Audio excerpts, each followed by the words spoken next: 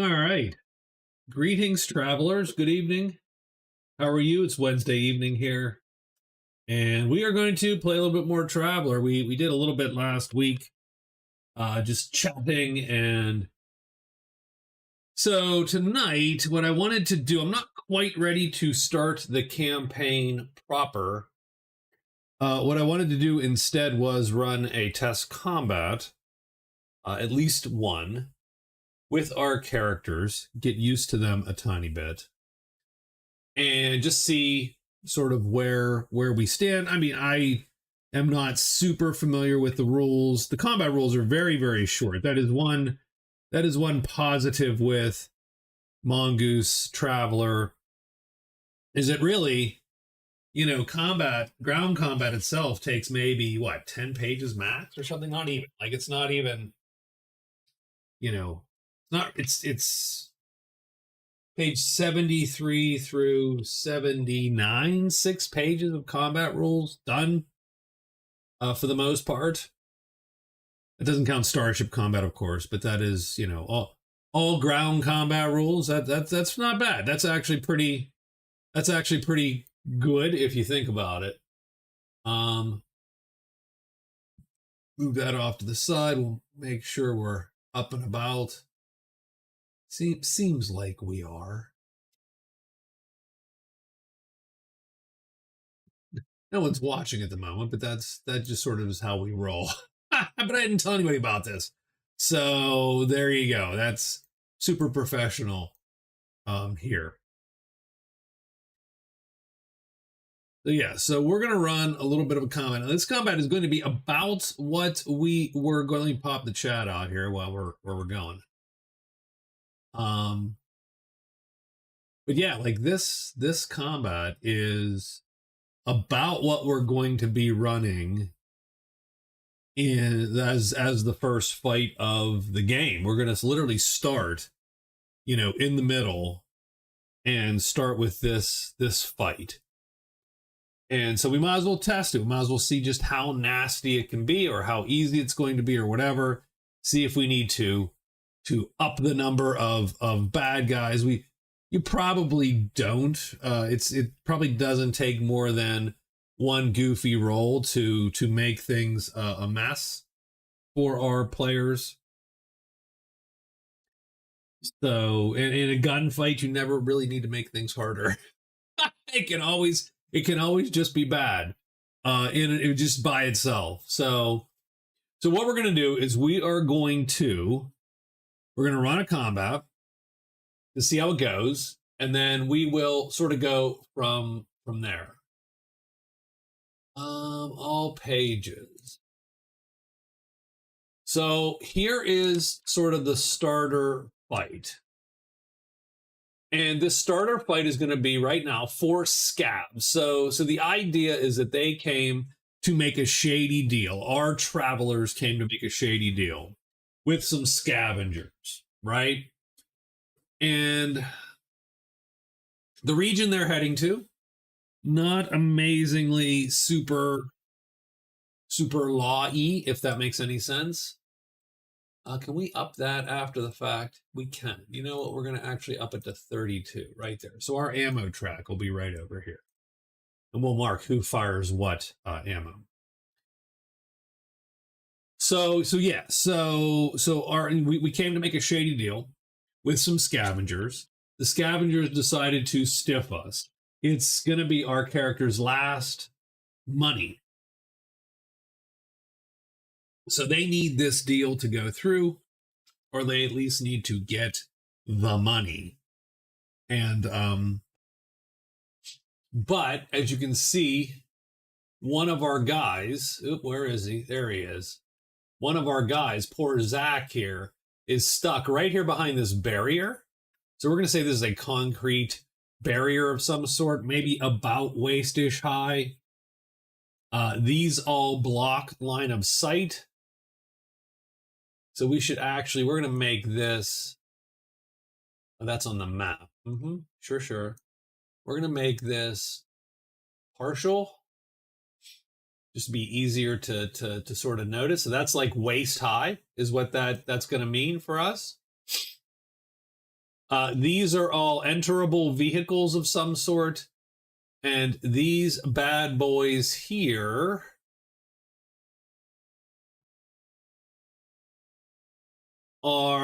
they just block. They are, at least 1 story high. They block line of sight.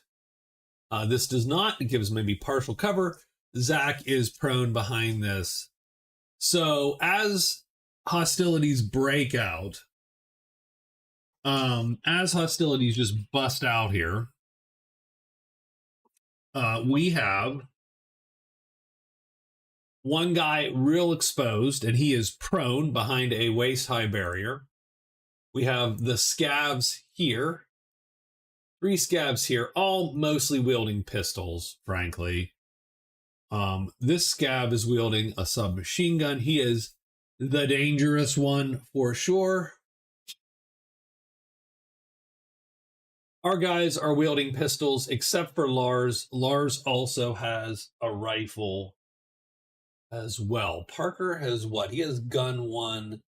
He also has a plus dex GM, so I'm going to give him a +2 just to make sure that we understand that. Lars already has a +2. Thomas is not great with guns, and Zach is prone. He is okay with guns, G1. So I sort of wrote there. So these scabs all have. So here's what we're going to do. So we're going to posit that our scabs here have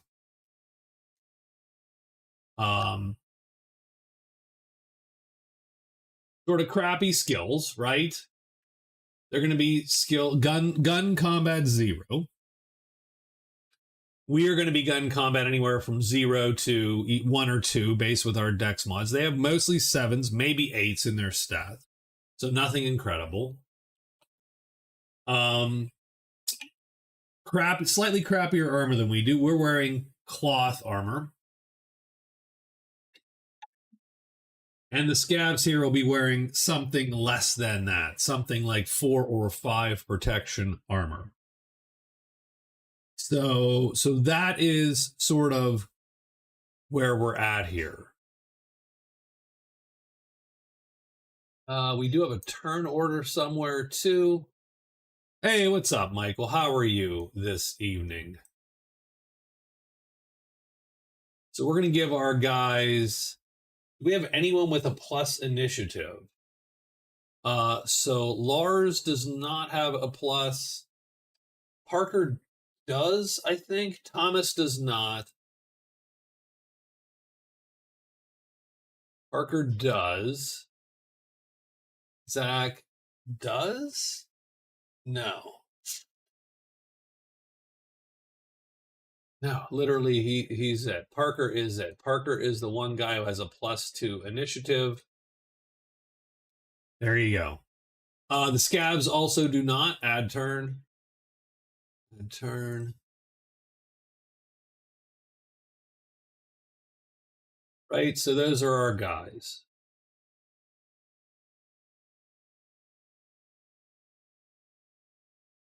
Oh, good to hear. Good to hear. So let's see how this goes, right? So bullets start to fly. Zach hits the ground behind this barrier.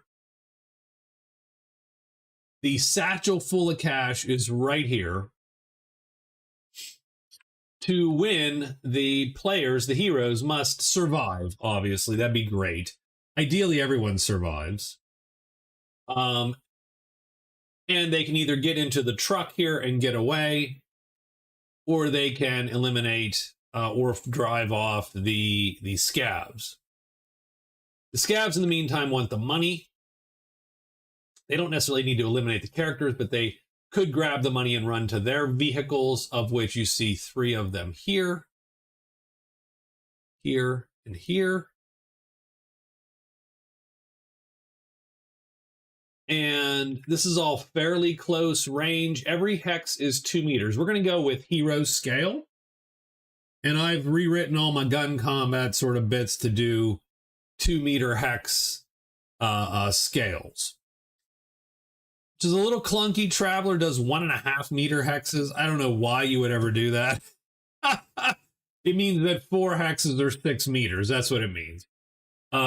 So that's fine, I suppose, but it's also sometimes difficult to do ranges. So we're going to do 2 meter hexes, and we'll work with that. So first thing is we're going to roll initiative, obviously, for our teams here. And we're going to roll 8d6. The first one is going to be Parker. He has the +1. Everybody else. So what you do is you roll and you add your int or your dex modifier from your stat. Parker is the only one with a +1. He gets a 5. Next is a 1. Next is a 3. Next is a 6. We have 2 4s, a 2, and a 4. And now we will order that. And it looks like Zach, who is prone, gets to go first. So we're going to focus in on Zach here. So imagine all of a sudden, shots ring out. No one is hit. Zach hits the ground. He is now on hands and knees, sort of looking up for Scav 1, who's the last sort of person he saw. And he's probably yelling into his comms, you know, I need some help here, right? He's probably quite nervous, but knowing that he is the last, knowing that that's our last, whatever, X $1,000, whatever the group had, he is going to go for that. Now, if you are crawling, you only move like a hex. You move pretty much a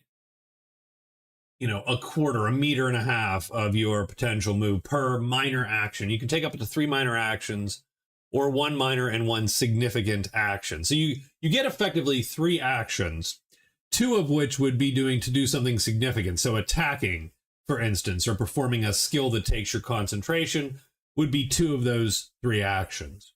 And then the other action could be a minor action, which could be something like picking something up or aiming a gun or whatever. Or moving either 6 meters, or if you're crawling, a fair bit less than that. We're going to say 2 meters per crawl, per minor action.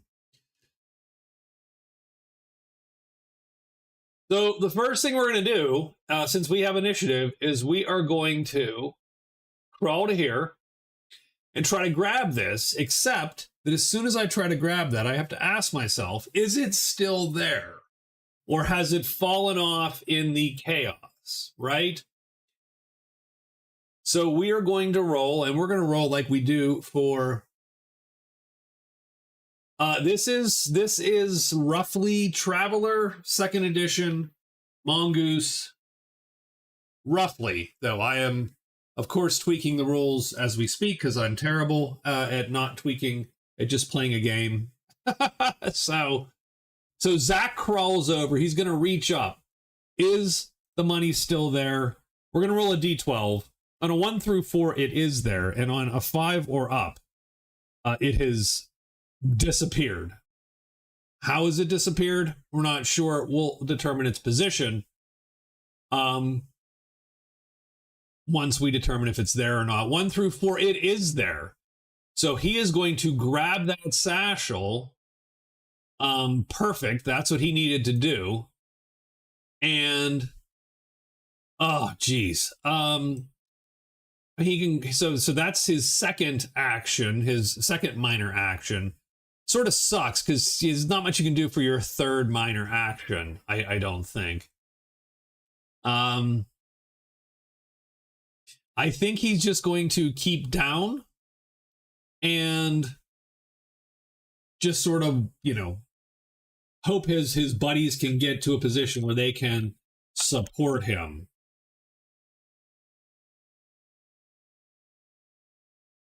And he might next round be able to get up and make a break for, say, this barrier. So that's what he's going to do, and he is done. So we're up to Parker now. Parker is here, way back here.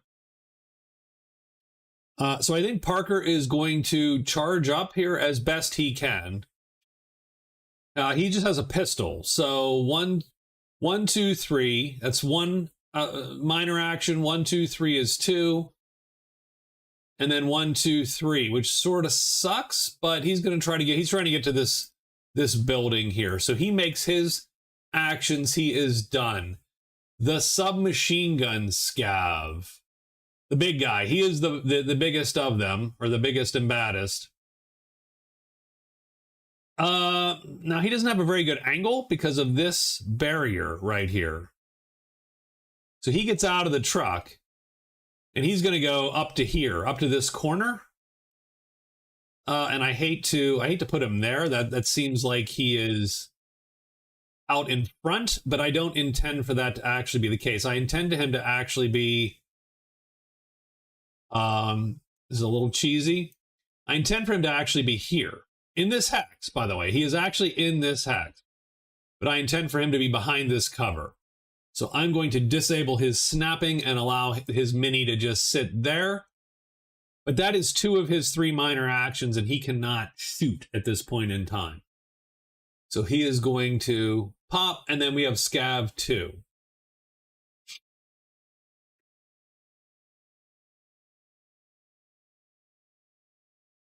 Scav 2 can go to here.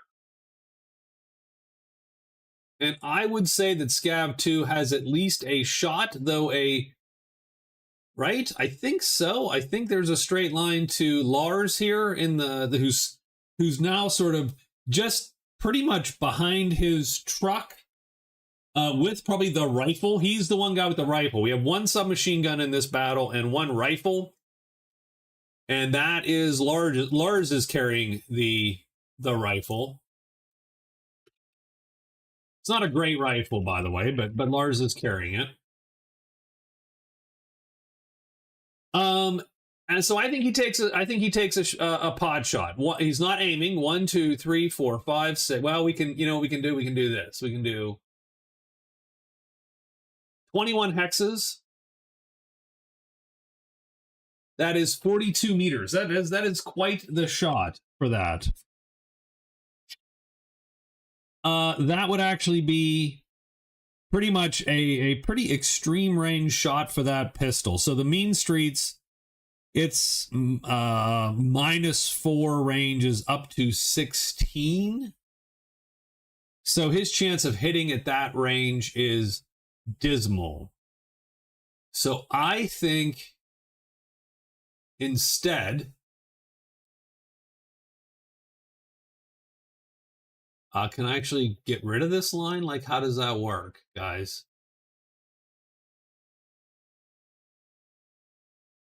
Okay, there we go. So I think instead, he moves up to here. 1, 2, 3.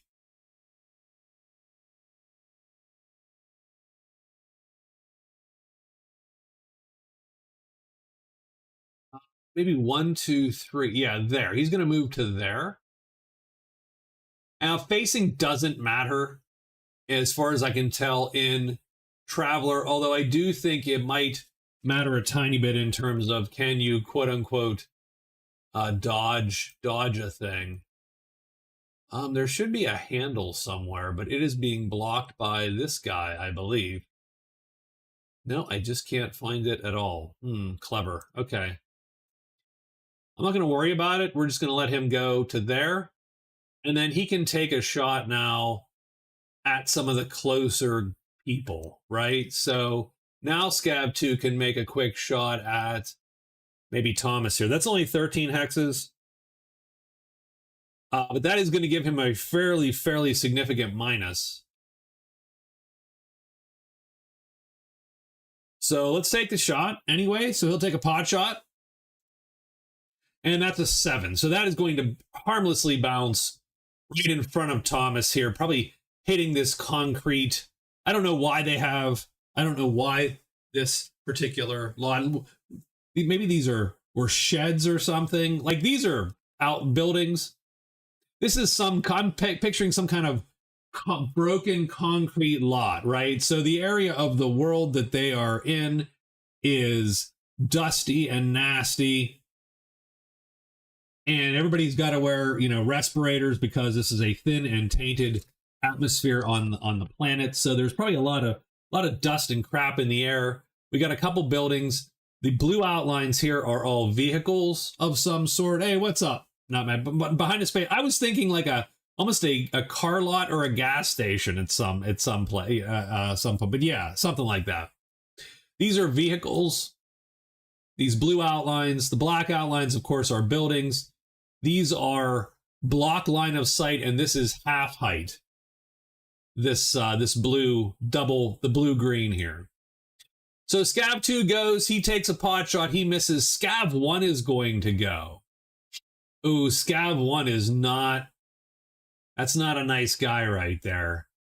I think he comes right up and he's going to like look over one broken light pole. Oh, that's a great idea, sir. Let's do that. Where are we? We're going to draw an ellipse. We'll fill it in with I don't know. It really doesn't really matter, does it? We'll fill it in with black. Broken light pole. Let's put one here.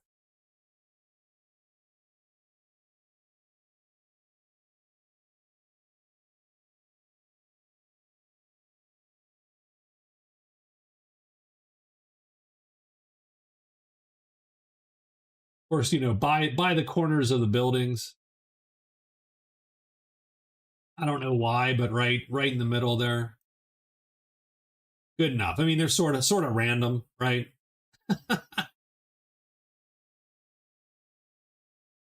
It doesn't look like a light pole. I apologize. But hey, I did go out and buy specific tokens so that we had dudes with guns to look at as opposed to some orcs, right? Scab 1's going to go. He's going to reach over and he's going to try to take a pot shot. Maybe he sees just part of, right? I think Zach has some cover. Potential for slapstick comedy. I think Zach has some cover there. He's going to get a DM of +1 because of the range and a DM of -2 because of, like I said, Zach is trying to stay behind this. So that's a -1 total, but definitely a danger. And that is going to miss, though. So we're doing a little bit of not Naked Gun, but whatever the TV show was, where they're missing like right on top of each other. Having said that, I think FBI statistics did say that a lot of firefights happen way closer than you think they do, and a lot of rounds get shot, and a lot of misses happen.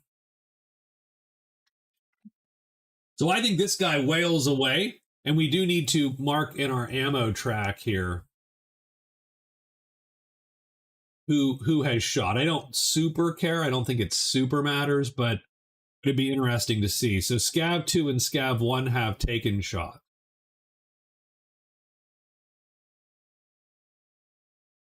So yeah, he blazes away there a little bit, and then Zach literally almost rolls up into the barrier, clutching this the money bag to his chest. Thomas is gonna go. Thomas returns fire on Scav 2 here. He is not super likely to. So he has a standard 10mm pistol. He is going to be. Oops, I have screwed up the ranges here. Unfortunately, somehow. I think he's in the -4 zone too at 40 meters.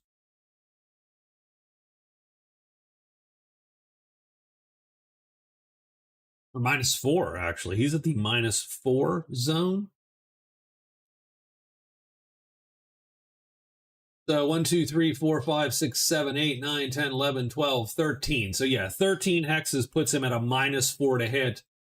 This guy has some moderate cover. So yeah, his I mean, I don't know that they can hit at that range, to be quite honest with you. With that behind some stuff. Although I don't know that these crates are just movement barriers, so we won't give any cover at that point. So yeah, at 26 meters, the -4 to hit. So we need an 11 on 2 dice. So Thomas takes a shot. He's gonna miss.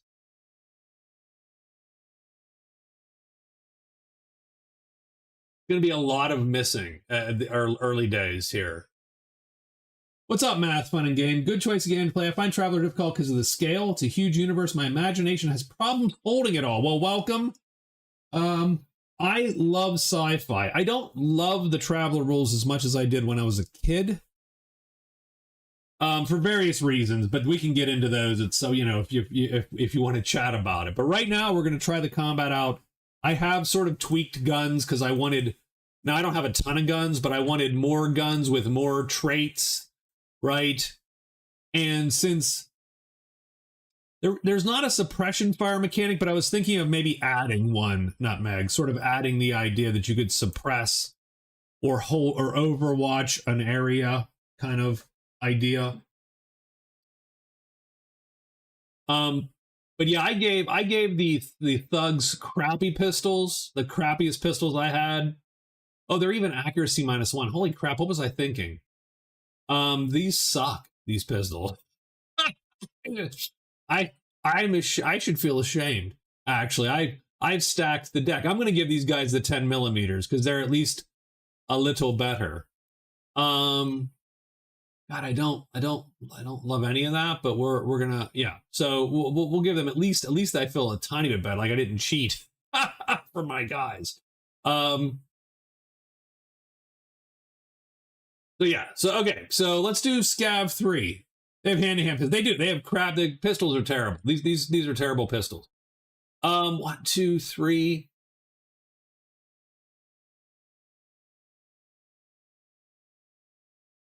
I mean, can he see him? Let's see. Let's see how this looks to me. Let's do not snap to center, no snapping.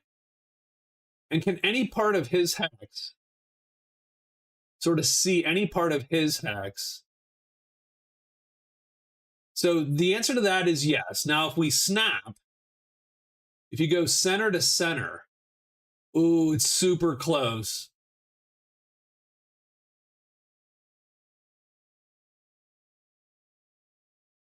And how many hexes is that? 8. So if we give them the okay guns, that gives them a -2. I'm going to give that guy a -2 for cover. So again, it's a -4 total. So Scav 3 at a -4, he's going to need an 11 to hit our guy on the ground. And he misses also, Scav 3.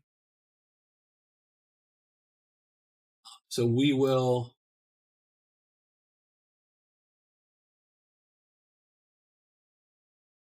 Lars has the rifle, and Lars is a decent shot at the rifle. He is a gun combat 2.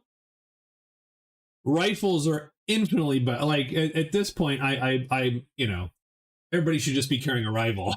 But that's what I wanted to avoid. I wanted to avoid that. So I need to rethink all the. I need to pay at least. I mean, these ranges are pretty much converted almost directly from what Traveler said the auto pistol would be, but they might end up being a tiny bit short for the scale that we're at. We'll check it, but nonetheless, we're just going to play it as it is. So we have an Iron Forge 9mm. No, we have an Iron Forge 8mm rifle. Up to 25 hex. So at 25 hexes or less, it's going to get actually a bonus to hit. So. But it takes a minus within the first 5 because my sort of ruling was that, like, if you're just sitting 1, 2, 3, 4, 5, like right within here, and you're moving around, that rifle is harder to turn and aim. But at 17 hexes, he's going to get a +1 to hit, -2 for the cover that this guy has because he's halfway behind a concrete barrier. And he's going to protect his guy, though. So he's going to take a pod shot right there. At a -1 to hit. But he has a +2. So he has a total of a +1 to hit. So the first plus that we've had so far. And he rolls a 5 and he misses anyway. You need an 8 or above to hit total. So Lars takes a shot with the rifle. Lars misses. It probably hits the damn barrier over the head of poor Zach. Oh, Zach doesn't like this. So this is where I do think it is a little bit awkward because Lars has two lazy eyes. So this is where it is maybe a tiny bit awkward because this guy could theoretically get up and go up to 9 if he just all out runs. And since no one else can sort of take like there's no, like you said, no Overwatch mechanic. Like this guy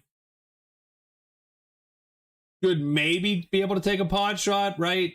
But this guy's going to go 1, 2, 3. That's one minor action, 4, 5, 6, 2 minor actions, 7, 8, 9, and just duck behind there with the bag. And that is Zach's action. So he actually did okay there.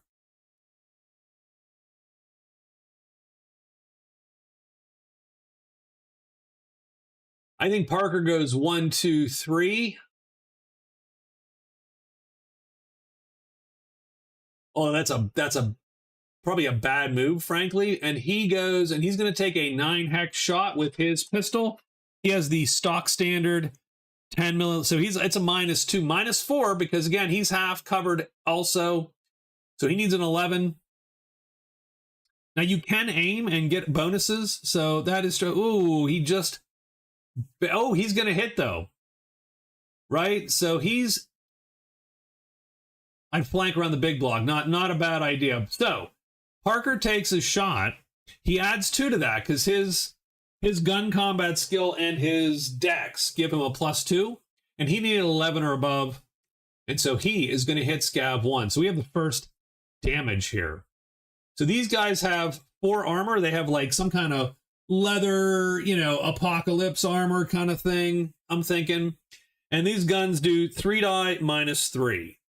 So let's roll damage. Parker is going to hit, and he does crap damage. He does 5 points of damage, -1 off of Scav 1, or, -4 because of the armor. And Scav 1 takes a mere 1 point of damage. That comes off of endurance first. That's the red bar. So we have strength, dex, and endurance are the 3 bars. Strength is the top bar. Endurance is dex is the second bar. Endurance is the third bar. Everything comes off your third bar first, your red bar, and then it comes off of the bar of your choice, strength or dex. Once two items are, so Parker took a shot. Once 2 of those numbers are down to 0, you are unconscious. Once 3, you are dead. Plus the effect. So that is true. So I got to pay attention to that. That's my fault. I always forget this. So because he hit, so he needed an 11 or above to hit with the penalties. He rolled a 12. That is called effect 1. So he actually adds 1 point to the damage. So damage could go sort of nuts because he could roll a huge number. So that is a hit. But it's a minor wound, grazes the guy in the side, right? That kind of thing. Scav 4 with the SMG. I mean, he could probably take a shot at Parker.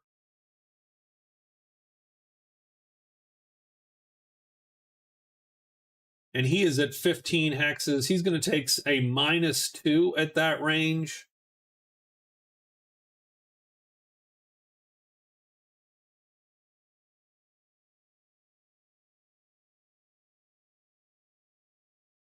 He could go and blast away with a burst fire, so he can burst. Those guns have what's called auto 3, which means if he takes 3 ammo off, he does +3 damage if he indeed hits.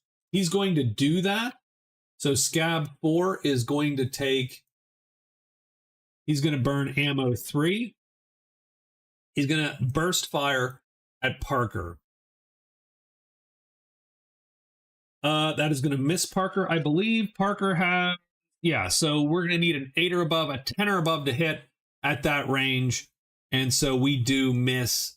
It sparks into the metal pole there. Scav 2.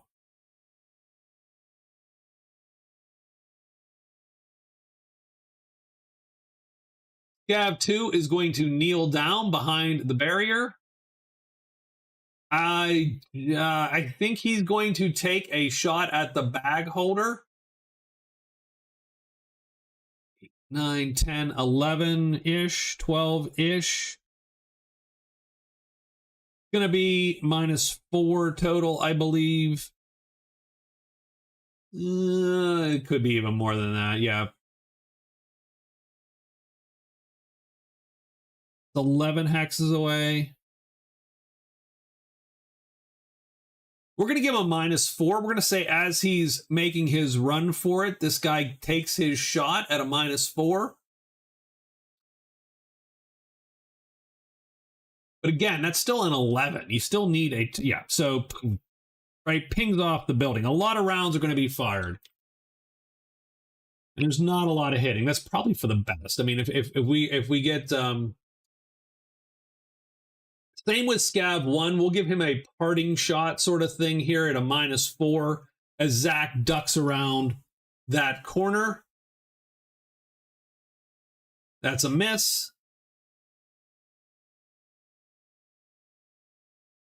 I don't think. Yeah, 11 hexes, 13 hexes. Those are all like -4s or more actually at that point. So yeah, this is a at 20 meters with no bonus. Now keep in mind also these scavs aren't very good. Like they have 0 bonuses, whereas at least most of these guys have at least a +1 to hit or a +2 to hit. Except for Thomas. Thomas is crappy with his gun. So keep that in mind. So I don't know that he actually is going to take a shot. I think he is going to...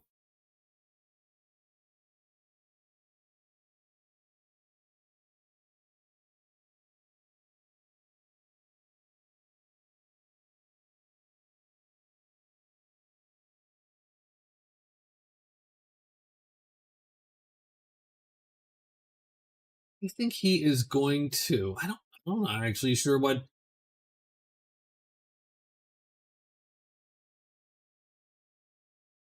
I mean, probably the prudent action, to be quite honest with you, would be for everybody to start pulling back and to try to get into the truck and get away. With maybe Parker pulling back to here and then covering folks as they, or Lars covering them as they run up because he has the rifle. So he's the best to watch over. We will screw around here, though. We're not gonna bail on this fight yet because we just want to see what happens. We're gonna take 3 minor actions: 1, 2, 3, 1, 2, 3, 1, 2, and 3 to get to the door there. Done. Scav 3.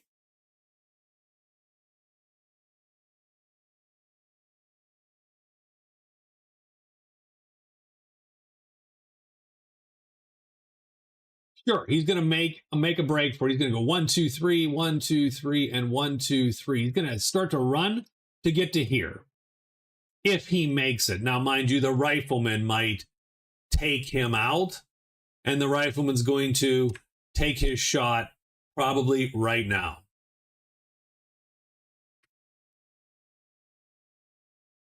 Adds 23 hexes. That is a +1 plus. He actually has, at that range, that guy has a +3 to hit. And he's going to, so he's going to take, I'm sorry. So yeah, and don't get me, please bear with me. I am sort of learning how to adjudicate these rules. So theoretically, he can take a minor action to aim and then shoot. And that will give him, I think, a total to hit at that range of +4 to hit an 8. So the moral of that story, kids, is never end up not in cover. Always cover. Never no cover. NNC. So we're going to roll an add 4. And we rolled an 8 plus 4 is 12. That's going to hit. It's going to add 4 points to the damage because we rolled 4 over 8. And this gun does 3d minus 1. We should have made a macro for 3d minus 1 just to make it easier. Macro damage 3d minus 1. And that is roll. Not that we really need to make that, macros for most of these are not that hard to do, but it's also helpful. So 3d minus 1 on the scav there. We roll it. Whoops, where is it? There it is. 9 points of damage to the scav. That's actually not. Oh, that's the roll. So I'm sorry, 3d minus 1. But he adds 4 to that because of the effect. So 3d minus 1 is 9 plus 4 is 13. He does 13 points of damage. So that is going to take scav 3 here. It's going to knock his endurance all the way down to 0. And then we'll take off the strength. So 0. And we'll take his strength down to 1. Because otherwise his dex goes down. And that means he can't hit anything. Because your stats are actually what your stats are at the moment. And so he takes a shot and he stumbles, but keeps moving. Oh, and he is not prone. So, oh, shit. I probably should have charged him for getting up. So I screwed that up because he was prone. So he had to get up. That's probably a minor action. So he's probably actually 1, 2, 3. And he might have actually taken hits. I don't know if he took hits because I don't remember. That's too bad. I think I screwed that up a little bit. These guys probably would have got a +2 total to hit. They probably still needed a 9 or above, is my guess. So now he goes 1, 2, and now he's behind cover, literally there. Right? Clutching the bag to his chest.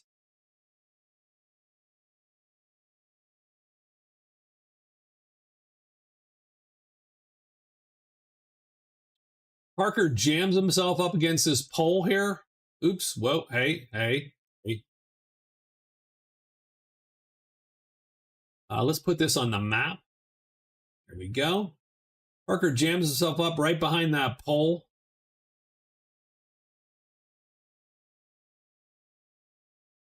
It's not quite what I intend. I'm going to put you right there, Parker. And we'll take a shot at Scav too. Now, that's pretty close, only 4 hexes away. So you're going to take a no penalty there. Although he probably still has some cover. Although I don't know, right? That looks mighty clean at that point. Now Parker can't aim because he did have to move up. That looks clean. I'm going to give him a no. That's no cover. So he's going to add 2 to this. He gets a 10, he gets a 12. So that's +4 damage. We do 3d minus 3. So that's 6 plus 4 is 10. That's going to take him down 0, and then 3 more here. Oh, no, he doesn't want to. He never want to lower your dex effectively in gun combat.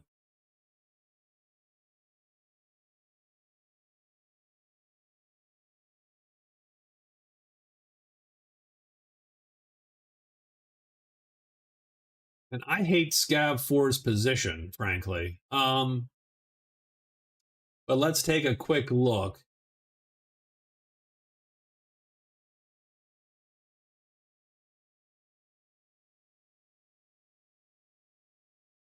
Only 13 hexes away. That is a 0 at that range for the submachine gun.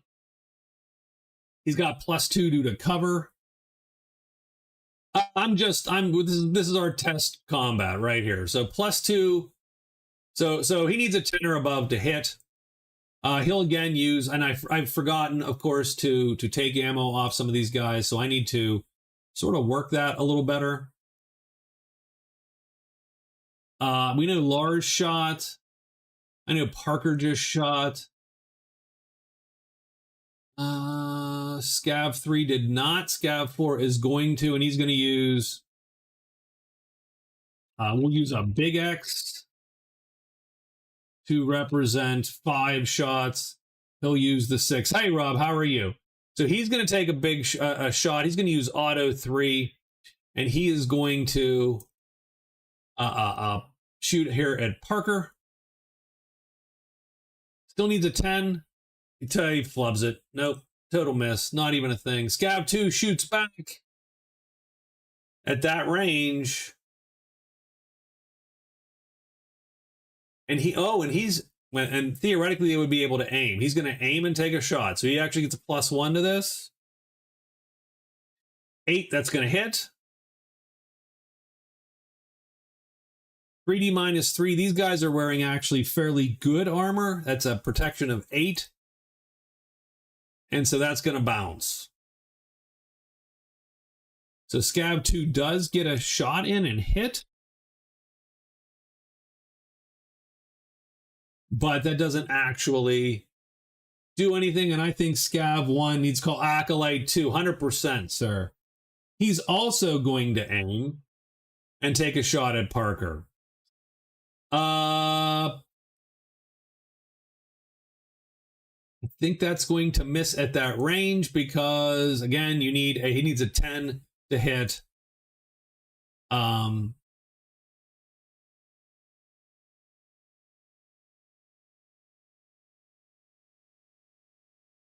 Oh yeah, you're gonna need, yeah. So that even Scab 2 might have missed actually at that. So yeah, so not great. Okay, Thomas. Sure, we're gonna go in, open the door. So 1, 2, 3, and open the door is 2, and then 1, 2, 3. He makes a move. He's gonna try to get through that door there. Scab 3 sort of needs to. So he's gonna go 1, 2, 3, 1, 2, and get behind there after taking the hit. So he moves and sort of then ducks behind there.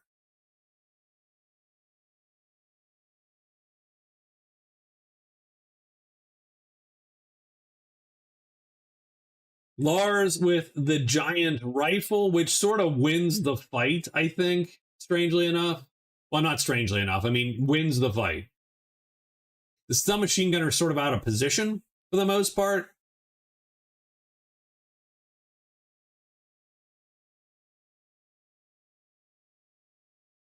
No, I would say absolutely doesn't. But that's okay. We're going to take a pot shot here.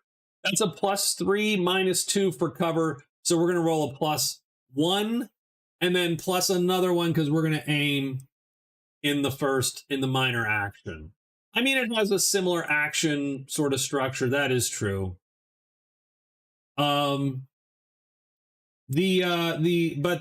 And we're going to actually so we're going to do auto 2, I believe we can.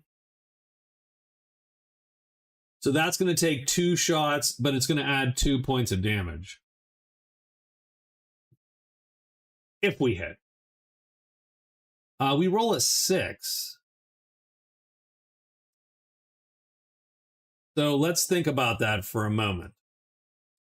So we roll a 6. Lars has a 2 on his +2 to hit, +3 because of aiming, +4 because of the range that he is in. So that is a 10. -2 because of his cover. That's an 8. So that is a hit. So he will roll the 3D -1, but he will add 2 because of the auto.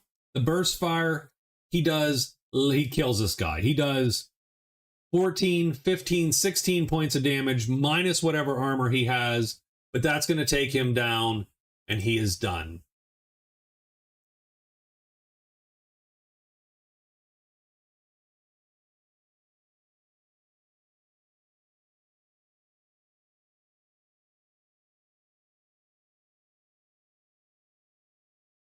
Three.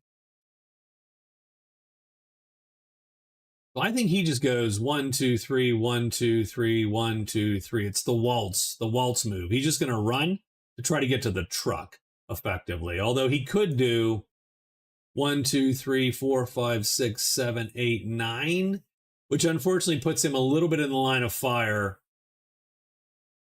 I would actually, if I were smart, I would just go 1, 2, 3, 4, 5, 6, 7, 8, 9 to just avoid this guy, because this guy is the dangerous one. The dudes with pistols, that guy could potentially hurt him. And so keeping keeping away from that dude is the way to go.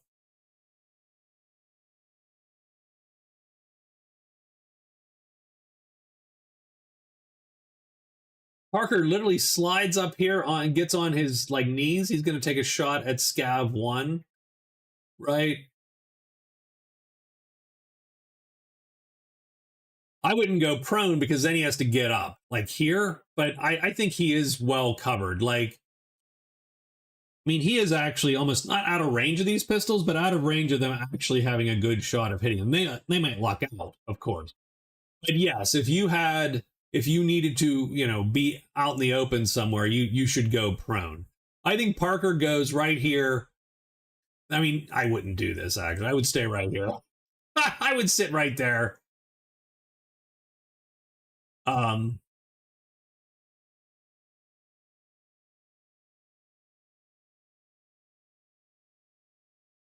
But yeah, so can he can maybe he can still see this guy over 1, 2, 3, 4, 5, 6, 7, 8. That's probably a total of -4, but he gets +3. He rolls a 7, he's gonna miss.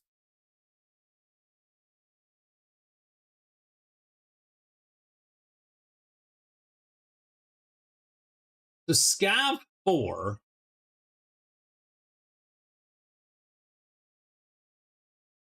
See, he absolutely needs to kill Parker. He's I hate that guy. Whatever's going on, he hates that guy. So he'll aim.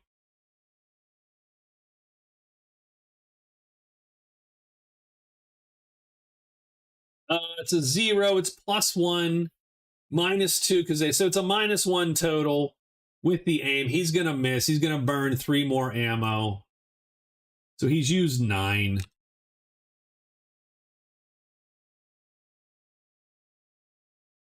Scav 2 is gone. So we'll take him off the board. Scav 1 will aim and shoot Parker. And we'll hit, actually. So at a range of 7, it's -2, -4 plus. So he hits with an effect of 1. And that is 3D -3. So that's 9, that's 10, minus the 8 because of the better armor that these guys have, and he actually takes 2 quick points. So he gets winged in the shoulder or something, right? Thomas would slide up to here. Maybe crack that door open as quietly as possible.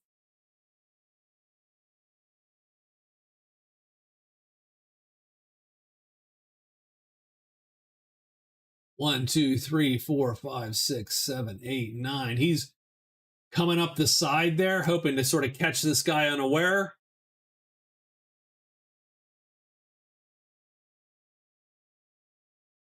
And we're going to say that Lars, with the rifle, is going to take careful aim again.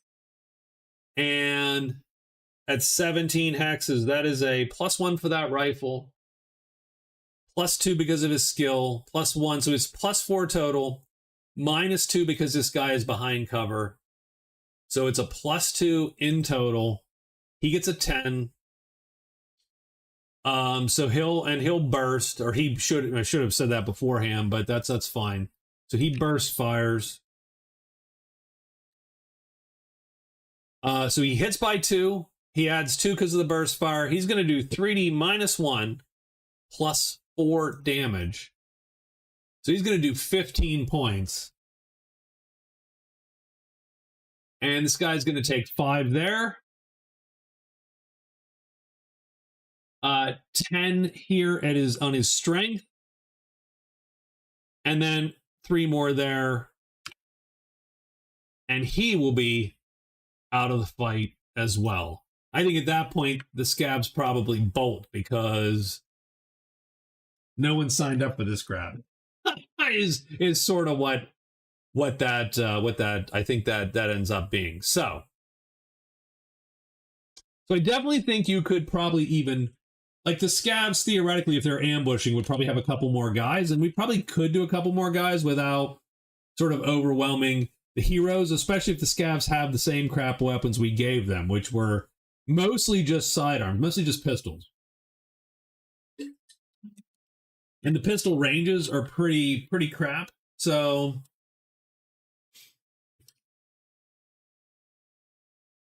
yeah, so there we go. That was sort of a dry run through what probably is going to be the first fight of our Traveler solo. Let's clear all this crap.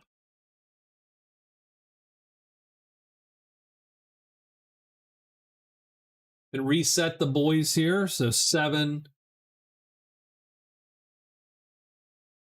Just give me here. 7 and 7.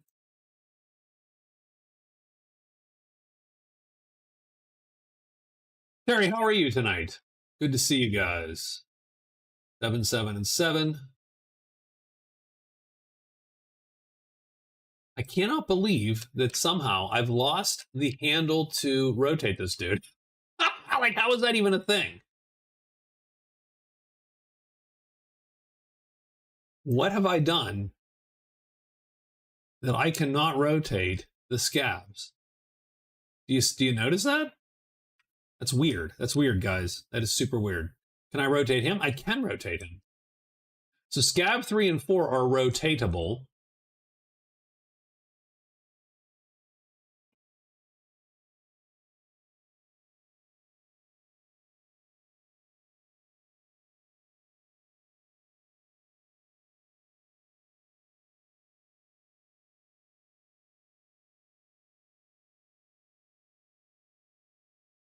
Scab 1 and 2 somehow are not rotatable. I don't know. Don't know what I did. Don't know what I did.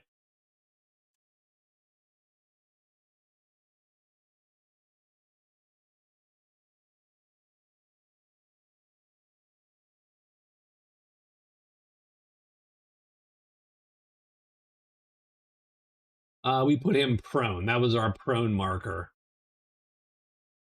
Oh, maybe I locked them. That's a great question. Maybe? Not exactly sure how we did that. I mean, they're movable, so I assume they're unlocked, right?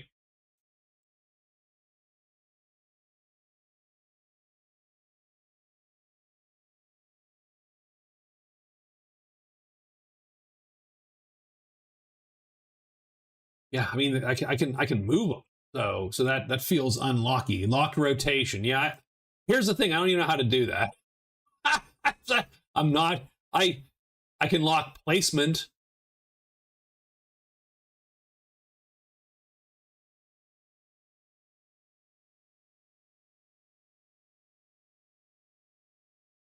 Just feels awkward to not be able to rotate them. That's all. That's all I'm saying. That's all.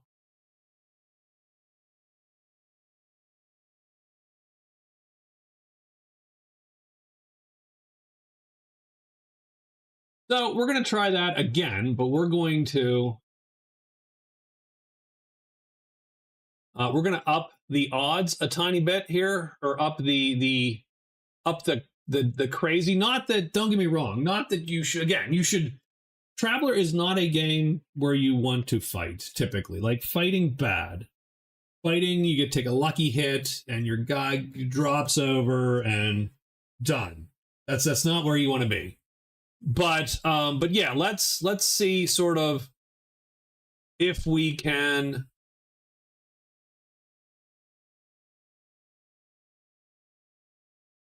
make this a little scarier for our PCs here. We'll make Scav 5.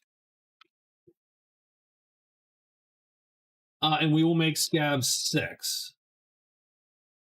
Now, 5 and 6 are a little bit out of position, of course. Well, yeah, a little bit right there. Scaver acolytes, yes, absolutely. Right. And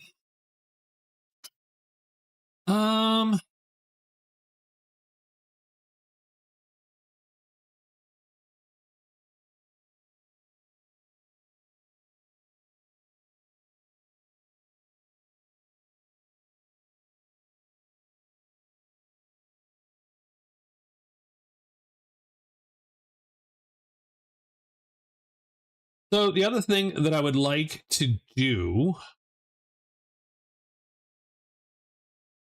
is maybe tweak the range on these, give the pistols just a tiny bit more effective range. So maybe 3, 6, 15, and 30 would be sort of the standard range there.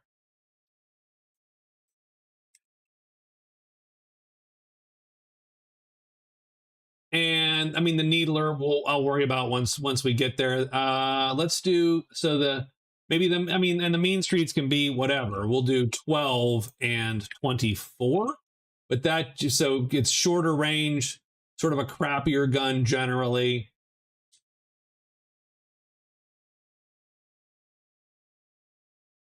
Just so on the scales of the maps that I am likely to draw, everyone's not always rolling with a -4 or better, or worse, I should say. Because you can't take a -6. Like, that's just not a thing. And again, these scabbers are shit because they have no gun skills. So let's cheese. We'll give them 1 gun skill each, and we'll see just how bad that goes. So they're all G1s we're going to see just how bad this can get.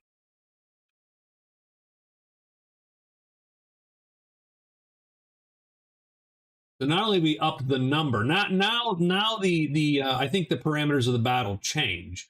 You're not trying to get them to run by shooting them. You are trying to get the hell out of dodge. So that is, I think, going to be how this looks. So now the funny part is, however this ends up, I'm going to make the first combat in the game is going to start with this with this. So, I'm sort of, I don't know if I'm spoiling it. So the game starts in the middle of the fight. This is just a dry run to see sort of how far I can push it, right? And to learn the rules, because I'm not good at adjudicating the Traveler combat rules. I've not had many recent years with them like we have, say, Runebearer or Hero System or whatever. So the setup is they were doing a deal, right? Something went wrong. Scabbers got antsy. Gunfire breaks out. Zach drops to the ground behind this barrier. The money is sitting over here, unfortunately. Until you look for it, and then it may or may not be there. That's actually the sort of scenario, possibly. So we have S5 and S6.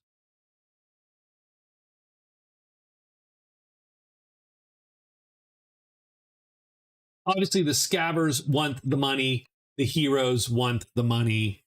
Done.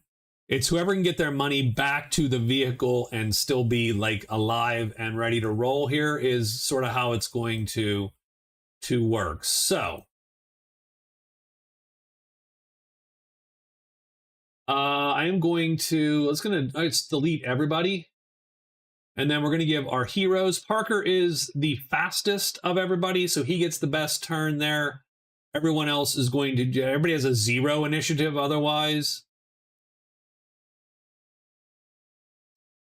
And we will try as best we can to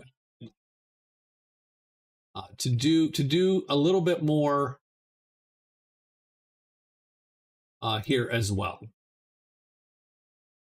So now we have 10 combatants, which is going to be clunky, but we have 10 combatants.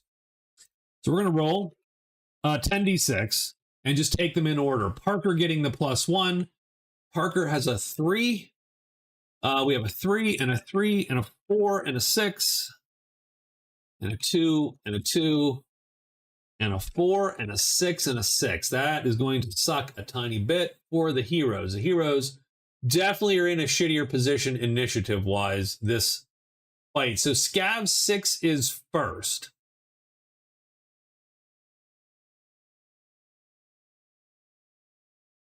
And Scav 5. So I'm going to move these guys together. They're going to go 1, 2, 3, 4, 5, 6, 7, 8.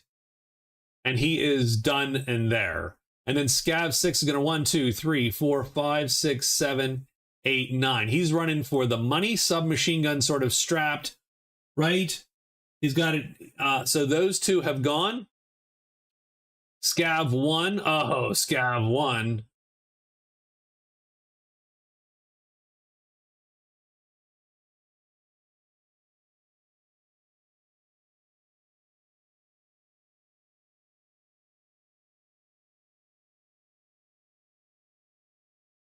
He's going to go one. He's going to be a jerk. He's going 1, 2, 3. So he's going to, right? He's going to say something, nasty and try to just cap Zach there, I believe.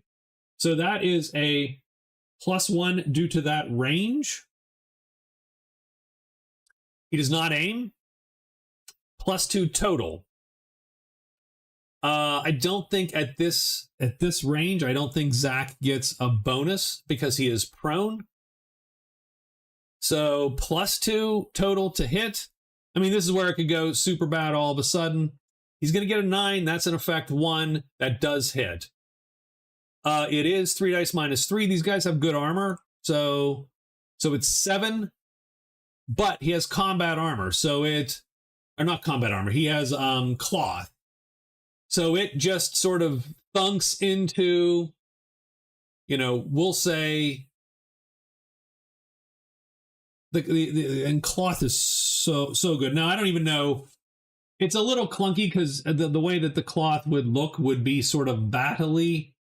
So I'm not super thrilled with that. And I might have them wear something a little lighter, but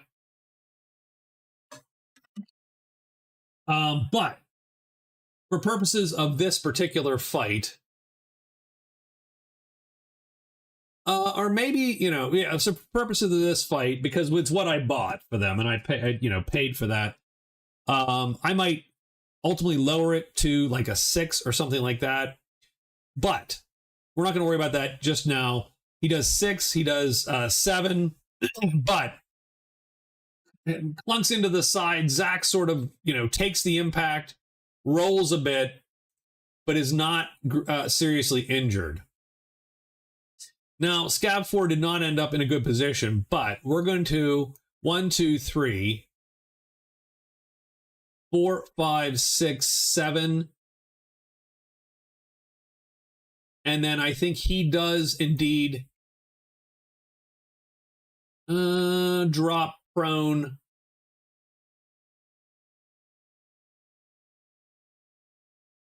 I hate the symbols. They need to be gigantic, but they're not. So he drops prone.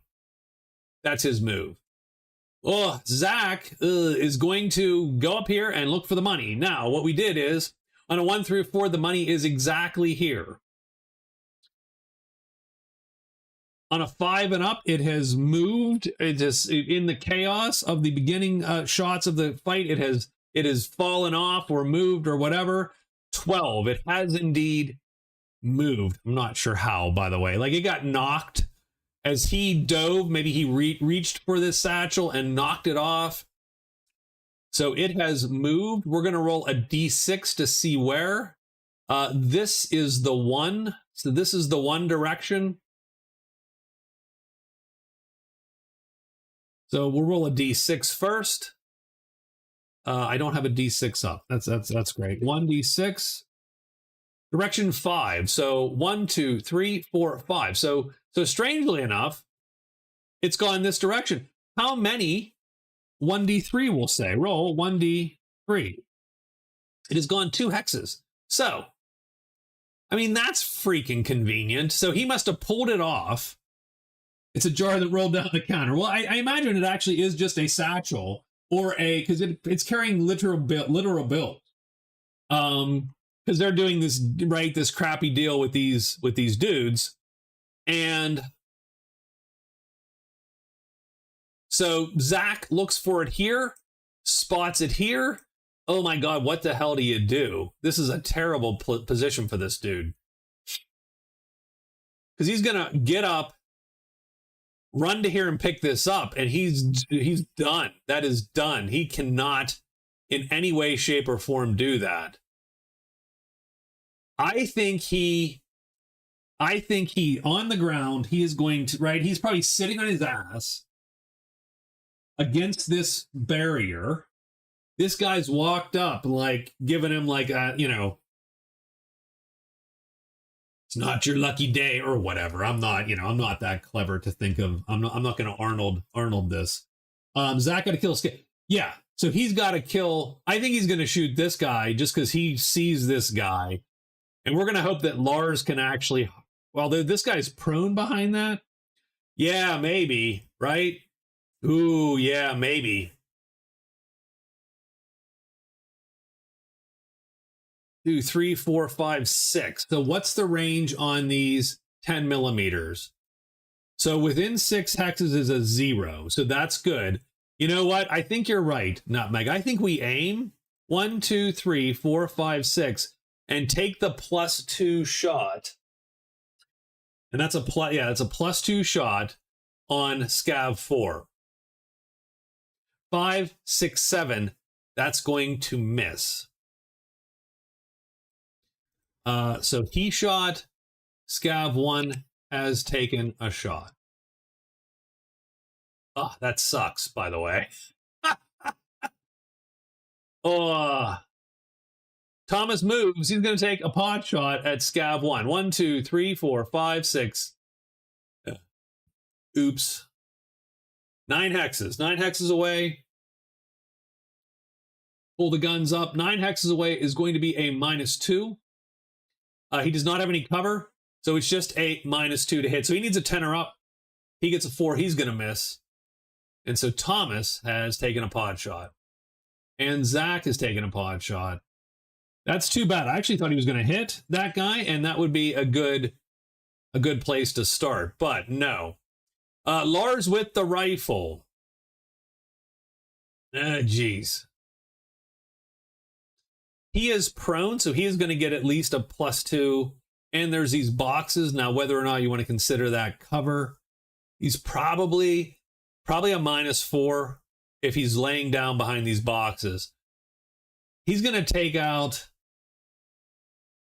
I think so. I think Zach is in trouble here. So I think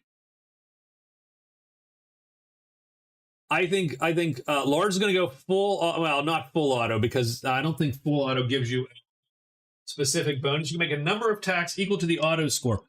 No. We're going to actually go full auto. You can make a number of attacks. So you can make 2 attacks with auto 2. The gun has auto 2. So he pulls open, auto 2 and uses 3 times the auto score in rounds. So Lars is going to pull, he's going to use 6 rounds. And he is going to full auto this guy, I think, and try to take somebody down. So Lars is and technically I think he's aiming too. So 1, 2, 3, 4, 5. So this is I think it's a +4 total. At a range of 15, aiming. So +1, +1, +2 because of Lars's skill. That's a +4. 2 rolls at +4. First roll is a 9. +4 is a 13. That is a 5 effect attack. So the first one is 5. Now this is going to be too bad because he's going to gun this guy down, I think. The second one is going to be a 3 effect attack. So plus 5 is 15. Plus 3 is 16. Minus 4 on each of those. So 15 and 16, 11 and 12. Yeah, that's enough. Scav 1 goes down under a hail of fire. I don't even have to do subtraction. He just steps up, takes his shot at Zach, and then Lars opens up with the rifle and just yeah, tosses him probably back over the barrier there. Parker's gonna go. Oh, Parker's not injured, by the way, because we started over, we reset. 1, 2, 3, 4, 5, 6, 7, 8, 9.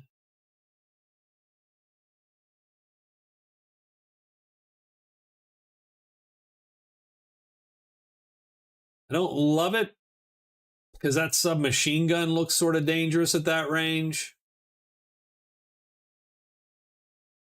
Yeah, he does. He does a dramatic falling death over the barrier. He absolutely does. I think what we do instead is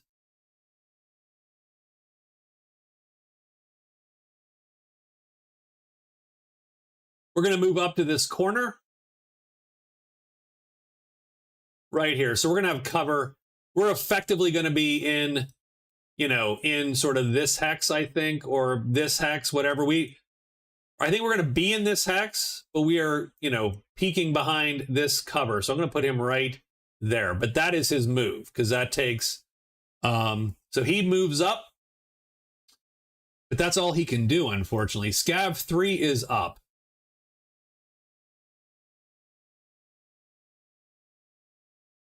I do think they still smell victory here, right? So, although I don't know that anybody's super... I don't think anybody's super jazzed about going for that money satchel, though. Right? I mean, they know that there's literally a kill zone. That there's a... Right? I think everybody's pretty certain that there is a kill zone pretty much all the way up to where Zach is on Lars. If you come up and take a shot, the Lars is going to probably gun you down until he needs to reload. I say Scav 3 goes 1, 2, 3, 4, 5, 6, 7, 8, 9. I don't, yeah, maybe, right? 2, 3, 4, 5. And he might take pot shots for maybe these guys, but I don't know that he can see him at that. Oh, maybe. Oh, yes, he can actually.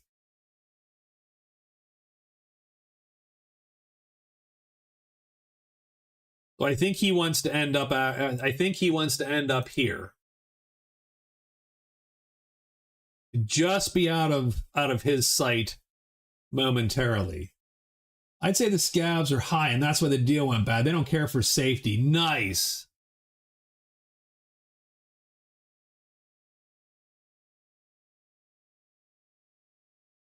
One, two, three, four, 5. Now he's going to go down. So he's going to drop. And he has moved. Now Scav 6. Comes up to here, probably kneels behind the barrier. But he can't aim. He's going to go, and he's going to return fire, right? He's got to return fire. And he does have a shot. It's 17 hexes away. Let's take a quick look at the submachine gun. The Ironforge 9mm at a range of, I think he's at the -2 range. 17 hexes, I believe, is -2. Yeah, 17 hexes up to 25. 12 to 25 is a -2. So he's at -2 range. Can't aim because he moved. He could do auto. He could shoot back the same way and do auto 3. So he's going to blaze away back at the truck. So he'll use 9 shots.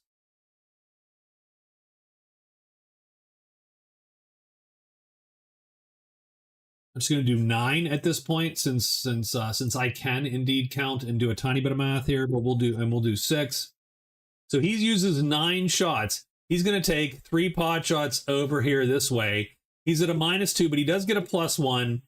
And Lars is probably partially covered behind the truck door. Not that I think a truck door is going to stop a bullet, but this is movie logic. I always say, like, when people are like hiding behind cars, I'm like, yeah, you're dead. If you're hiding in a car behind a car and someone is shooting at you, and it's not like a little pistol or something, I think you're a dead man. So -4 +1 because of his skill. So that is a 3. He needs an 11. He gets 3 shots. So first shot is a miss. Second shot is a miss. Third shot is a miss. So he sprays bullets into, now if he aimed, if he was actually stationary there, he would have hit. But he sprays bullets into the truck here, which is what I'm sort of assuming that is. And he is done. Scav 5.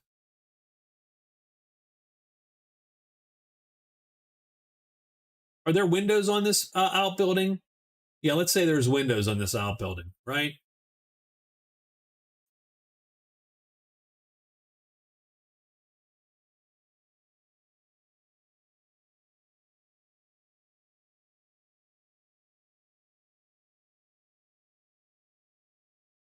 One, 2, 3 opens the door. 1, 2, 3. Done. Scav 1, he's dead. Done. Scav 4 with the submachine gun. Old cars from the 70s are all steel. Good point. That's a great point.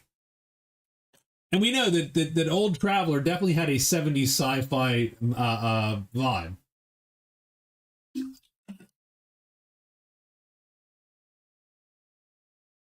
So what is Scav 4 going to... Oh.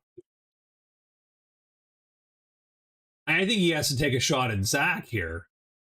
I think he's like, no, you ain't going for that money. I can see you. I'm going to take a shot. I think he is going to auto once. That'll add 3 to the damage. So he'll just do burst fire. So he uses 3. Scav 4 uses 3 shots. Going to take a pot shot over here. He is definitely in the plus zone, I believe, of this gun. Which is up to 6. 1, 2, 3, 4, 5, 6. Yeah. In Fallout, they explode. So +1, +2 because he is skilled, because we gave them skill this time. So Zach is sort of hung out to dry. I don't know if it matters if he's on the ground prone or not. Good question.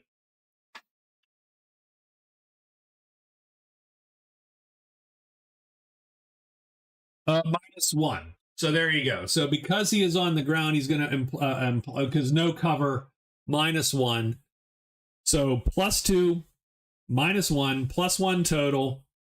He rolls only a 6 and sprays bullets all around, hitting the concrete around Zach and scaring the crap out of him, but not actually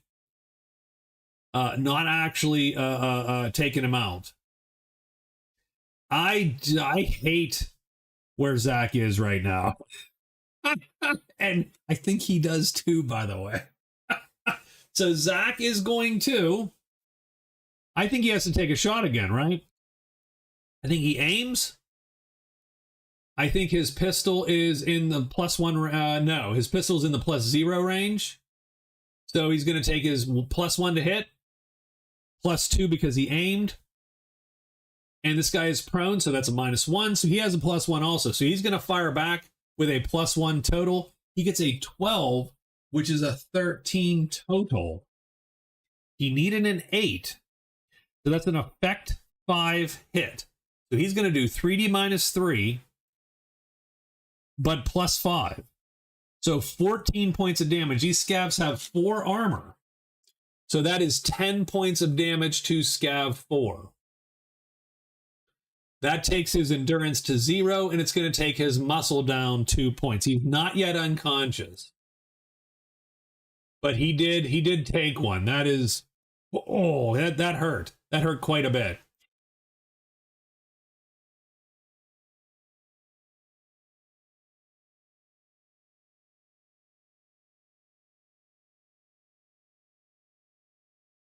Thomas, I think, runs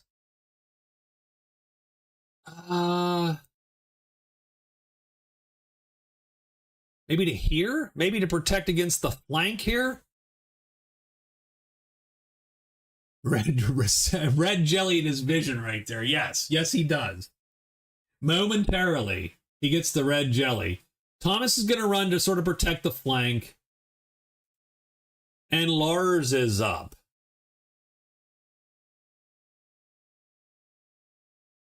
I mean, I think Lars aims, and this guy is prone, so he can't see him. But I don't. This guy is not prone. This guy is up on the barrier, firing with the submachine gun. I think we go, and we're going to take our shot here. And I think we're going to stick with full auto. So that is going to use 6, but he gets 2 attacks. So that is 12. I think his magazine is 20 or something. So it's 17. We're at a +1 to hit. We have a +2. We aim, so +4 total. So we have up 4. We're down 2 because of cover. So these are 2 shots at +2. 9, that's an effect 2. 10, that's an effect 5. So 2 and 5, let me just write that down somewhere. 2 and 5. The effect 2 attack does 11. The effect 5 attack does 16. 11 minus 4 is 7. So his armor takes him down to 1 endurance. 16 minus 4 is 12. That's going to knock him out. Because that's going to go to 0. So we don't have to calculate that at all. We have KO'd him. And yes, auto fire is god off shooting like he doesn't have to pay for the ammo. I did pay for the ammo. I have literally accounted for all of their bits, which sort of sucks. But yes, I think what I'm going to do for the actual game is I'm going to drop their armor by a couple points, maybe down to something like 5 or 6, but make it so that it is thin enough that it's largely a ship uniform with that armor, as opposed to, because I hate how cloth armor looks by default, because it has like plate, like the base cloth armor with the +8 protection has like plates in it and stuff. So they look, yeah, the armor level's a bit OP. I totally agree, by the way.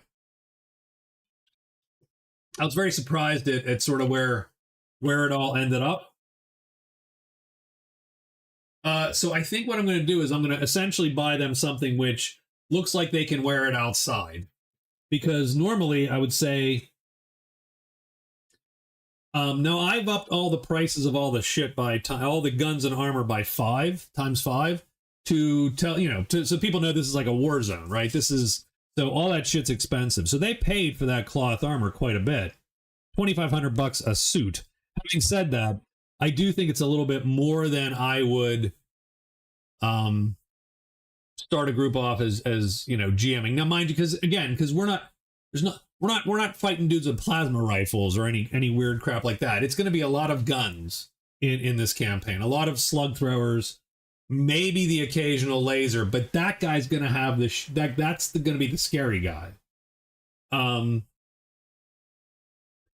nonetheless, now keep in mind, you also add your plus to hit. Whatever you hit by, you add it to damage. So all of a sudden, you could be doing 12, 13, 14, 15 points of damage. But yeah, it's a little much. So he takes that guy out. Takes that guy right out.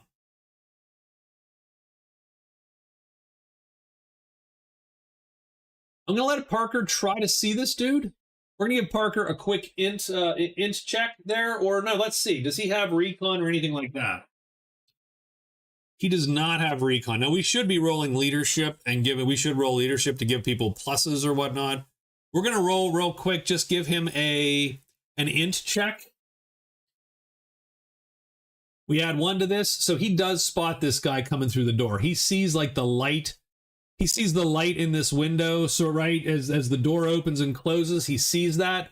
He spots this guy. It's going to be -2 through that window for sure. What's the range, though, between here and there? It is 9 hexes.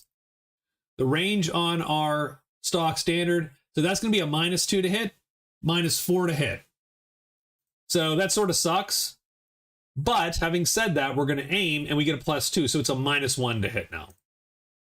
So we roll, we need a 9 or above, we get a 10. That's an effect 1 hit, since anything above 8. So it's 10 -1 is 9. You hit by 1 because 8 is the 0 effect. So we're going to roll 3d -3, but we're going to add 1 to it. And that bounces off that dude's armor. So he takes 1 and it just thunks off the armor.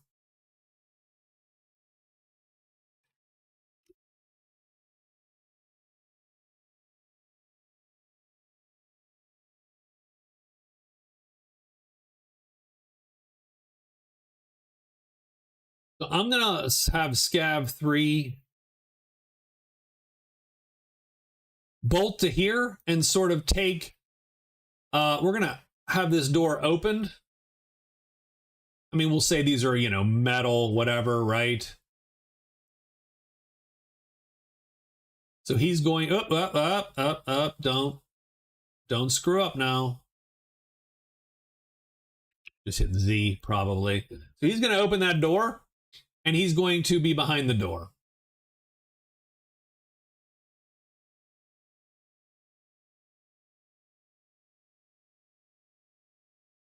Okay. And that is Scav 3. Scav 2.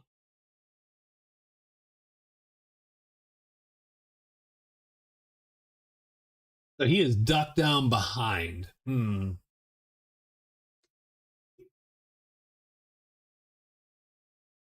He wants the money, right? He also wants the money.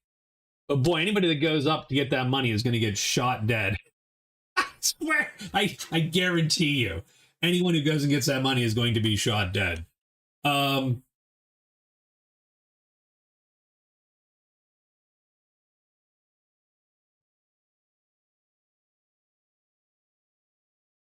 maybe if you pop up from behind that barrier, you might be shot dead.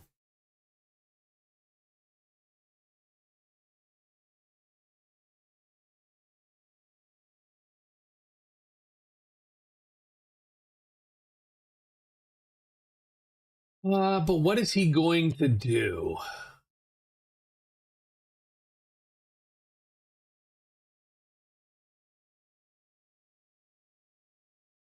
I think he is going to pop up.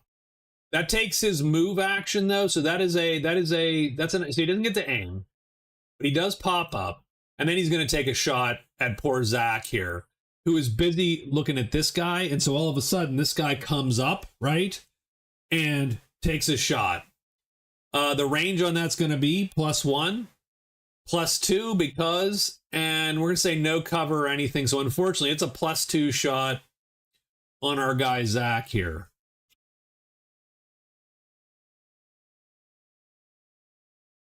Now we can, so weirdly, we are allowed as a reaction. So we'll do this just to show the mechanic off. Now in Traveler, if you are shot, you may take a reaction and quote unquote dodge. Now, don't get me wrong, it's not going to be great, but it is we can do that. And And in this case, I'm going to say he tries to roll. He does have plot armor, by the way. He does try to roll out of the way, right? So he's going to dodge and try to roll out of the way of this guy who's probably just trying to put a gun to his head almost. And he's going to try to roll out of the way. And what that does is that gives him, he can now subtract his athletics dex or his dex DM, which means his dex, like his modifier for his dex stat. It's only 1. He can only subtract 1. So it's not great, but he does at least do. Now, what happens is he takes a -2 to actions, his next action, because he dodged. Oh no, -1 per reaction. So you can take as many reactions as you want. So you could literally, Zach could be sitting there dodging all day. -1, -1, -1. So then his next set of actions would be minus whatever. But he's going to take the -1 and give this guy -1 to his attack. So that means he's a total of +1, 6. Zach dodges out of the way. I like to think that maybe he, I don't know, almost, I don't even know. He rolls. He literally just, whoop, right? And plot armor is what it is. Scav 6 takes a shot. Oh, that was Scav 2, I believe, and misses. Now it is Scav 6. Scav 6 is done. He's dead. Scav 5. Oh, there's Scav 5. He runs up to the window, and he's going to take a shot back through. No aim. But, having said that, we are shooting him in this hex. I think that's what the range was. So 7. So his range is 7. On those guns, that's still a -2, I believe. Yeah, because up to 15. So -2 to hit. No cover, though. +1 because of his skill. So we're at a -1 total, and he misses. Scav 5 rolls a 4, total 3, and he misses. Scab 4 can go. Oh, man. Scab 4.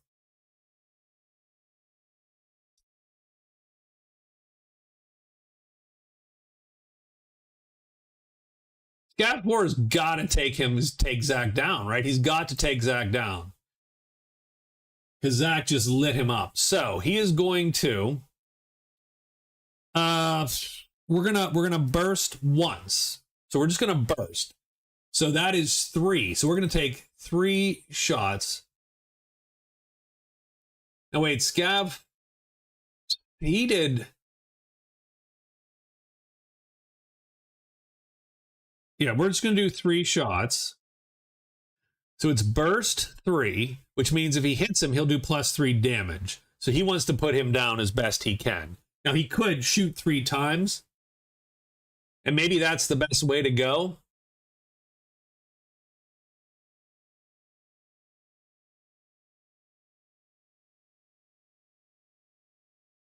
Maybe we just open up. And that would be what? 9. That would be 9 ammo. So that would bring him to 12. So yeah, he's gonna blaze away, is what he's going to do. He is, so the thing is, and this is, and to be quite honest, this is a little bit of an odd mechanic, to be honest with you, Rob. But this is the reading of the rules that I get. So on a successful attack, here we go. We will have a reading from the Book of Traveler. Upon a successful attack, damage is rolled for. The effect of the attack is added to the total. Okay, that means however much you hit by, you add to the damage. Damage is applied to a target's endurance. If a target is reduced to 0 endurance, then any excess is deducted from either the target's strength or dex, target's choice of which. So we took it from strength because there's no penalty to shooting if my strength is down, but when my dex drops to 5 or less, I'm going to take a penalty. So no, there's no penalty, essentially. So I don't super love that. Effectively, there are no wounds and then you are knocked unconscious, sort of. Really, there's no effects to wounds. It rules as written. And that's okay because typically a lot. I mean, you can easily be one-shotted. The effect is usually you're one or two shotted. I would argue if you actually take solid hits, you are down. Old Traveler was way clunkier. Like Classic Traveler is way clunkier. I heard they improved that in Runebear. Indeed, they did. Classic Traveler way clunkier. You get hit, and I believe that the first damage comes off of a single stat, which is randomly determined. And then once you drop any stat to 0, I think you are unconscious in old Traveler. This is new light millennial Traveler. This is, participation trophy Traveler. Anyway, so Scav 4 is good. He's going to blaze away. He's going to take his 3 shots. He is going to aim. He is going to shoot. That is a +2 to hit. He is prone. That is a -1. He is going to take a second reaction because he does not want to get killed here. So we're going to add 2 reactions. So that's a another 1. So that is going to take him to a 0. At that range, at that range, prone and dodging. That's sort of weird. Can you dodge? Can you prone and dodge? Sure.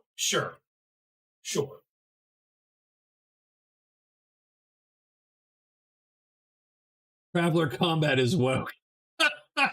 It is.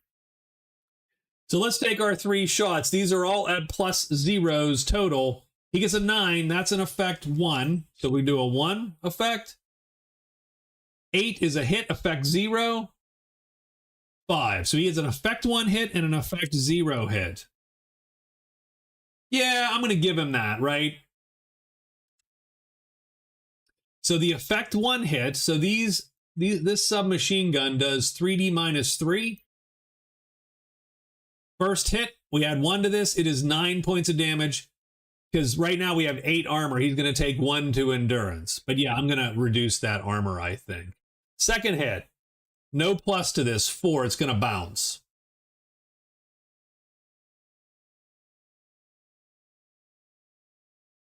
So ultimately, it didn't take much from that.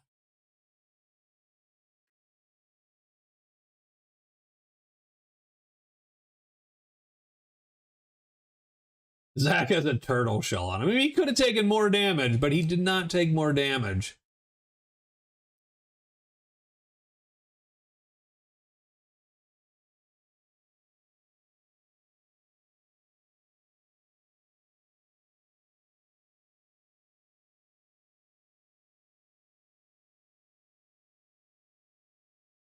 It's Zach's up. Zach is up.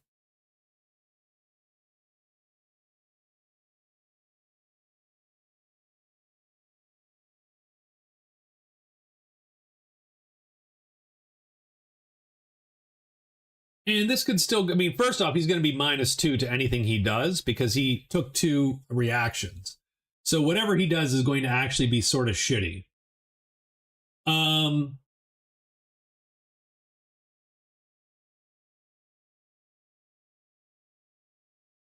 Having said that, he will be +2, -2 if he shoots him, +1 for aiming if he just aims.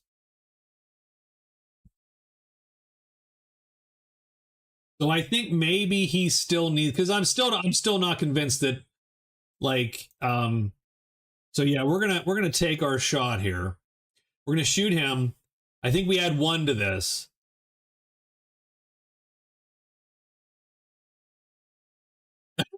He could, but I think I'm just gonna try to just finish him because no one has a good shot on him. Whereas I think Lars can axe him, which mostly ends the fight, right? For the most part, like if Lars axes this guy, I think the fight is probably over.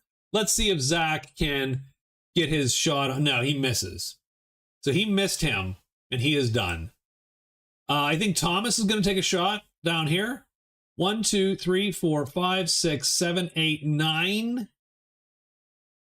That's going to put him in the -2 range. So it's -4 total with the door. We're going to take a quick. He aims, he misses.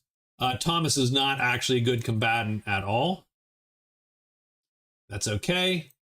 Lars with the rifle is going to aim. And, I mean, I hate to say it at this point.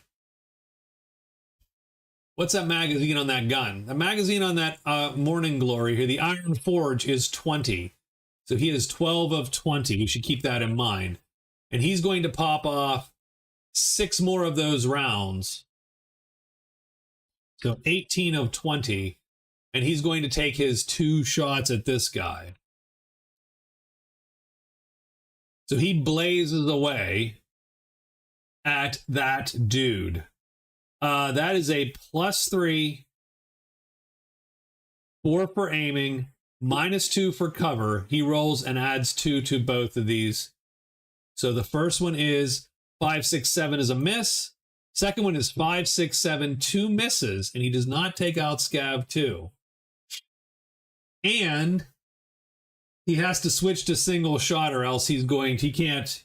He's actually has to reload. Parker aims. He is -2, -4, but +3. So he's at a -1. I believe. Let's take a quick look. He is technically in this hex when we count distance. Only 7 away. That sort of sucks, actually.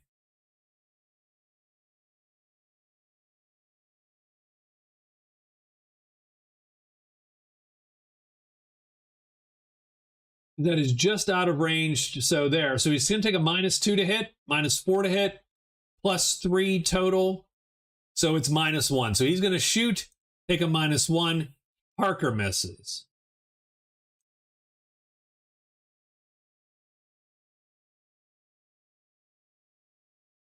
Scav 3 is going to shoot at Thomas. -2, no cover for Thomas. This guy is a +1. Does Thomas have a possible reaction? He actually doesn't. He's not fast enough. 9-8, that is an effect 0 hit. 5 damage is no damage for Scav 3. So it thunks into Thomas's armor there. Scav 2, he's like, heck with this. We're still gonna take this guy out. And he's gonna shoot Zach. So Zach's, by the way, all these have gone away because we've taken these penalties already. Oops. We are still on the ground over here. That is true. You could spend actions just aiming, which will then give you pluses to hit. We probably should consider that for Thomas. Scav 2 aims and fires right here. So that is +3. Right, he aims. Plus because of the range, 1. Plus because of his skill, so that's +3 total. Oh, Zach needs to. He's going to pull up and give him a -1. So this is at a +2 to hit. It's a 9. That's an effect 1 attack. That is 13 points of damage. Minus the 8, it's 5 more points. I think Zach's feeling it now. Scav 5 shoots at Parker. Just a -2. He aims. So this is a flat 0. He misses by 1.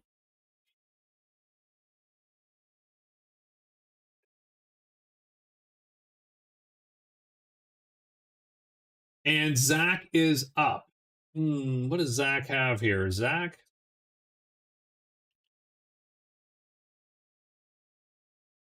is going to grab his comms and he is going to yell out. He's going to roll leadership.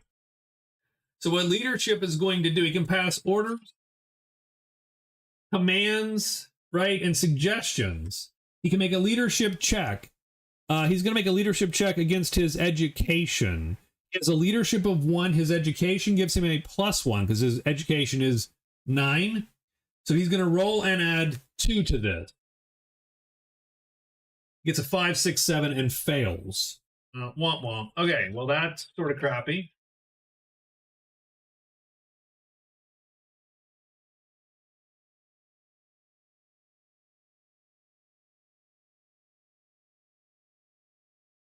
So that is, I think, a minor action as he yells, right? And he took a minus anyway, unfortunately. And technically, I could apply negatives to them now because of his failed leadership role, but we're not going to do that at the moment. Instead, we're going to...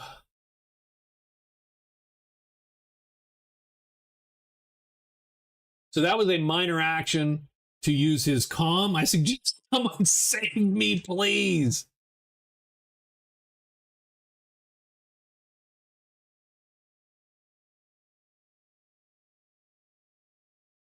Probably shouldn't have done it. He's going to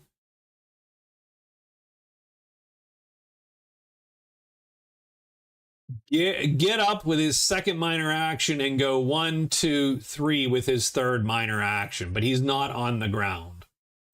I don't know if that is a terrible move or the only possible smart thing to do. And we're going to take his minuses off him now because he is not shooting. So he gets up and starts to make a move. Thomas is going to spend 3 actions aiming.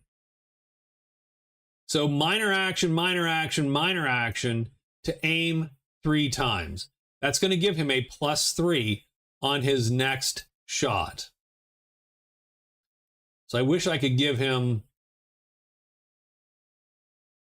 So we'll give him nice, pretty colors there. So we see +3. That's what he does. So he's like, right? He just taking that aim. Lars cannot gun down his guy there. Although I think it really only takes a minor action to reload, I believe.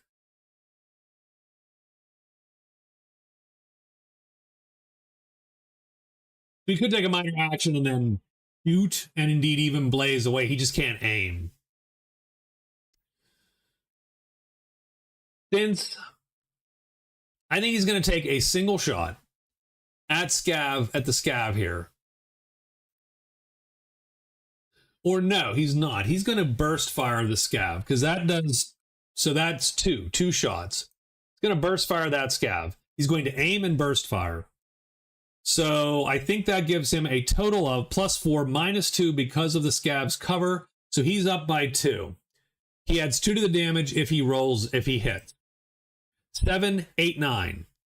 So he hits by 1. That is effect 1. So he'll do +3 damage to this guy. 9 + 3 is 12. Minus their 4. So he's going to take 0 and 1 point of damage. So he is injured now, not grievously or whatever, but he is injured at least in the sense that, you know, the next shot probably takes him out. But now we're out of ammo. So now we definitely have to...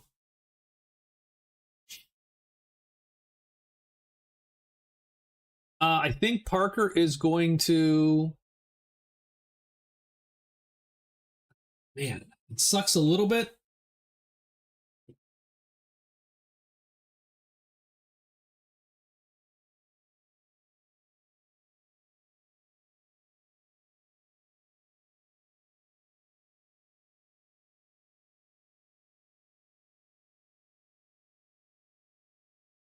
Parker could also aim and try to take a pot shot through that window.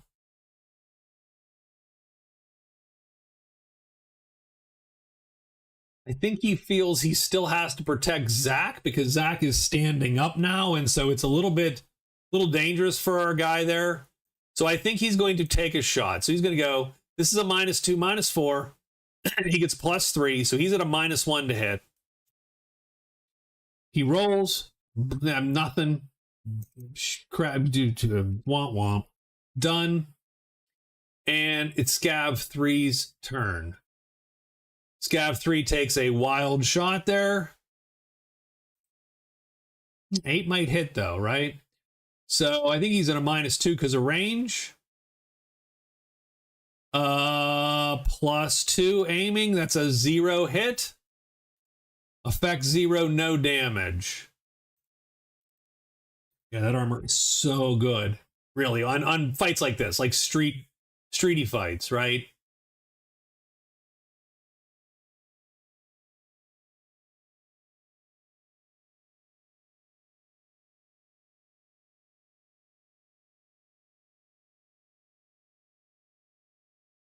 All right, I think he's going to go up and over. It's one action to get to here. Flop picks up the money with his second action. With his third action, he's going to flop back over and drop prone.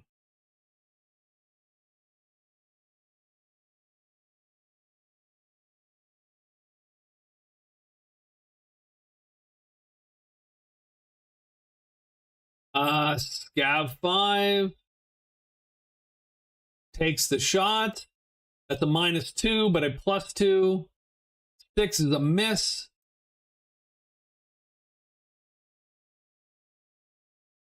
Scav 4. So he cannot see anybody. He has to get up, possibly exposing himself to fire from the rifleman. Ugh.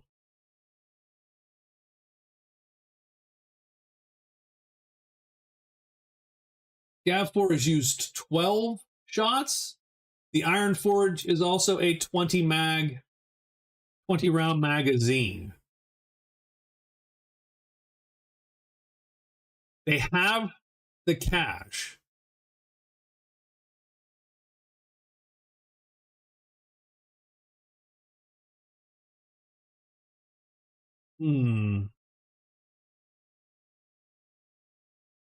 Were I a vindictive game master, I would take that shot. But Scav 4 probably drops then the next round if Lars gets to take a shot at him. I don't know that I would stand toe-to-toe with the rifleman. Now you might get up and take a shot at the rifleman. Maybe you blaze away at the rifleman hoping to get a lucky hit. I don't know if that's prudent either. It feels like maybe they would call the retreat at this point, assuming that Scav 2 can probably make it to the vehicle next round. And maybe Scav 5 probably can't, but maybe.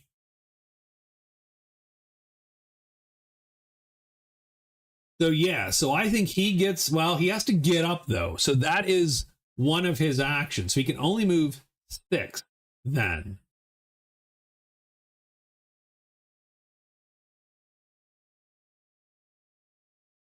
So I'm going to say he gets up.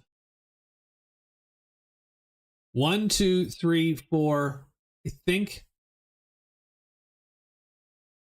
5, and I think he drops to the ground. Is that? Although I have to. Let's see. So that's a good question. Is dropping prone absolutely free? Good, right? Good question.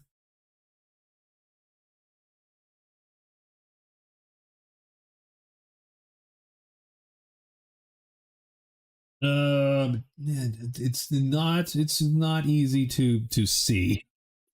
Minor action.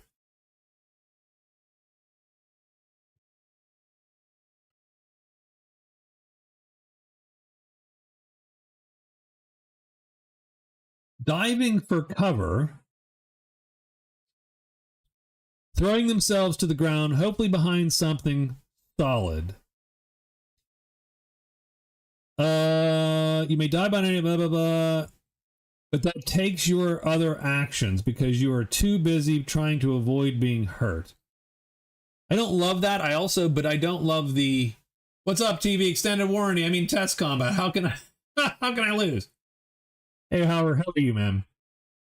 I don't love losing your entire action. I don't love the paradigm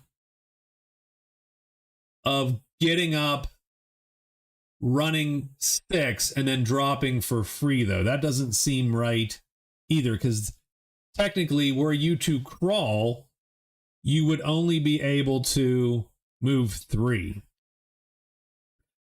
So it does feel like we're going to have to sort of make that adjustment, right? We're going to have to say, if you do that, if you dive to the ground after standing up like that, that you can then not move your next action. You must lose it, right? Because otherwise you would never crawl. Crawling would be no bueno.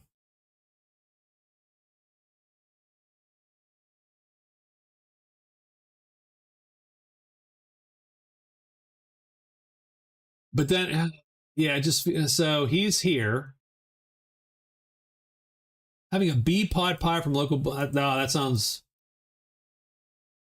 delicious. I love pod pies. 1, 2.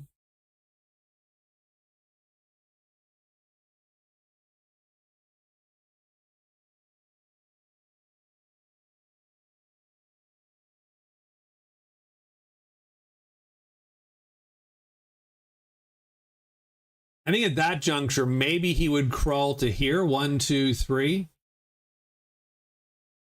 Or his action at that point. So he's just crawling away, trying to stay low. Zach is super pissed that he lost the money. He is.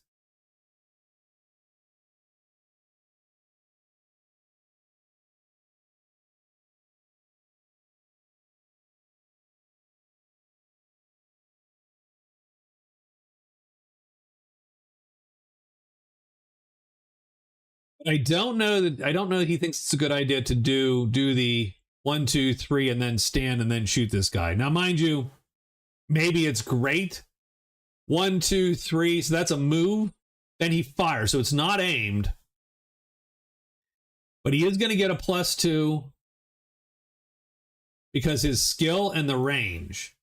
So I think he's like, no, we're not doing this. So seeing this guy crawl away, he steps up and he's going to take a shot.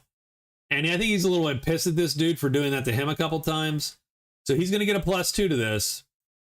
Single shot, he rolls a 5 and he misses 7, and he actually misses that shot. The guy also is just like, nope, no way. Thomas has aimed.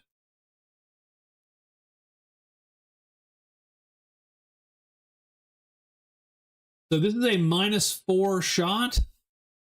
Thomas has aimed 3 times. He's going to aim a 4th time. I think you can do up to, I don't know what your total aim bonus can be. Let's take a quick look. Up to 6. So he has a +4. So he's now a 0 against this guy in his cover because he takes super careful aim and takes a shot. So he's at an even shot against Scav 3. He rolls a 6 and misses anyway.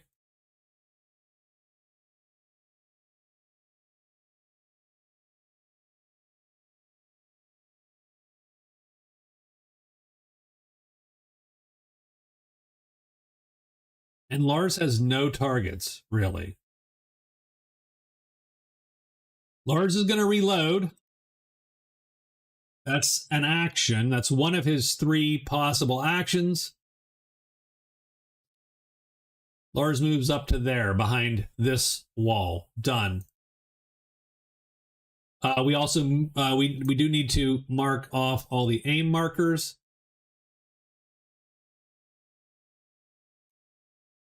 I think they all know that they have the 1, 2, 3, 4, 5, 6. So I think Parker goes up to here, flattening himself against the wall so he can't be seen by this window.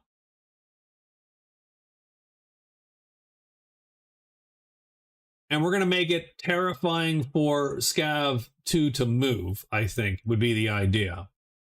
Scav 3 takes a shot at Thomas. He's going to hit Thomas. That is a one effect hit. Going to roll that, add 1. That is 9 points. Again, these guys have some clunky armor on. Scav 2, oh geez. I mean, I think he tries to punish Zach for his hubris here, so he's going to aim and take the shot. So that is aim +1 range. He's a total of +3. 9, 12. That's an effect 4 hit. Rolls and adds 4. That is 10 total. So not a great move on Zach's part. Zach is looking like maybe he wants to stop. But these guys, 1, 2, 3, 4, opens the door there. He is he's getting out of dodge. Zach, no.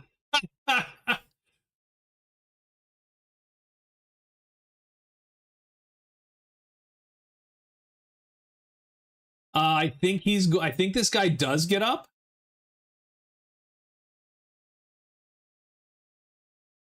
2, 3. And I think he's here. I think he is. I think this guy gets up and he's making his way to get into that vehicle. I mean, Zach and this guy are literally doing a naked gun, right? I forget what the television series was, but they're doing the over this barrier, shooting each other. Zach aims, Zach pulls the trigger. That is a +3 to hit. 7, 10, that is a 2 effect. 9, 10, 11. Minus the 4 armor is 7. He knocks this guy out.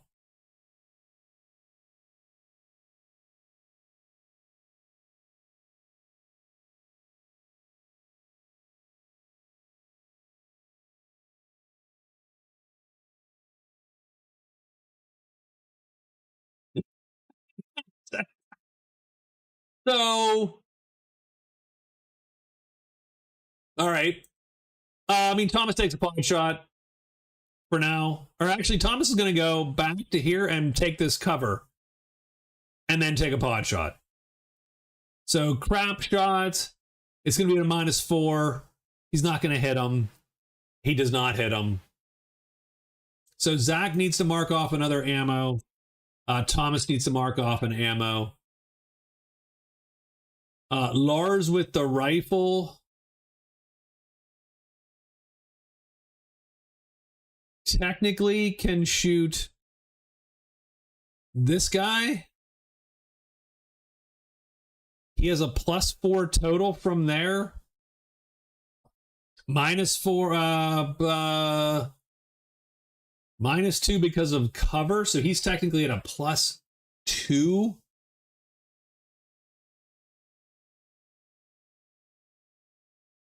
Shooting to hit that guy behind the door.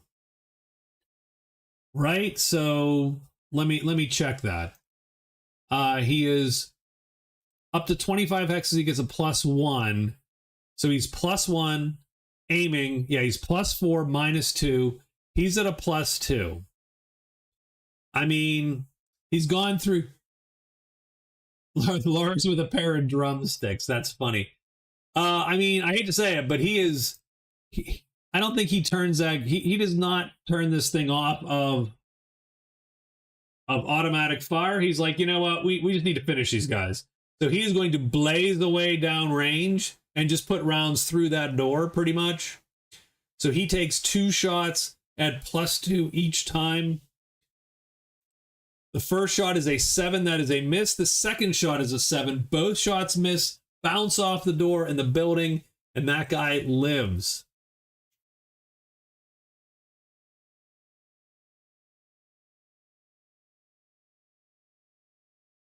So for Parker, like, I would love to put Parker on Overwatch and literally just cover this section. Like, if this guy comes out the door, he blasts him or tries to.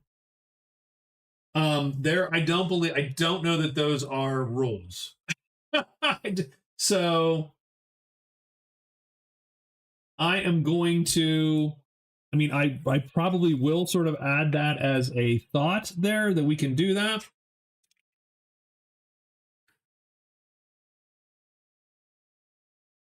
Um,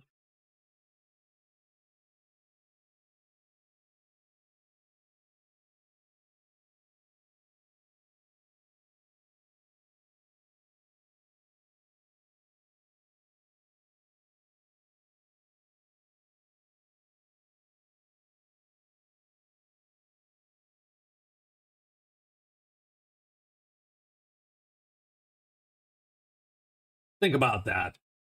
What would that actually entail? So that would theoretically entail him moving down in the initiative order potentially, and holding his action, much like in, say, a D&D or in a Rune Bearer, where you move down the initiative order as you wait for the enemy to move. And maybe. And you might also, in some cases, have to roll off against your enemy.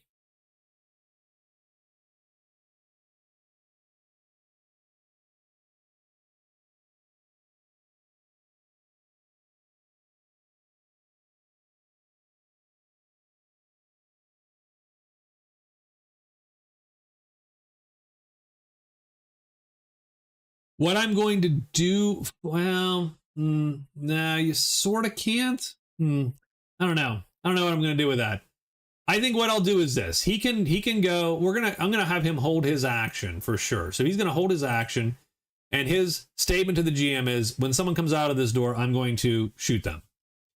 So Parker has an action held. I am going to, I don't know what to put there, but we're gonna put time. There you go. He's a timer. Now I need a colored something I can see. Okay. So Parker is now after Scav, this Scav.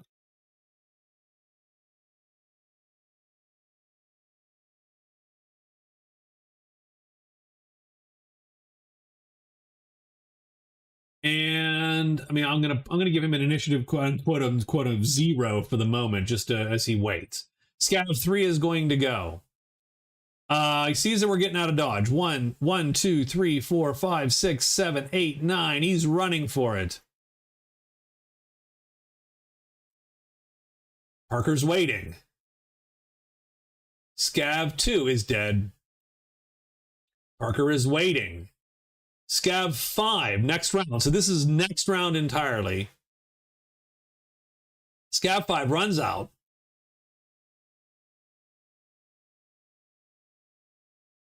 So he's already opened the door. 1, 2, 3, 4, 5, 6, and picks that up. That is so bad. That is not even a thing. I don't think they can get the money anymore. He's going to go 1, 2, 3, 4, 5, and get into the car, maybe, if he can dive into the car there. But he has to first take one shot. Parker takes a single shot. He gets his +2. I think he's within range. 1, 2, 3, 4, 5 for a +3 total. We're going to roll. He gets a 14. Parker gets a 14 to hit this guy. That is an effect of 6. So we're going to roll this. 7 damage. We're going to add 6. That's 13. -4 is 9. Takes all of his endurance away. 2 of his strength away. But this guy does make it into there. So Parker's now initiative is 5, since that's when he chose to go. But both these guys have gone. I think Scav 4 gets in. Zach's going to grab the money and end up there with the cash. Parker put him in place. Thomas is going to 1, 2, 3, 4, 5, 6, 7, 8, 9. He's going to start running back to the van there. And I think the combat is mostly over at this point. So, okay, you know what we're going to do? So let's take, if we could, 5 minutes, if you would. I'm going to take 5 minutes, if we can do that. Going to grab a quick drink. We're going to sit down. We're going to talk about that.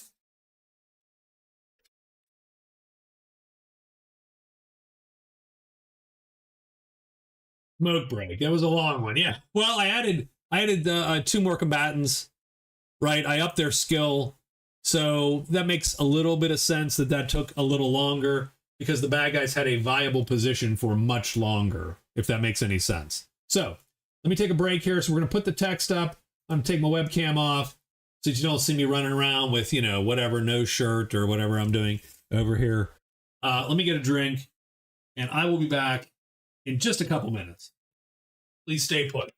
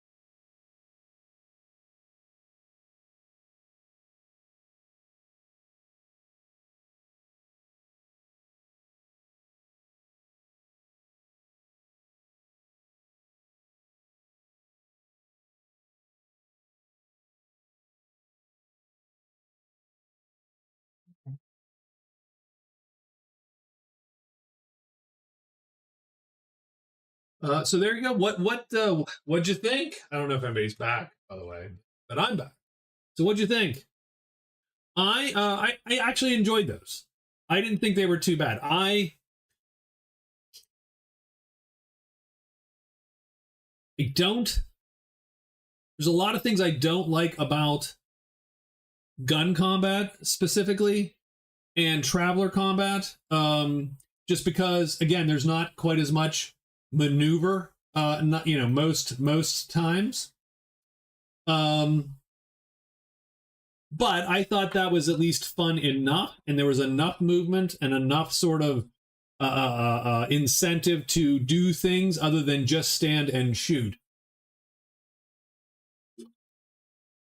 It helps that there's a MacGuffin on the board, and that MacGuffin is in a random spot somewhere, right? So that does help, I think, to make if the goal of the combat is just to if it's a meeting engagement and your goal is just to take out the enemy, then I think obviously being behind cover and just shooting until everybody is dead on the other side is the way to go.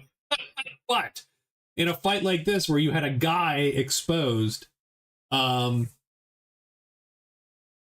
think it is with less armor. I think that's what it comes down to. I was actually very surprised. So when I first got the rules and read the rules, I was actually reasonably shocked at how easy it was to get, say, an 8 defense, 8 protection armor, on your character.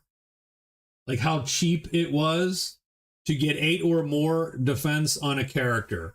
And I do realize that there's a little bit more in play in terms of, obviously, a character's skill level increases the damage, potentially. And some of the weapons that you can face in Traveler are, crazy, 3 dice, 4 dice, or whatever, right? So I get it. But yeah, I think there's a little too much armor for that, if that makes any sense, for ultraviolet. And I don't know that it's necessarily supposed to. It's not as bad as, say, a cyberpunk game or whatnot. How's that? So yeah, so a little bit of that. Yeah, for $500 you can get cloth at +8 defense. Or +8 protection. I think what we're going to do is we're going to drop that. We're going to drop that to something closer to 5 or 6. No, they lived. It was actually fairly easy.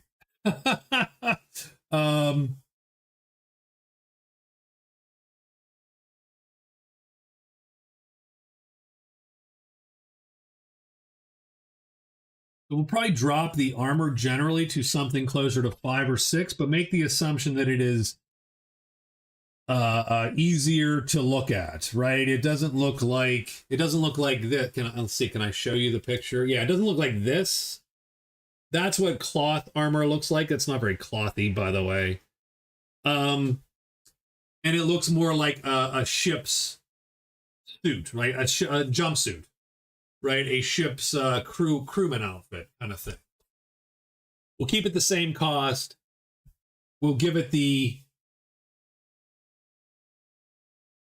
we'll keep it the same cost.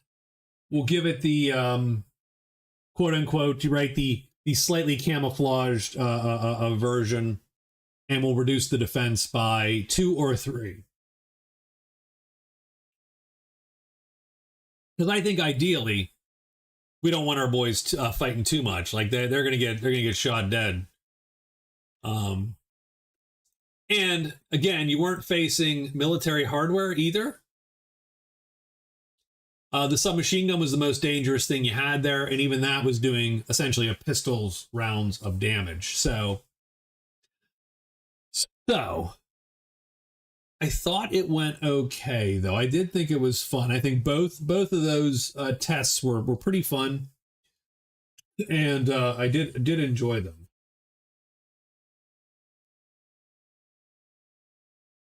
Battle Master Warlock. I should have. I just don't know how that works. I'm not sure exactly what he wanted me to do with that.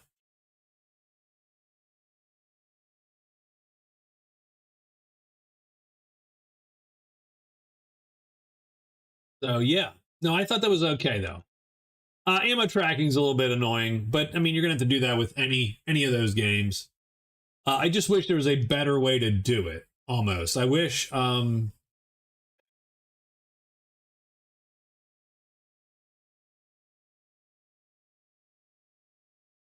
wish there was an easier. And the funny part is, it's actually is easy if you're just playing tabletop and your players are handling all the ammo tracking of their guys. Then you barely care, and then you almost only care for the submachine gunners when they go guns blazing, because they can blow 9 rounds a crack. And so you know, that's who I would really pay attention to, and everyone else I would just sort of mark off or whatever. Frankly, it's easier to just have a note card and put ticks on it than it is to sit here and double click into this text box and then click into the text box again and then put ticks on it. But that's my only, I think, that's my only bitch. My only other complaint, honestly, Rob, and you sort of, didn't bring this up, but you sort of hinted at it, was that in reality, hey, what's up, Catherine? How are you? There's not really a wounding mechanic like there is in Traveler. It's just that you're probably going to avoid it in most cases.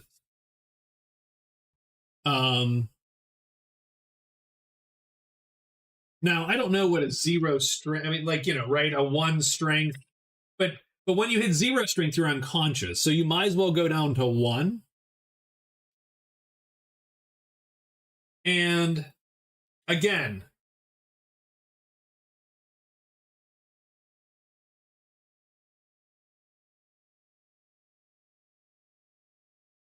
and I think technically,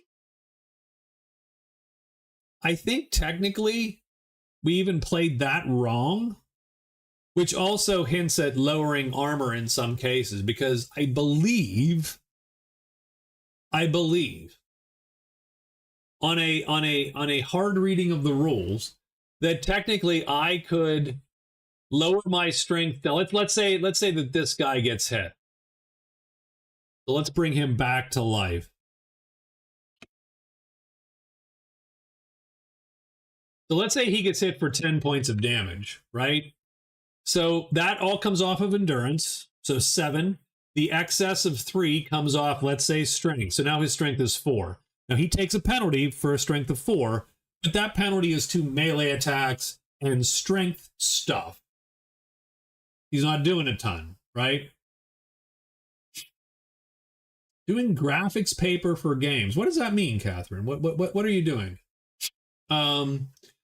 The next hit, so let's say he gets hit for 6 more points of damage the next round.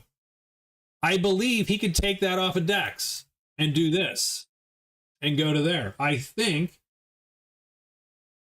now he would take a penalty on his shooting and so on next time, but if he wanted to stay conscious, I think that's what he would do. And I think you can do that because, oh, the background in a graph. Oh, nice.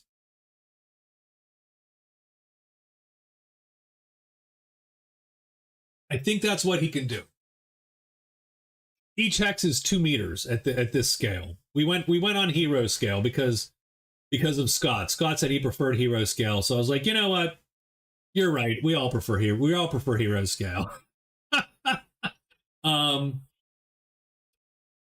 GURPS just spreads this map out a lot, and so it makes me zoom around a lot more, if that makes any sense.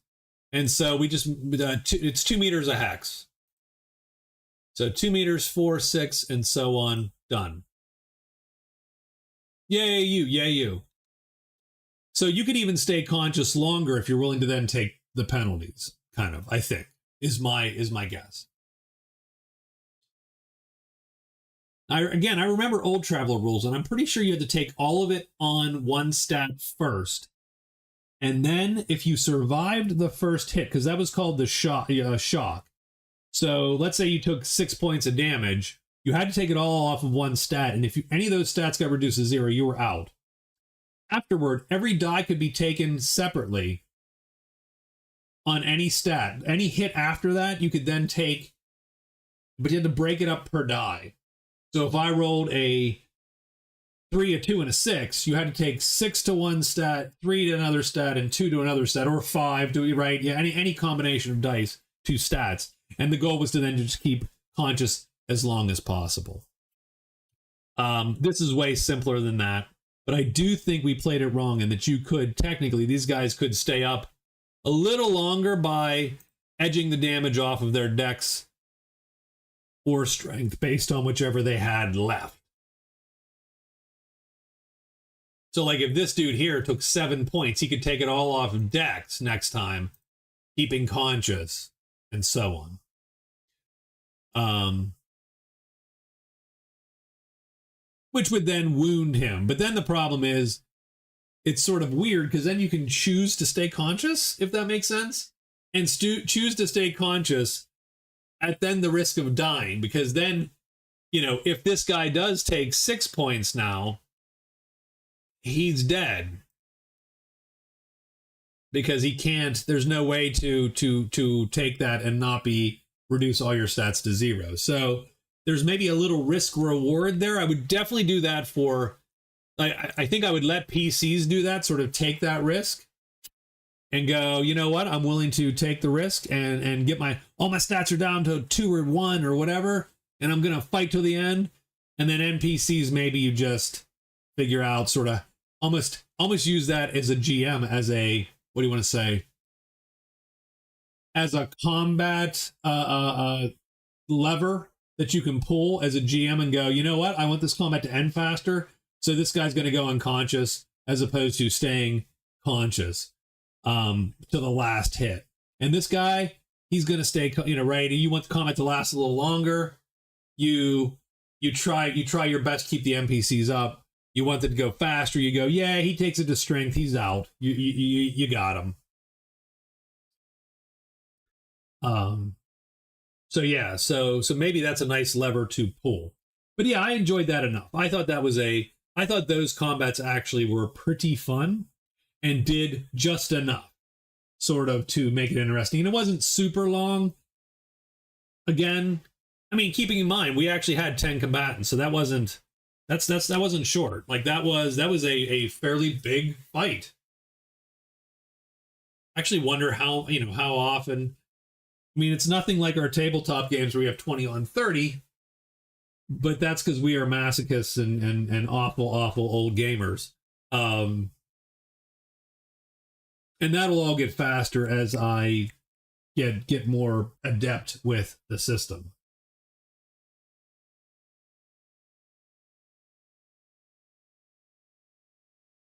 I have been working this week on ship combat, trying to sort of manage ship to ship combat and get that settled.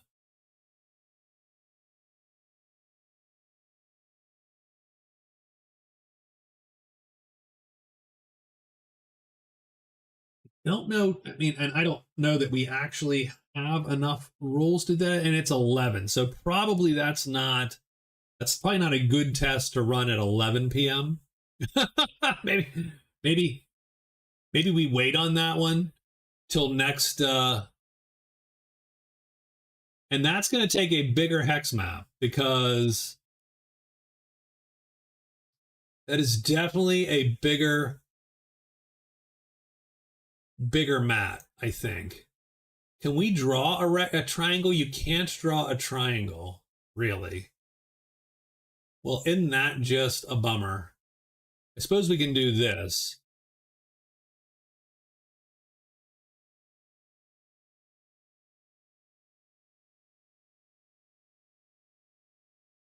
We can draw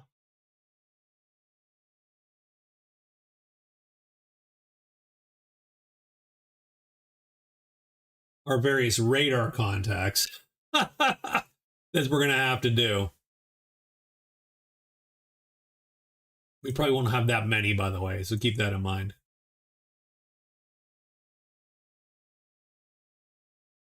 Draw a rhombus. No.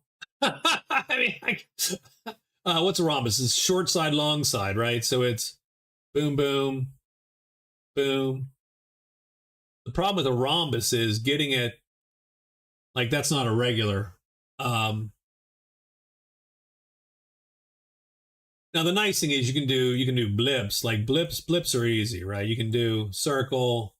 We're gonna have to do that because there's gonna be a little bit of right, little bit of. Oh, that's not the same color blue. What did I do? What have I done? Nope, that's not the same color blue either. God damn it. Oh well. All right.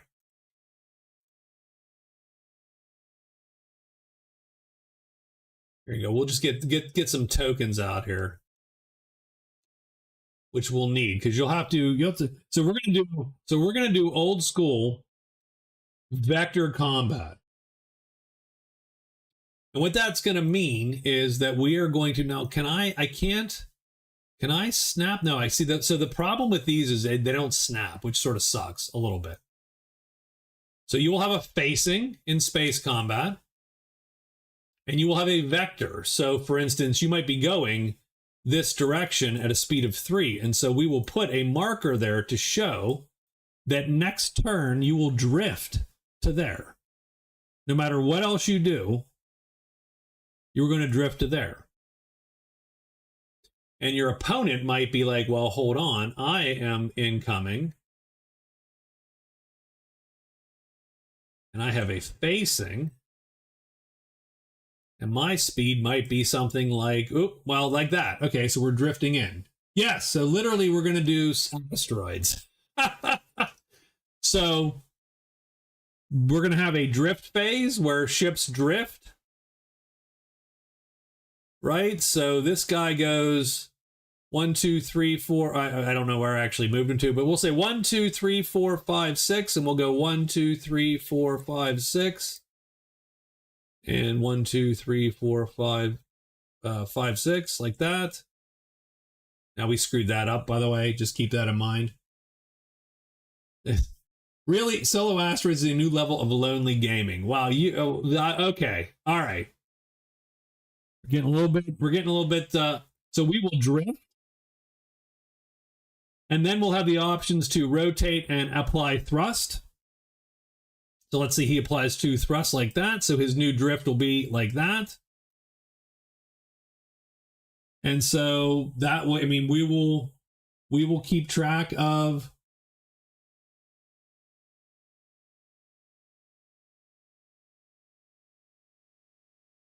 how we are drifting.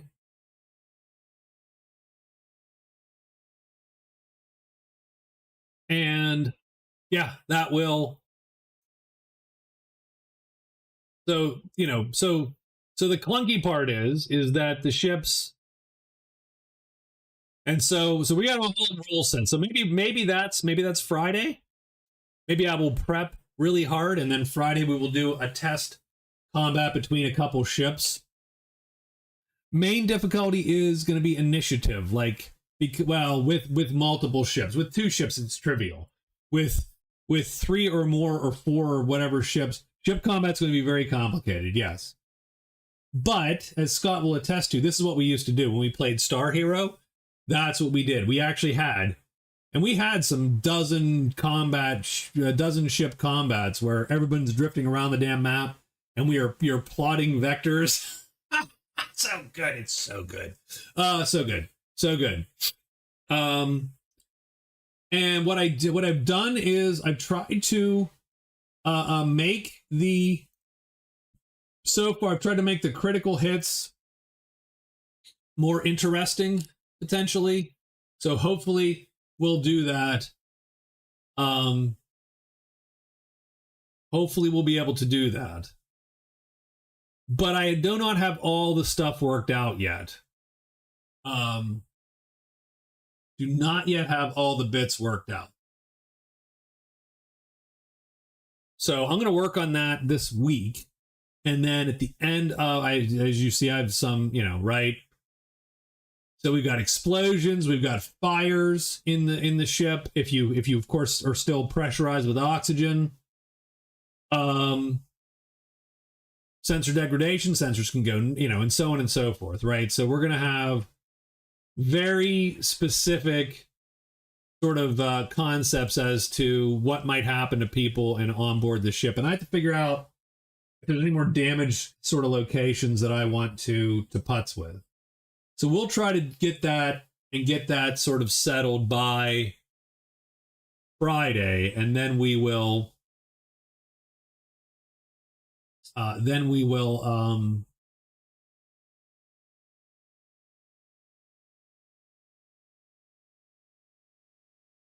Run a couple Friday.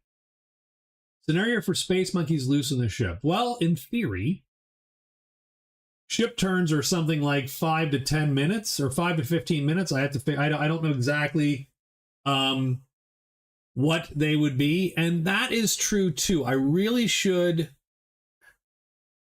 at least add somewhere.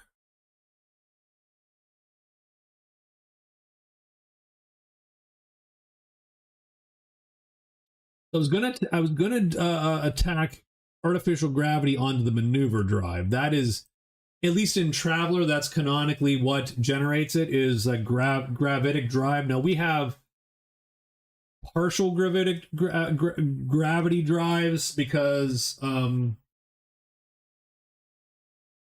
because for my purpose I need to slow the ships down and make them a little bit lower tech.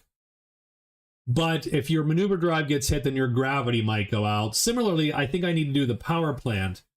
The power plant your radiators might get destroyed, and the radiators are what is bleeding heat out into space.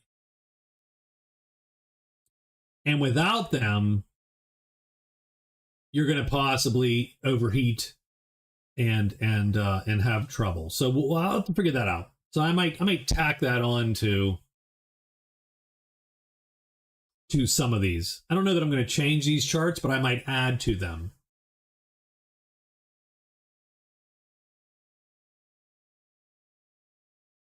So, I think I am done. Now, I'm not going to jump off yet. We'll hang out because I have a little bit of drinking to do, I think, a little bit. Sorry. Anything interesting going on? Any questions? Anyone have any comments or anything that they want to? There is a bridge. Bridge is going to be.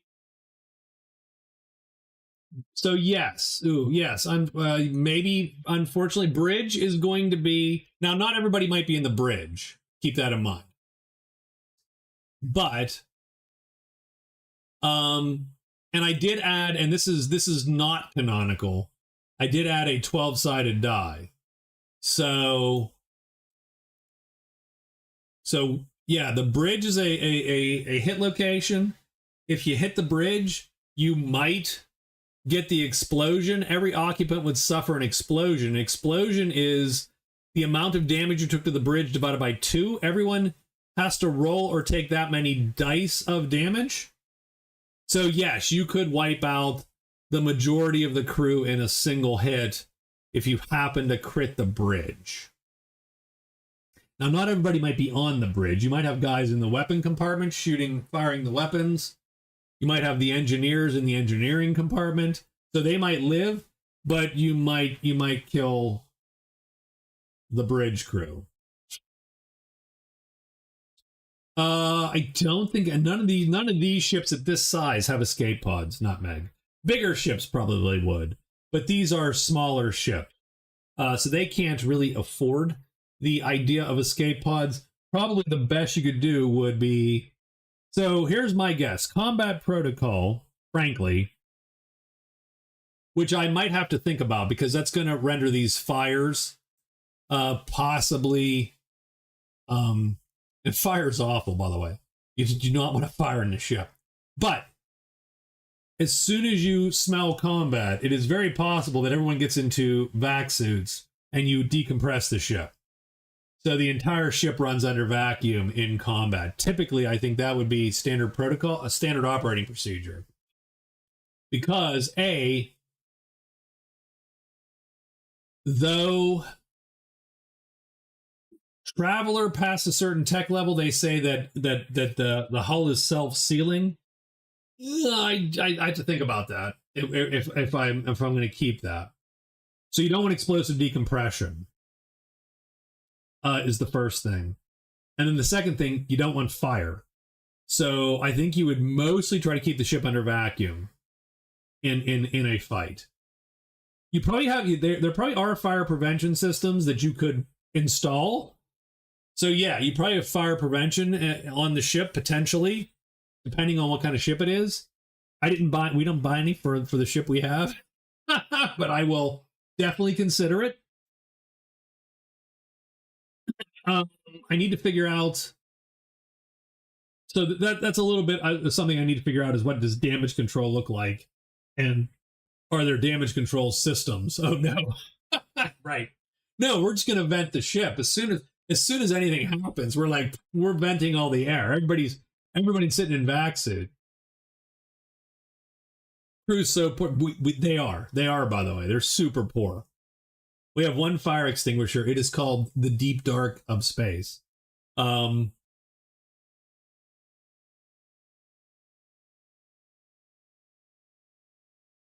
Bucket of sand.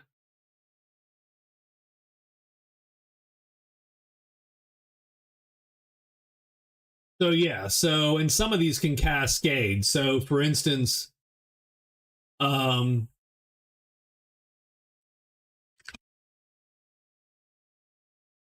I thought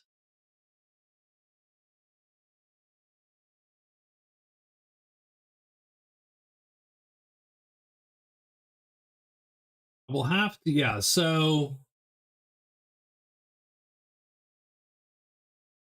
I'll have to think about this one. If there's volatile, so if there are,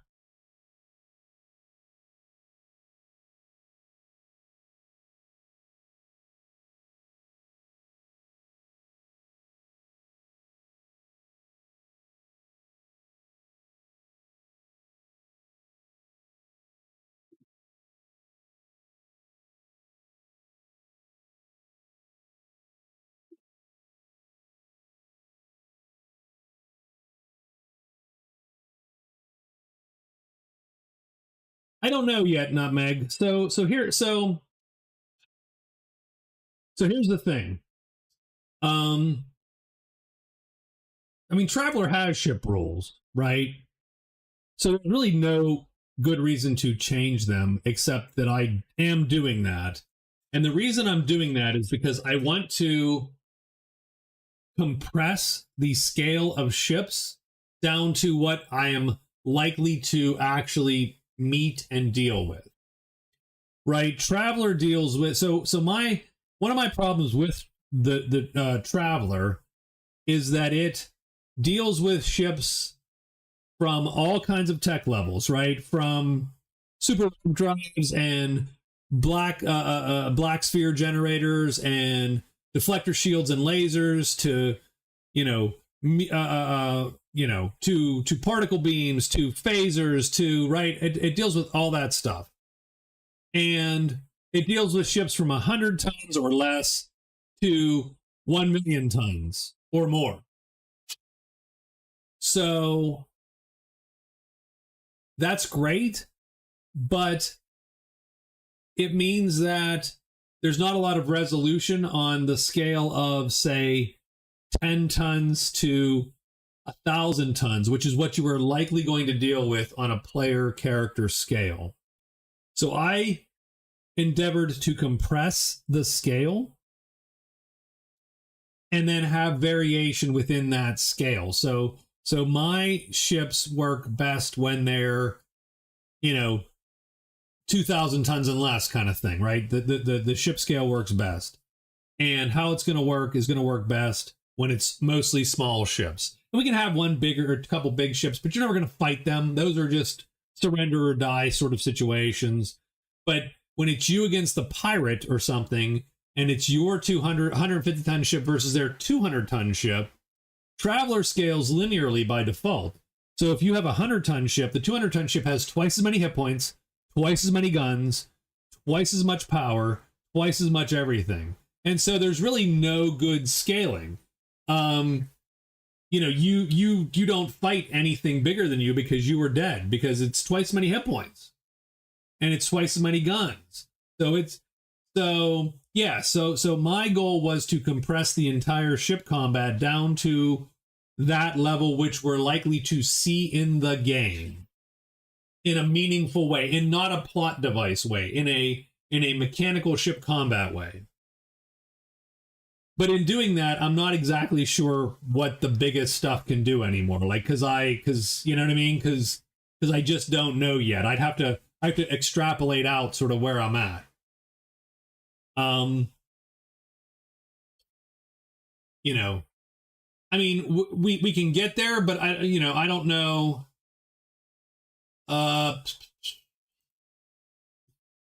Yeah, so like in base Traveler, a 100-ton ship has 40 hit points.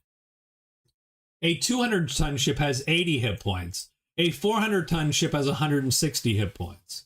So they don't make any sense to even be around each other. A 50,000-ton ship has even more than 500 times the hit points of a 100-ton ship. Now, don't get me wrong, this guy should not take on this guy. And so I might even have, like, these have, like, inherent armor, maybe, is sort of the idea. And we do need to think about how many weapon mounts you can have, and so on. Like, how many guns can you have on a ship? And,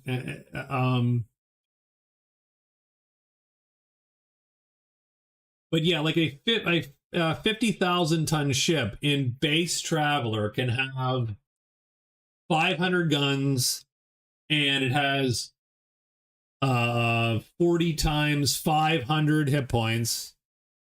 And so they just don't scale. And that means the 800-ton ship doesn't scale very well either. So my goal was to take this set of ships and compress them.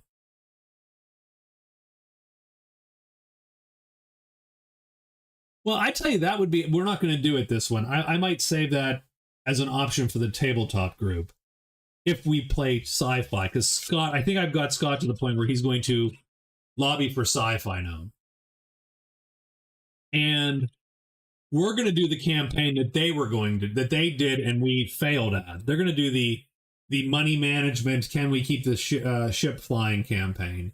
And the campaign I will offer them if they choose to do sci-fi would be, they are going to be the repo agents for Galbank. So they're going to start down at Galbank. And what Malcolm did was say to all the traders and all of the small ship operators and go, we do not honor Galbank's loans. If you come to our systems, you are free of your debt to Galbank as long as you use Malcolm bucks. I don't know what they called their money. They didn't call it Malcolm bucks, by the way. but that's what I'm mentally calling it, MB, Malcolm bucks. So the idea is you have all of these ships that Galbank financed maybe years ago. Then now all of a sudden they're not making their payments because Malcolm said, you know what? We'll manage that for you. You just come here and we'll fix your transponders. We'll take all the Galbank trackers out of these things, and we'll free and clear. You are a free ship captain as long as you then work for us. And so Galbank is super pissed. We are robbed. You were robbed. I'm sorry. You were robbed. You know what? If you subscribed, if you donate to the channel, if your membership, if you buy the membership, you can do that. Yes, you were robbed of that. I apologize. I will give you AAR. I'll give you after action reports of that campaign. That assumes they take it. There's other campaigns in the works. I still want to do Rune Ball so bad. Jesus, I want to do sports team playing fantasy football rugby, going from town to town, having stupid hijinks, and then playing in tournaments. But I don't think that's a good Rune Ball. I don't think that's a good game for the channel. There would be a lot of Rune Ball,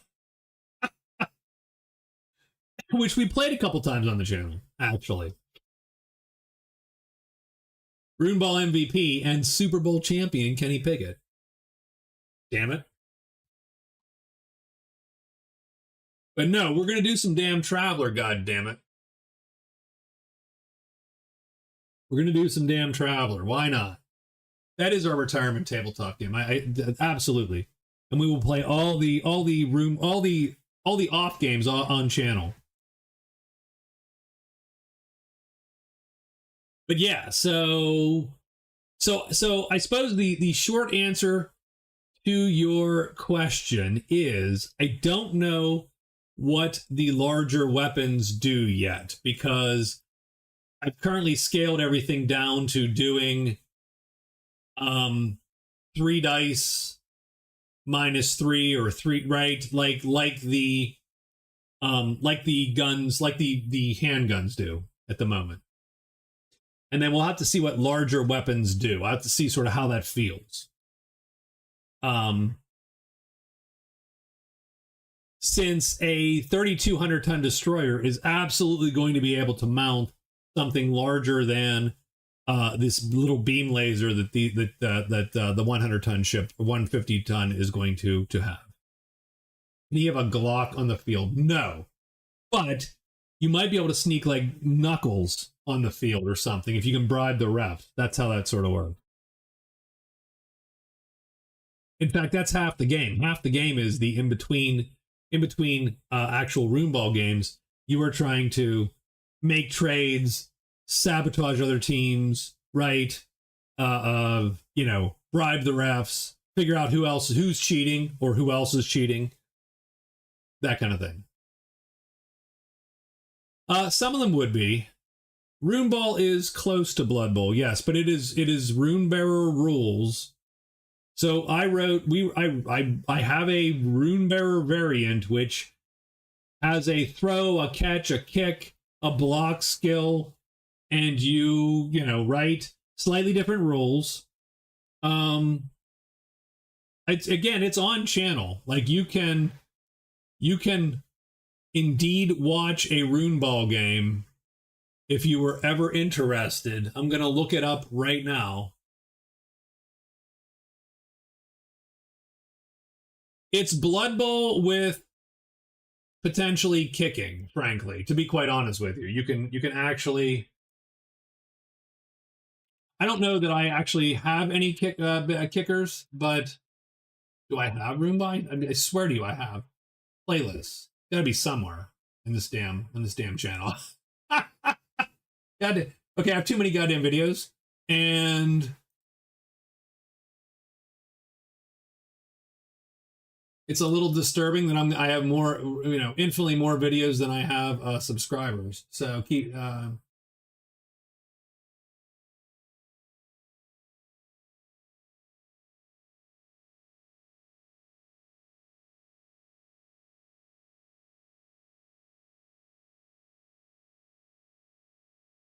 Nope, it's not. It's not going to help me. So the search doesn't help me. So there you go. Runeball playtest. There we go.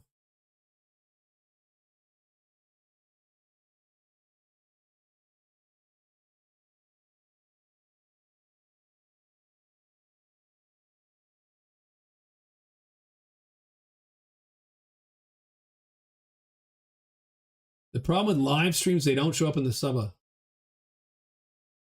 All the people graduate. We did graduate, by the way. So yeah, so everybody's out. Everybody's out. Live stream videos, they don't show up in the sub box. I'm not even sure what that means. Like, I'm not sure what. It's a little bit of a bummer if there's some weird.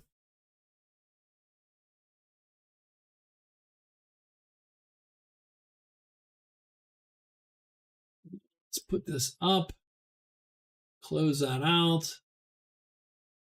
Open that to about the right size.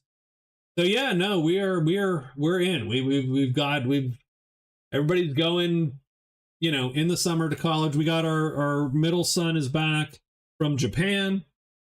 The youngest has graduated. They are hanging out and playing Joke Upon the World for hours on end until everybody has to go back to school in August, pretty much.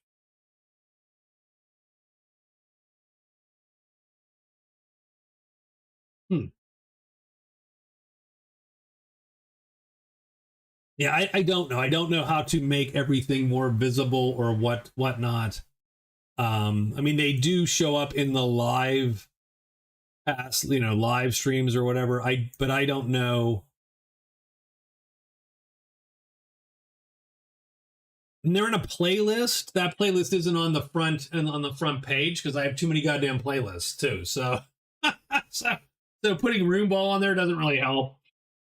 No one's gonna watch my goofy little Blood Bowl game or whatever in Rune Bear. That's sort of silly. So all good. But damn it, we are going to subject people to that at some point. Scott and I guarantee you. Guarantee it. But for now, we're not. It's Traveler, and I've got to get back to the damn to Rorik and Martin because they are going to go into a dungeon. I just have to get myself with enough enthusiasm to get them into that damn dungeon and not worry about, oh, what's the dungeon mechanic and that kind of thing. I just got to get to it. I just got to play the damn game kind of thing. That's sometimes I get in my own head and I'm sitting there going, well, is this going to work? Is this going to work? Should I do a different mechanic or whatever? And the answer is you should probably just play the game and wing it and no one will know. and it probably is going to be okay. So but so Martin and Rorik are stuck in limbo as I work out mechanics for random dungeon generation. I'm like, I probably shouldn't do that. It's probably not worth it. Probably stop thinking about it and get them to the damn get them into the hole. Get them to the Greek. I mean, that guy went nuts, right? Like that dude, the actor in that, he went totally freaking nuts. As far as I can tell. So maybe the Greek is not a good place.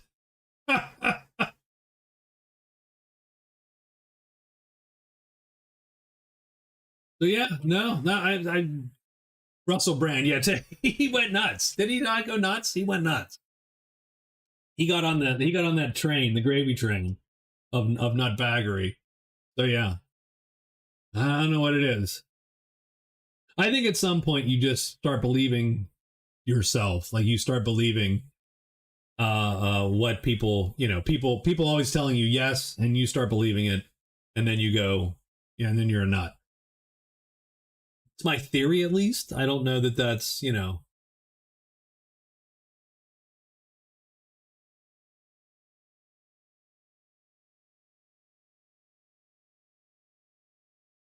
we at? Oh yeah. Money limitation. Once you pass the money limit, you go nuts. Well, sort of, right? Because you get so much money that people don't tell you no anymore, right? Isn't that? I think that's sort of how it goes. You get enough cash where people want some of your cash, so they stop saying to you, "Dude, that's a dumb idea." and once you stop hearing, like I always thought.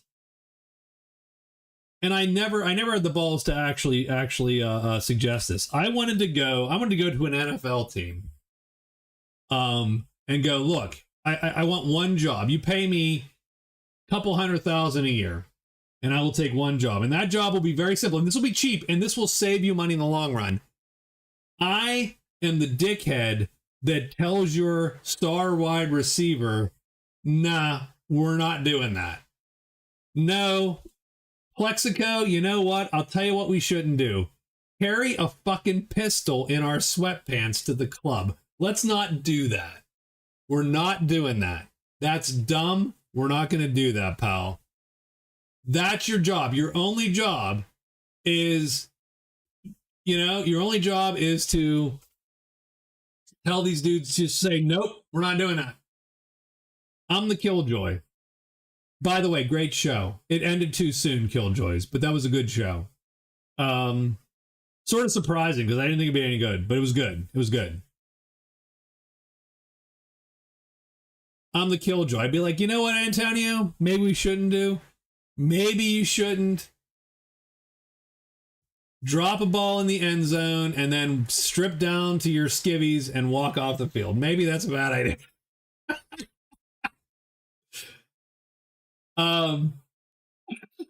Yeah, maybe we just shouldn't do that shit. And you'd be equipped with a taser, and they would sign a waiver that you could tase them at any time. Like you want to play on this team? This is your taser guy. Taser guys here. Just, bam, right? I don't know if it was it Plex or was it Antonio Brown that would drive down McKnight Road in the middle of the night at like a bazillion miles an hour. I don't know which one, but you'd be like, you know what? We're creeping up on 60, 70.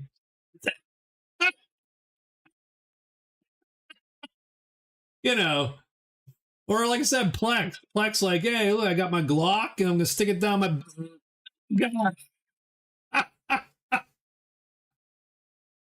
Look, man, I'm sorry. I got infinite. They have given me 1,000 charges on this thing. I got a lot of these tasers.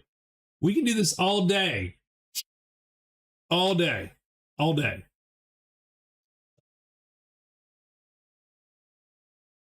Yeah. You want to drink at the hotel? That's fine. If you start tossing furniture off the balcony, you are getting tased. I'm the bad idea guy. I'm that guy. By the way, I think they should do that in corporate boardrooms too, because that is, by the way, same amount of bad ideas there. It's just not, it doesn't make the papers quite as much. Why don't we replace all of our junior devs with AI?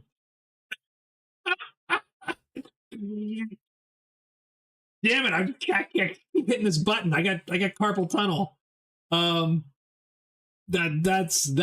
would be the same thing. Corporate boardrooms, same deal. By the way, like I don't even think it's football players. I just think it's once you get so rich and powerful. No, Elon, no more no more ketamine.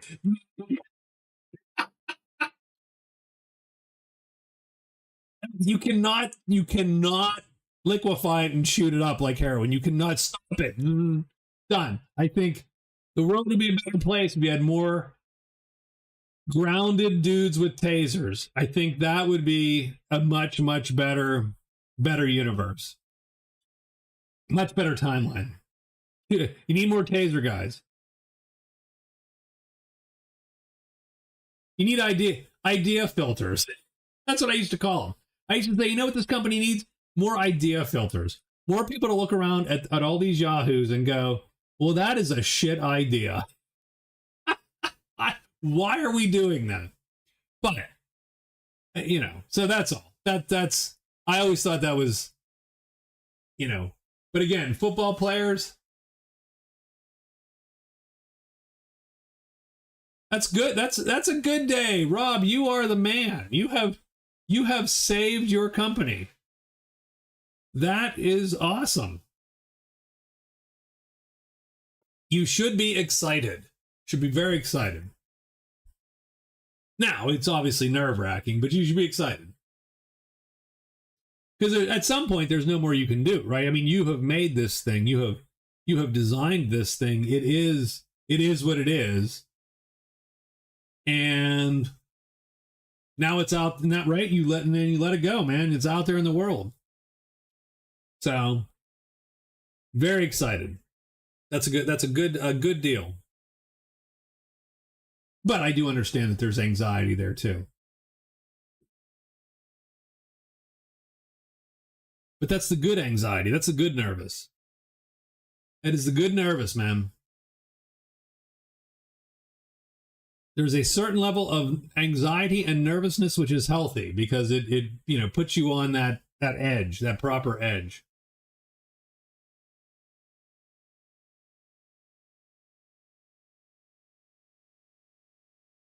Oh, that's cool. Not military for solar. I would love solar panels.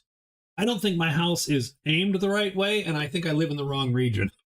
But solar is becoming super cheap. Comparatively, like it is dropping, super way cheaper than it was even 5 years ago. I would love some solar.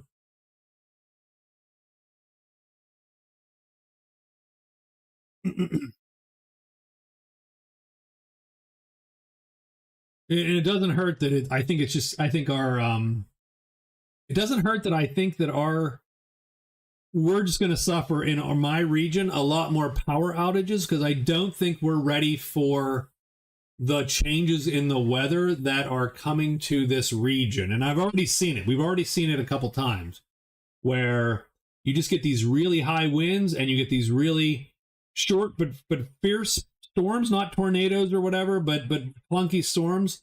And we just can't, we're not quite ready for it because it has been so mild for so long in Western PA.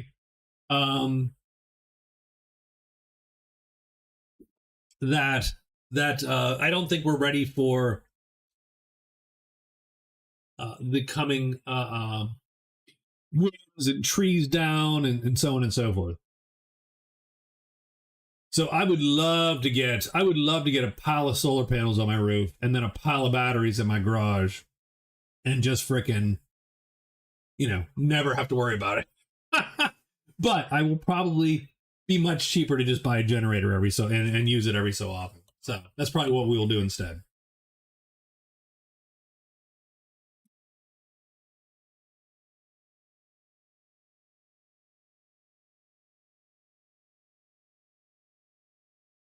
But that's cool. Solar's great. Let's do it. Let's do more of it. It's a we have a gigantic fusion power plant, a mere one astronomical unit away, pumping us full of energy. Let's use that damn thing.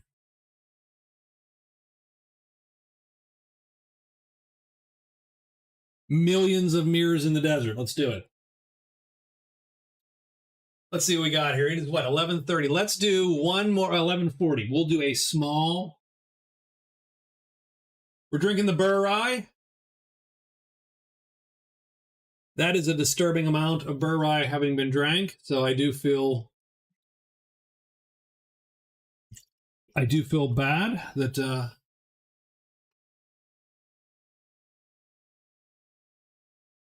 all good. I'm excited. I hope it goes well for you. I hope everything is good. And because you've got to buy me drinks when we go to the garage bar.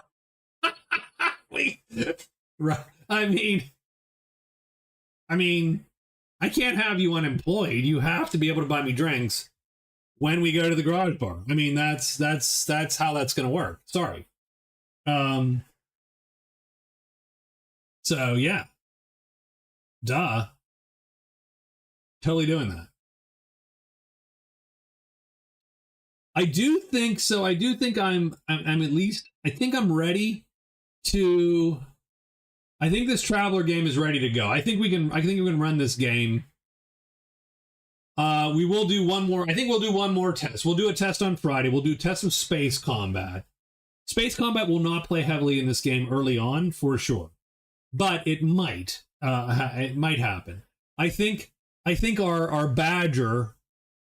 So I'm trying to think of the lore behind the B-class scout.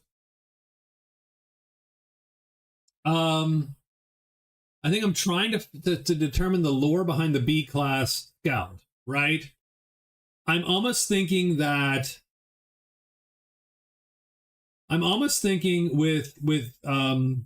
almost considering that originally they tried to make it a general purpose courier.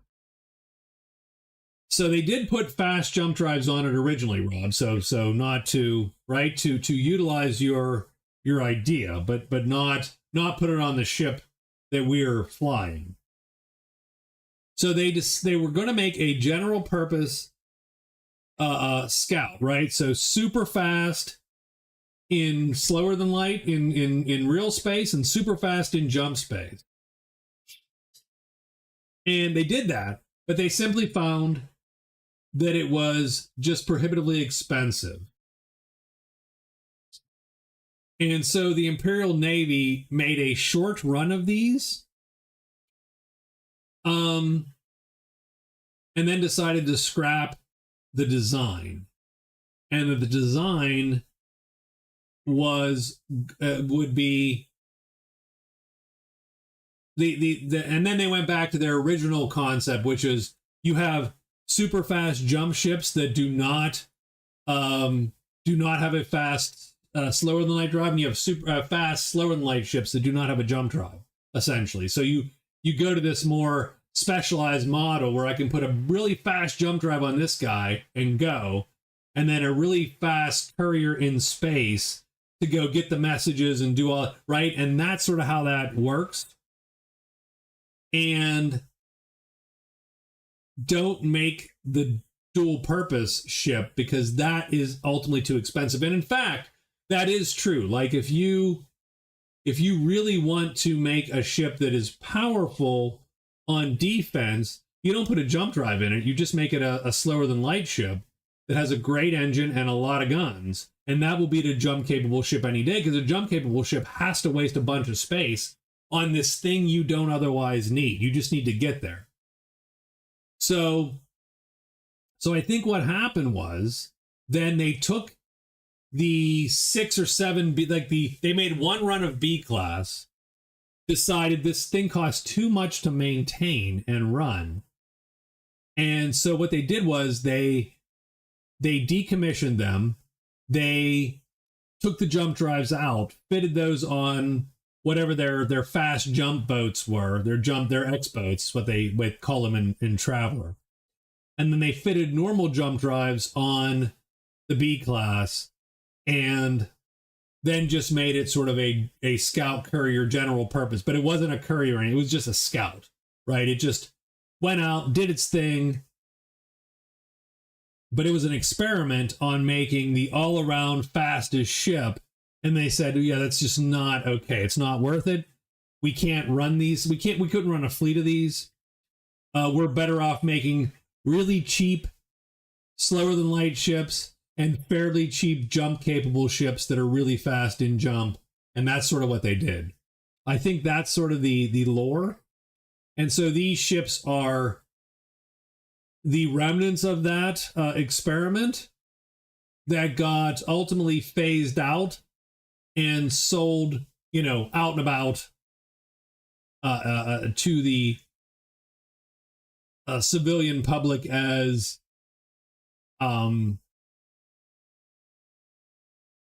fast traders, because again, a 4G slower than light drive on a trader is actually very good, because it allows you to avoid actually quite a bit of danger that you would normally face as a trader. Like a slower trader with, say, a 1 or 2G slower than light drive is getting jumped all the time by pirates, whereas this ship can avoid a lot of that. And I think that's sort of where it ended up. Its niche is there. So that's all. I was sort of thinking about that. Like, why would they have made this? And why did it not work out? And it didn't work out because a ship of that size, which is general purpose, is fairly expensive. So they sort of relegated it back to what the other Class S traders are doing. And even then they're like, it's almost too fast for that. Like the Type S Scout is only, I think, 2G. It has a slower drive. So they're even like, you know what? We don't even, that's just too much. It's too fast. Too big, too fast. Yeah, the regular Scout Courier is a 2 thrust, 3 agility ship. The Scout B is a 4 thrust, 3 agility.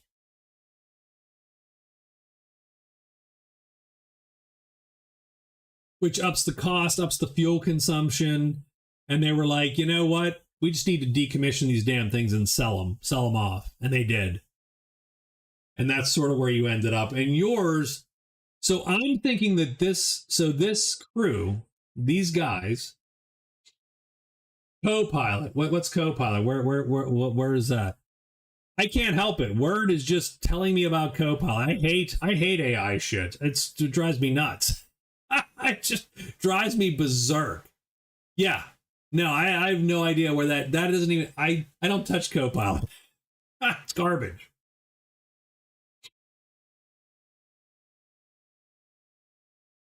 I mean, they can be, or you can just pay up and make them whatever fast. Yeah.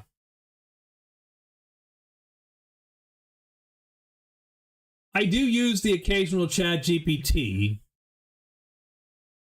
And what I usually do for gaming is I usually make a list of things and go, hey, Chat GPT, can you make more of these things that I put in my list? Here's the document.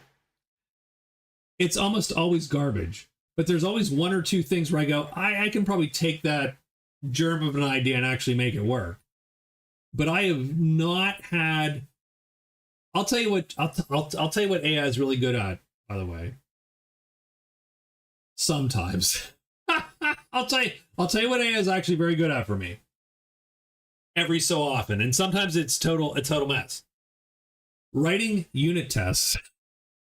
It's actually pretty good at writing repetitive garbage things, which I have started, and then it goes, hey, would you like to write this? And I go, sure, good job, write that. And you let it do that. But it is, I do not understand I actually do understand the hype around AI. The hype around AI is that a bunch of people have spent a lot of money, and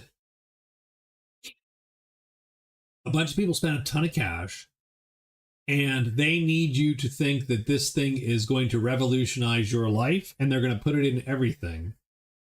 And it's really sort of vaguely mediocre garbage. But that's okay, because we love mediocre garbage. Like, we're all for ads and just, right? And a lot of people can't tell mediocre garbage from cool shit. And that's what we're counting on. So that's where we're at with AI. I searched in Google, what year was Paul Rudd 15? And it said, take his birth year and minus 15. Okay. I have no idea. All right.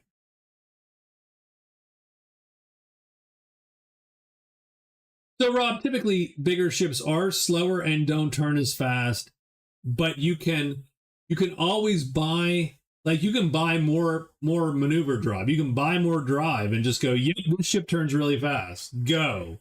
And just go, yep, this ship is 60% drive. And so it turns, and you can absolutely do all that. So there's no real hard limit on size in terms of it just, the higher that you need it to go, the faster you need it to go, the more percentage of tons it takes. But there's no hard limit where you go, well, this size ship can only be this fast. Unless we impose one, which we certainly could.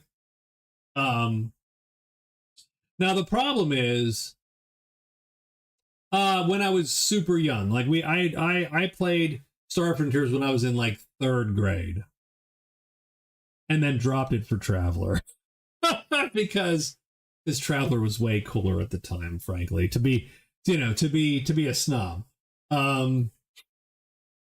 Yeah, right. It wasn't complicated enough. Like, yes, 100%. Yes, we were, yes. We played a lot of Traveler. Back in elementary school, we played a ton of Traveler. A little bit in junior high. Not as much as I got older. When we were older, in 8th grade, 7th and 8th grade, I think, I met my high school D&D group. And then we played, that's all we played AD&D for years and years and years. And then I would go back to 3rd grade. and then we switched from a D&D to Hero System.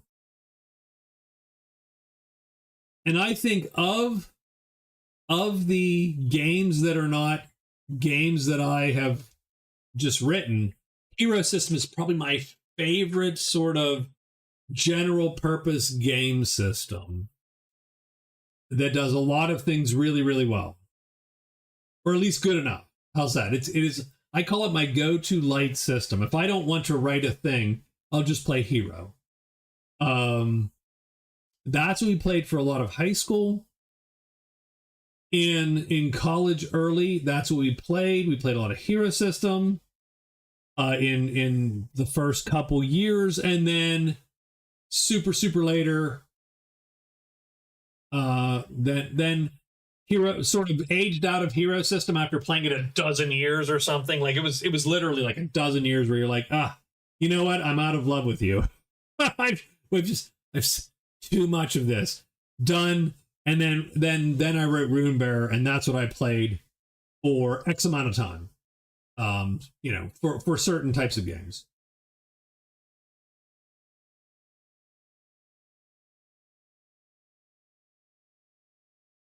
I still also love Hero, Scott. I do love Hero. I love Hero in a lot of ways. I think Hero is the best overall physics.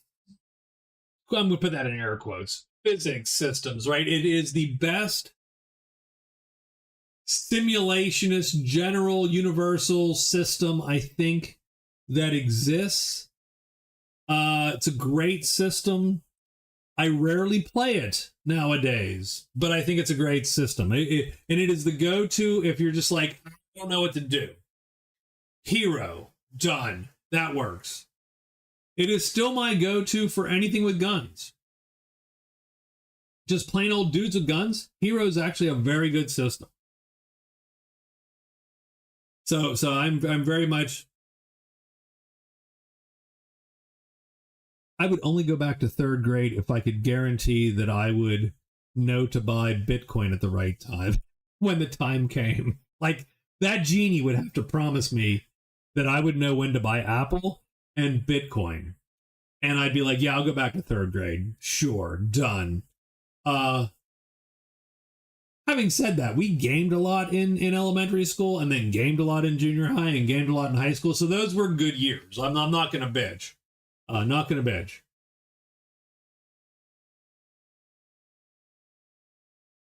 That's all. And then right now I'd be a multimillionaire and all I would do is this and game. So maybe we could all go back in time and buy the right stocks and just be like, yeah, I'm good. I'm good. No. And you know what? Oh, God. Oh. Here's the thing, Rob. I remember I have the memory.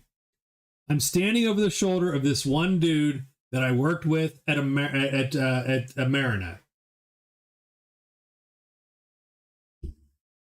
And I was looking over his shoulder, and he was one of those super speculative junkies, right?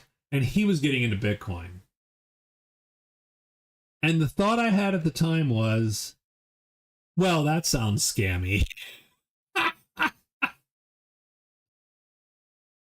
Now, he didn't make a ton of money either. But man, if you'd have put $10,000 in Bitcoin at that moment in time, you just said, you know what? I have 10,000. I have $10,000. I'll put it into. I'll lose it. I'll put it into this garbage. Done. Never work again. You'd never have to work again. At that moment, I absolutely remember that one moment, and I thought, I'm an idiot, except no one could have known. Like, you could not have known that the Silk Road drug mule anonymous currency was somehow going to go to $100,000 a coin. Yeah. No, and I was sitting there watching him do the thing, and I'm like, I could have done that. I could have bought 100. I could have bought 100. I could have bought 100 Bitcoin. 100% could have. I didn't. Because I was like, that sounds scammy to me. And by the way, it is. It's just that sometimes you hit the scam at the right moment and it works out. And other times you are left holding the bag. This was the time where I could have actually hit it correctly. And I walked away and said, yeah, I'm good. I'll just put money into my 401k. And I did, and that's doing fine too. But yeah, anyway. super sad, super. I don't have regrets in that sense, because you can't magic that shit. Like, that is, you know, most of those guys lose their money. I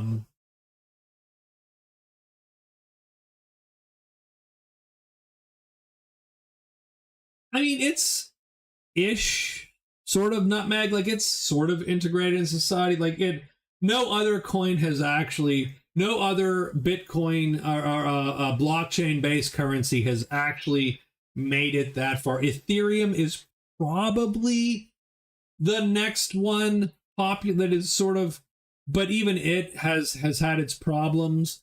Bitcoin is sort of the only one that's reached an actual speculative currency value, which would have made it worth investing in. Everything else is sort of garbage, or literally in scams, rug pulls and scams. Anyone can make anyone can make a token, anyone can make a coin and mint that coin, and then get suckers to buy it and then rug pull. No, not a, yeah. So, yeah, there you go. Local beer store Scott should have Bitcoin right now.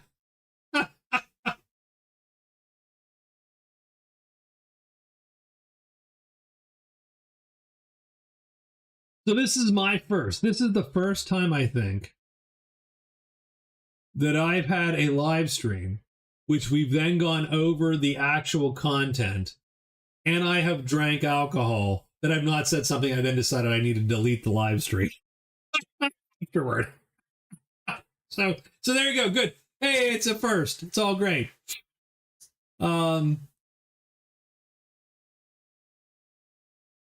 Yay for progress, for growth. We've grown. And, good. You know what? You make a good point. You know what? You make a really good point. Let's talk about politics. No, stop it. We're not going to do that. I don't think we're getting 1,000 subs, Rob. I'm sorry. I wish we could. I have been actually very stagnant. Very stagnant for the past several months, and some of that's my fault. I just have not been generating content at the pace which I had been. So I get that. Stimmerillion chat has entered the, oh Jesus. By the way, the Cimmerillion instantly ends the conversation. Instantly ends. I've told you this. As soon as you mention the Cimmerillion, the conversation's over.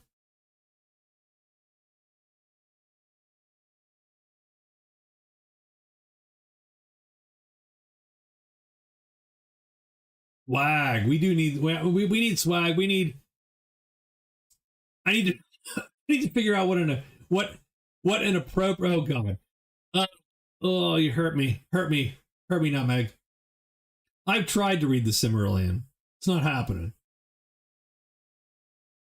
You have to really, like, that is super token. That you have to really be a token nerd. Scott and Jeff. You have to really be there. No, we need some kind of, like, I need to figure out what is the appropriate membership goodness that I can actually give to people. What is there anything I'd offer people to actually, although paying for and getting 1,000 subs, totally two different things. Swag. Oh, swag, man. Catherine, swag. T-shirt. You don't want a T-shirt that has some kind of confusing Magic Realm in joke, because that's where I'd be. I'd be like, well, we're gonna have a Magic Realm in joke, right? Something about the damn cloven hoof. You think you've had a bad day? Cloven hoof, done. I would buy that shirt. I'd wear that. I would wear that shit.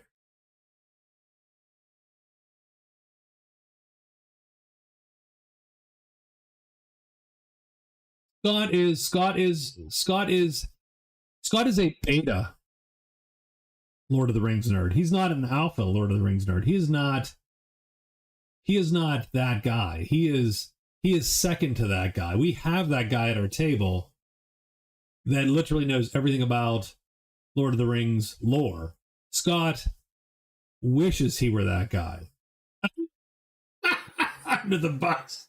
It's totally true. You know it is. You know it's true. You know Jeff is like, well, blah, blah, blah, Lord of the Rings. And you're like, I wish, oh God, I wish I was that guy. And yeah, I hear you. And then you guys start talking, and I'm like, I wish they would be somewhere else. I would. Oh God.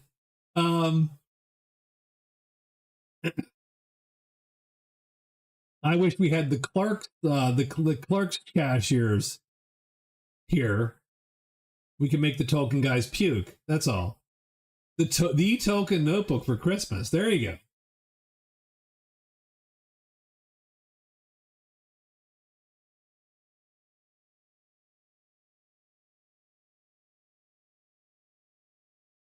I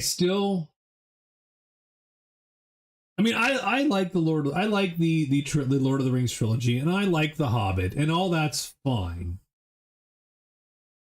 But I don't. I think as a gaming universe, I don't love it as much, and that's sort of where my head sits. I've never really loved it, in that way, right?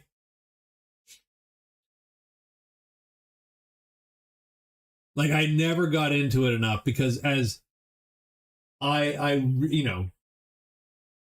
gamed more than I gamed more than I've read. How's that in my lifetime?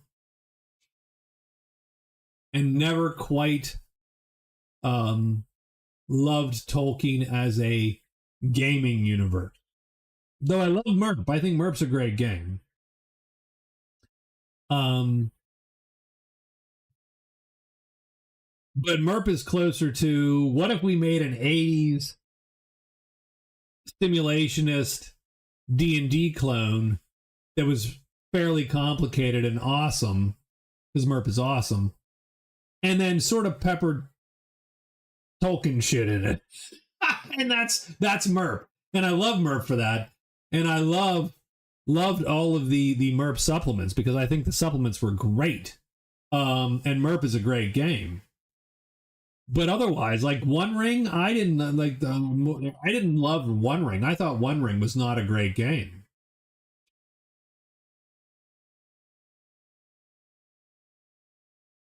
I mean, I suppose. I mean, I don't know. I mean, it is what it is. I played a lot of games. How's that? In my lifetime, I've played quite a few games. Runebearer has stuck most because it hits a weird sweet spot for me.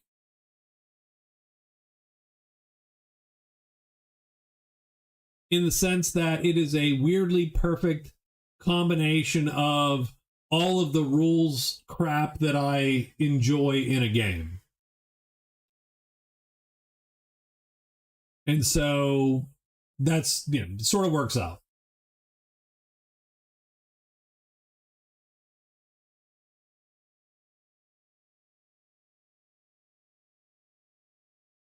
My main sadness with that is,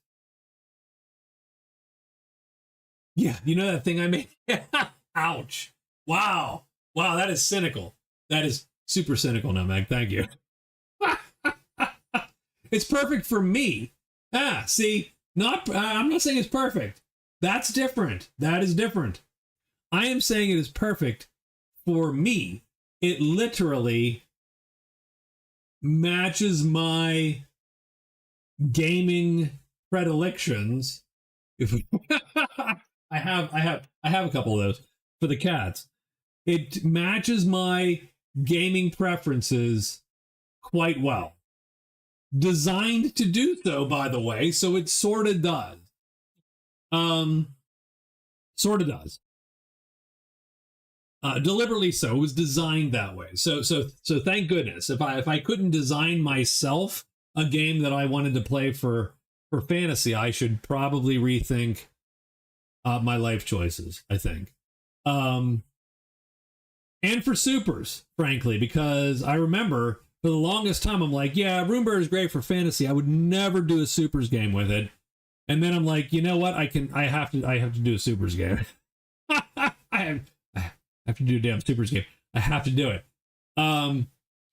So, but those are the two. That's it. Those are the two. I would do Runebearer for fantasy. After 40 years, I think I hate this. So I would do Runebearer for fantasy, and I would do our supers game, D12 supers for supers. Everything else, you're right. I would default to another game. I would default to Hero or whatever, right? Yeah. Yeah, why do I like RPGs? There's no limit to what you can do, and why, opposed to real life and board games, you can't. I love the freedom. I love RPGs generally. That is my RPGs are my favorite thing. Absolutely 100%.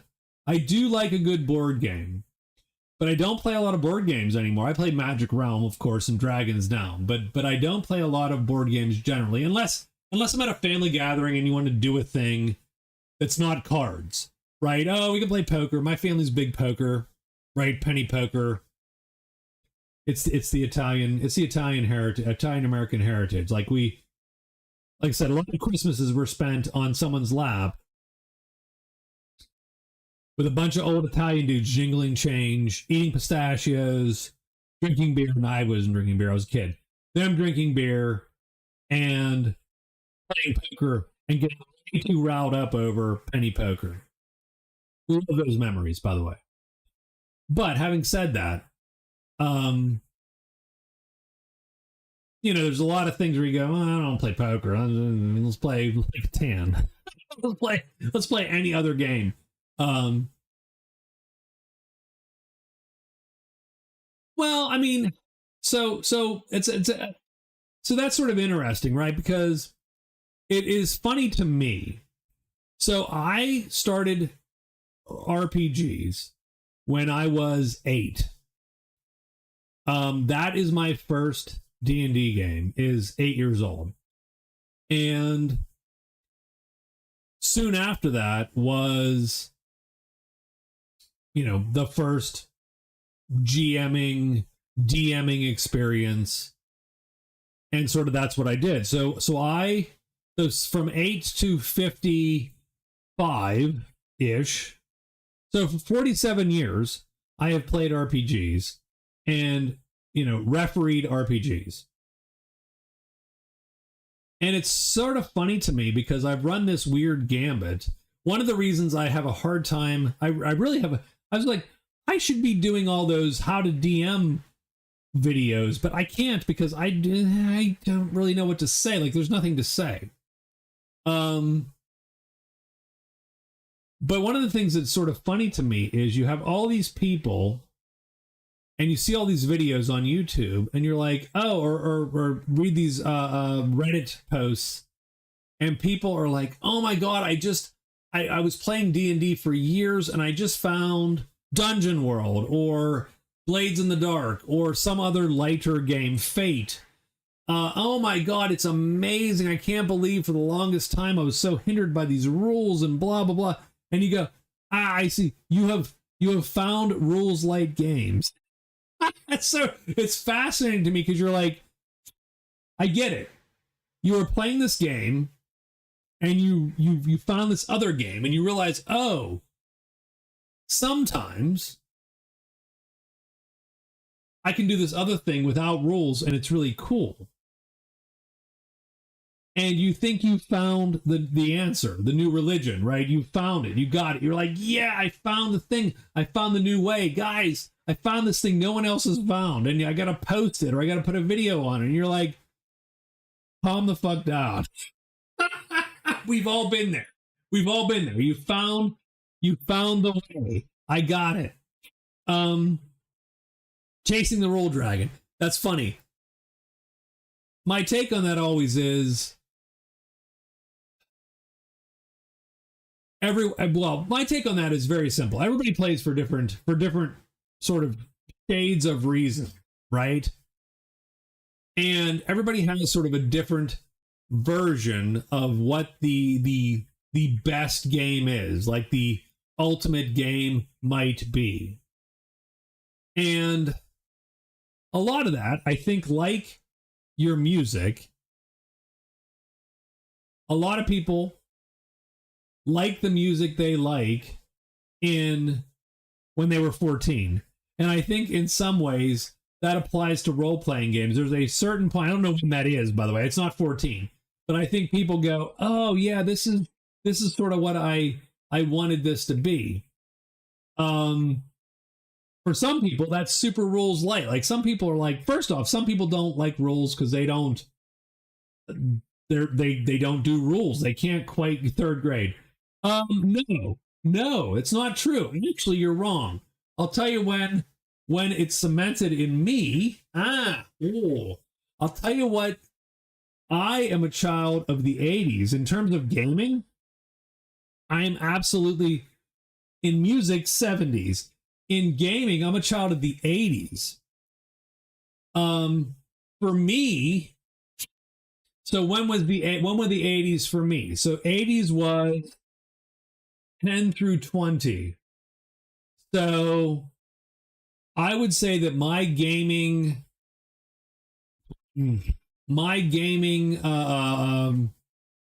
universe, my gelatin set between 16 and 22. So 1986 to 1992. That's when sort of my gaming brain was settled, right? And that was the age. So this is where I come from. That was the age of heavy simulationist games and Hero System, which ultimately ended up being sort of my settled go-to game, default game.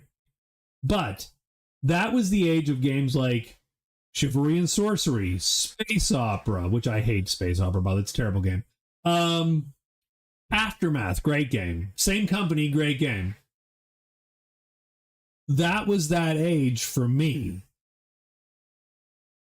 I loved old school D&D, but that wasn't what carried me. Was those hardcore simulations, Twilight 2000, Recon. Like, those were the games that sort of formulated my gaming mental model, which is hardcore rules simulation. They are war games with stories as opposed to other things, right? As opposed to story games with some dice. And I think Scott sort of vaguely, Rule Master, MERP, I think Scott sort of vaguely agrees with me with this, is we essentially play to have interesting stories around our very complicated tactical man-to-man war game.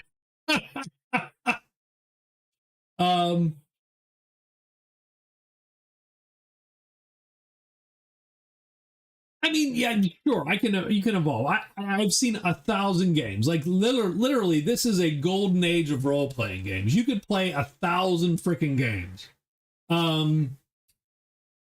Right? There's 100, and a lot of those games, by the way, are harkening back to the 70s. A lot of those games harken back to 1979 or 1978. They are essentially basic D&D reduxes, and that's great. I don't hate that. I love that that's a thing that people are looking to recapture. Although I was joking the other day, we need an ESR. We need an 80s system revolution or an 80s system renaissance, where people are like, you know what we need to do? We need to make the hardcore simulation of how nuclear war starts, like Aftermath. And that's the game. I should do tax videos. I always thought I'd make a good accountant. That's that's sad to say, but that's I think I missed I think I missed my calling. I think I should have been I think I should have been a tax accountant. I think that would have been what I should have done. Oh well. But yeah, so I think it's sort of funny when people are like, "Oh yeah, man, we could do so much more without the rules," but I'm like, yeah, I don't want to do without the rules. I want those rules. That's part of the point for me. Um, I want squad leader, yes, but not advanced squad leader for you, but squad leader. Um, that's sort of my jam. I want a fairly complicated system that imposes certain limitations on what we're doing. No, ASL can die in fire. That's good. That's good. Yeah, no, absolutely. Everyone's different. I don't begrudge people playing their games. And a lot of people are like, oh, we don't need those rules. Those rules get in the way. And I'm like, I totally get that. I have often thought there have been many, many, many, many nights where I've thought, man, I wish I could get behind a game like Dungeon World. I wish I could get behind a light game. I wish I could get behind some of these new OSR games because we can still do the imagination part. And I still love world building and all that crap. I'm still okay with that. But I always come back to a game that has a harder rules set because the rules of the universe often interest me a great deal. Like the hard rules of the universe interest me. Mike was planning to create an old Wild West mixing with color and space, H.P. Lovecraft. Oh, that's all fun. That sounds very fun, actually, Michael. That sounds like a fun setting for sure. 100%. I love horror games. I don't play horror games per se. Wow, my talking about gaming has dropped my concurrent viewership to 1. Wow. It's only Scott, and he's just here because he's drunk. Oh my God, terrible. What are you doing to me, guys? Of course, it could be YouTube too. Anyone see the Color of Space movie? I have not seen the Color of Space movie. I would like to. I love. Yeah, it's probably my tracker is dead in the water, which I could understand. But yeah, I love horror games. I just put I try to put horror in all my games. I don't do horror games generally as a rule. I don't do horror games. I just do campaigns that have a horror aspect in them.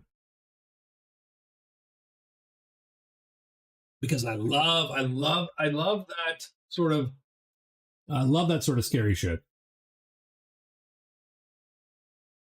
Soma. What do you think of Star Citizen?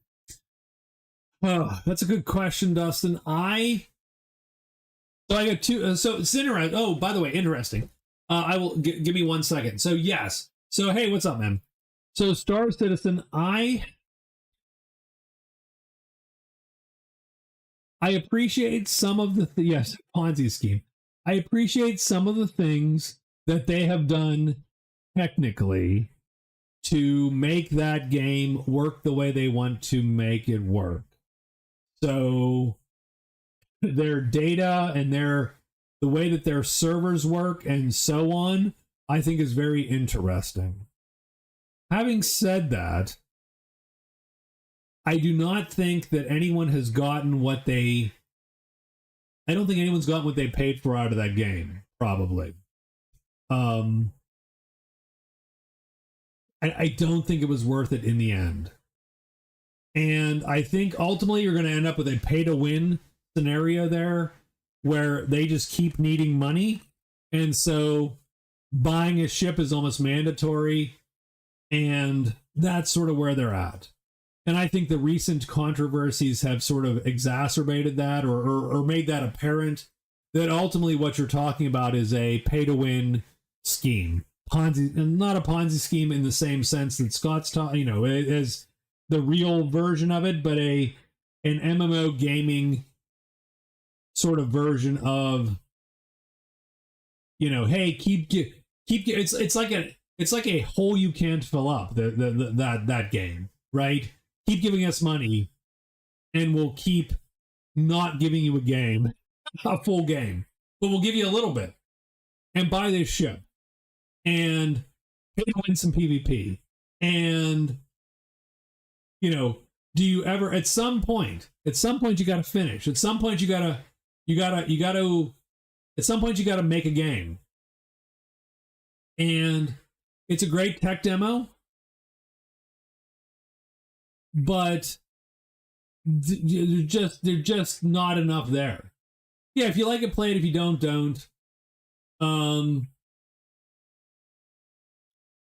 I was thinking about another game today, because I was watching some interviews with the folks making Wayward Realms. So Wayward Realms is supposed to be, it's dudes that worked on Arena and Daggerfall and Marlon making Daggerfall, but for 2025.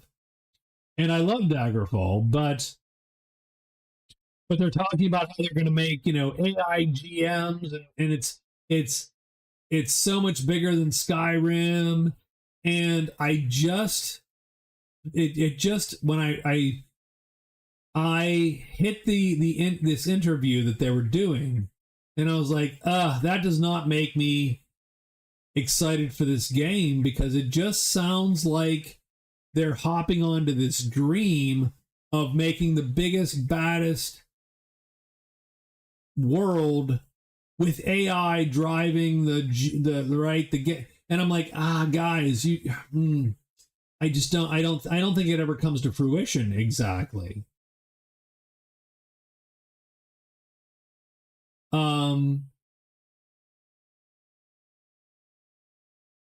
Yeah, no, I loved Oblivion. I'm super happy with Oblivion. I hope you're enjoying Oblivion. I loved it. I thought it was a good, that was the first time I was ever sort of driven to play it all the way through and not get caught up in, sort of putzing around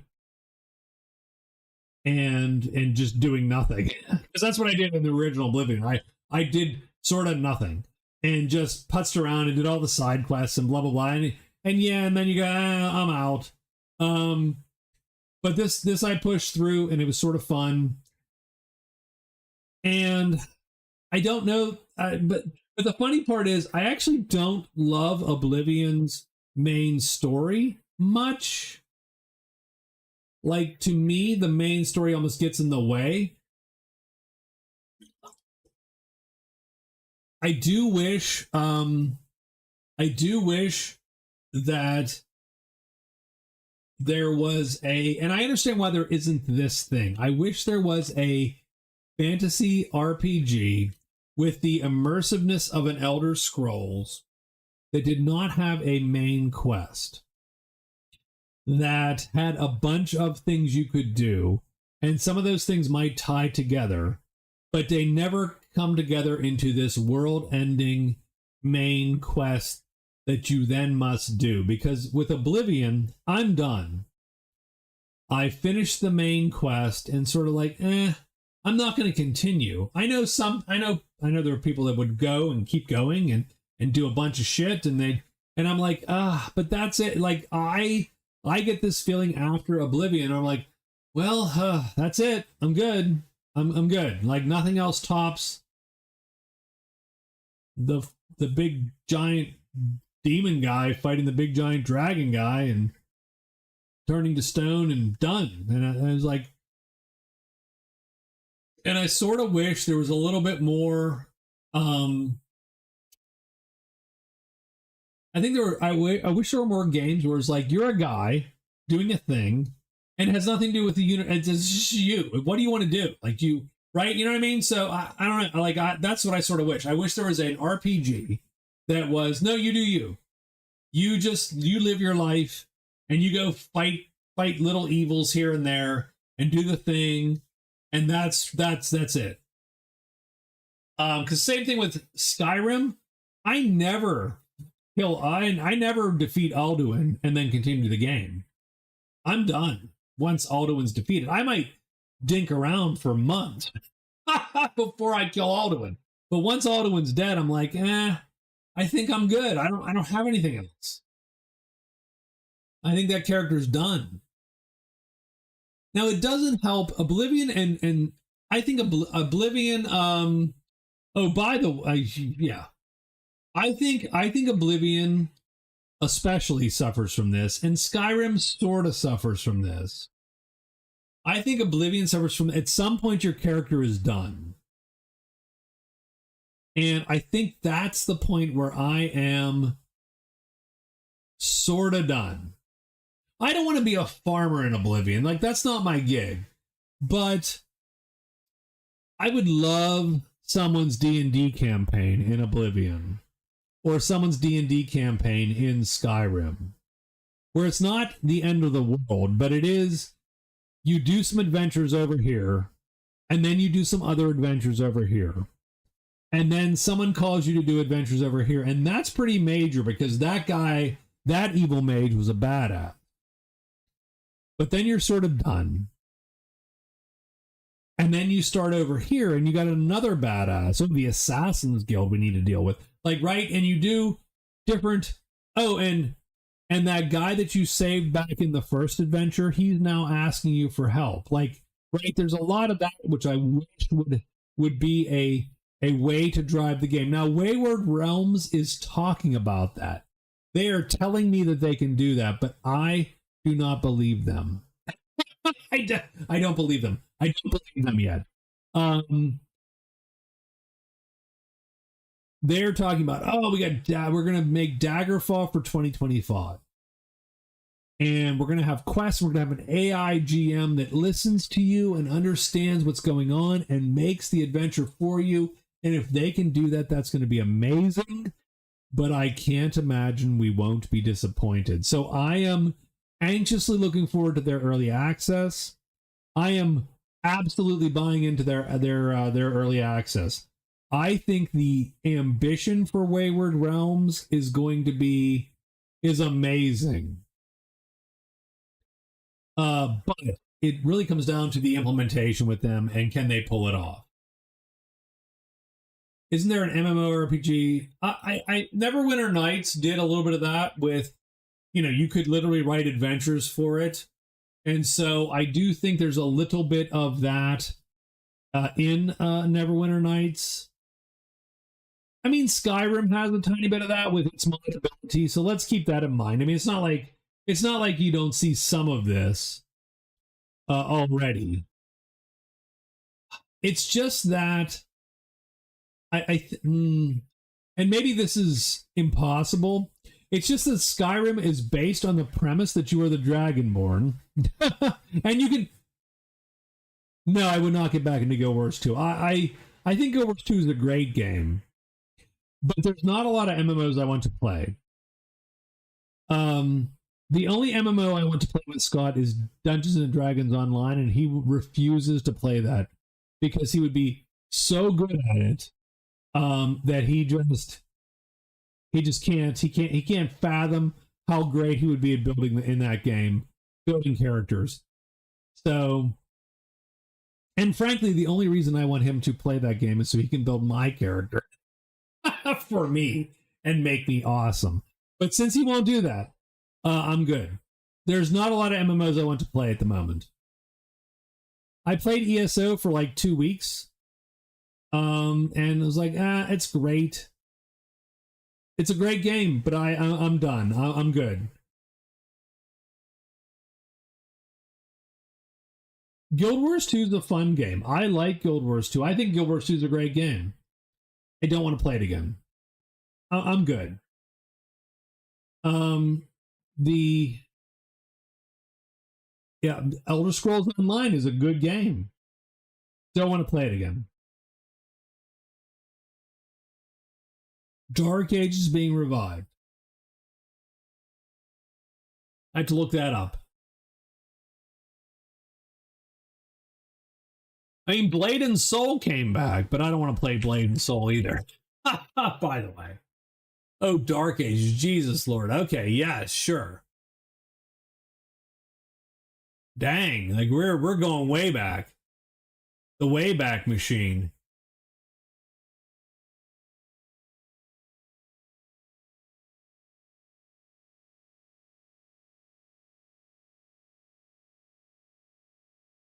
Yeah, there's not a lot of MMOs I want to play. I think that fantasy is dead for me. I think MMOs appeal to me. Wizard's Crown 2. Well, they made Wizard's Crown 2. It's called Eternal Dagger. If you get an Apple emulator, you can play it. It is also a very good game. But yeah. I don't have an MMO. I don't have an MMO that I am excited to play right now. And I love MMOs, but I think that dream is dead for me. I'll be honest. Because I remember, right? Again, I existed when MMOs were this new thing where, oh my God, we're playing with other people. Look at all these people in town. It's amazing.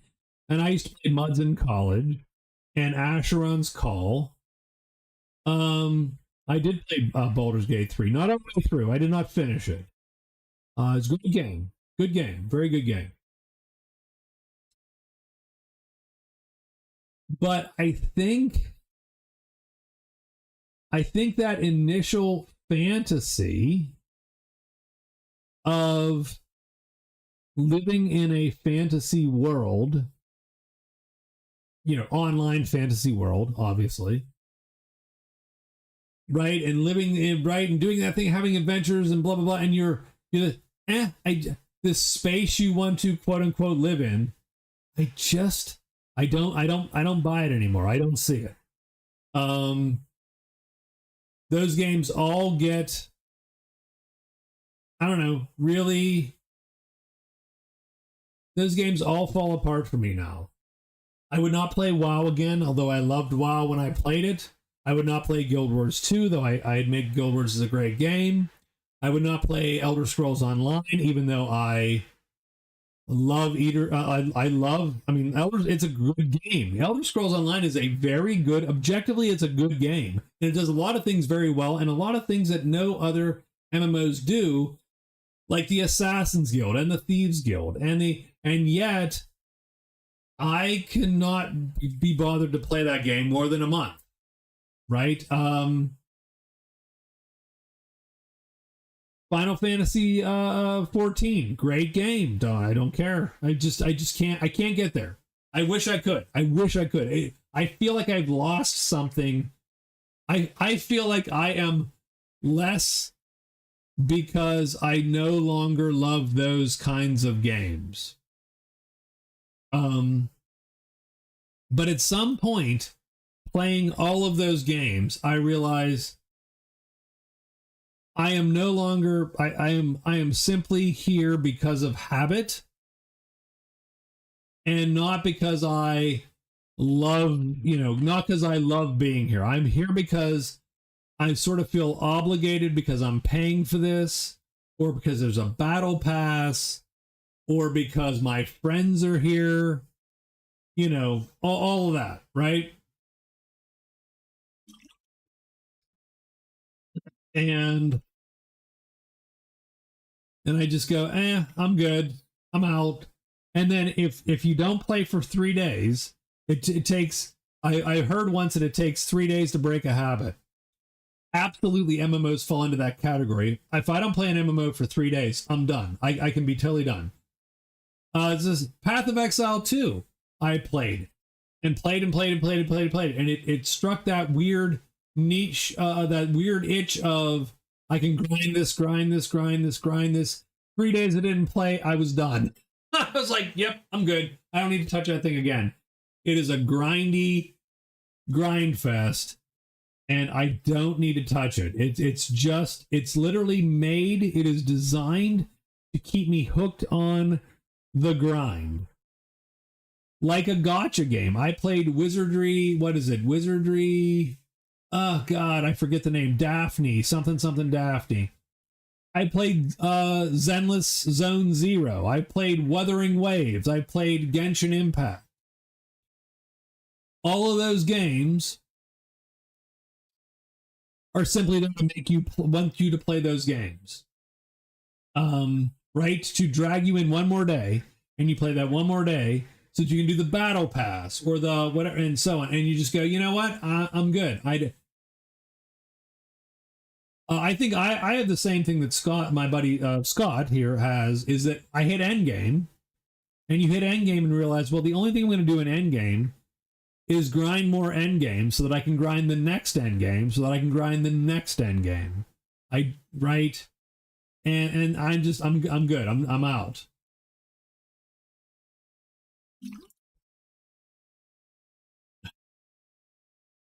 There you go. I need to hire someone to do emojis.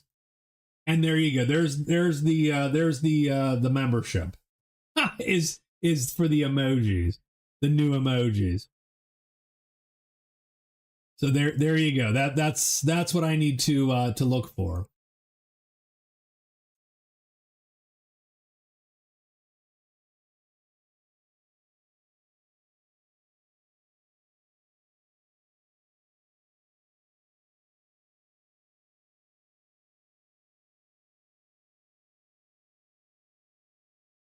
What kept you going back to City of Heroes? Well, I mean, for me, I mean, City of Heroes is a game that you stop for months or years and then go back to because there's a new thing you can do with it, if that makes any sense. Oh,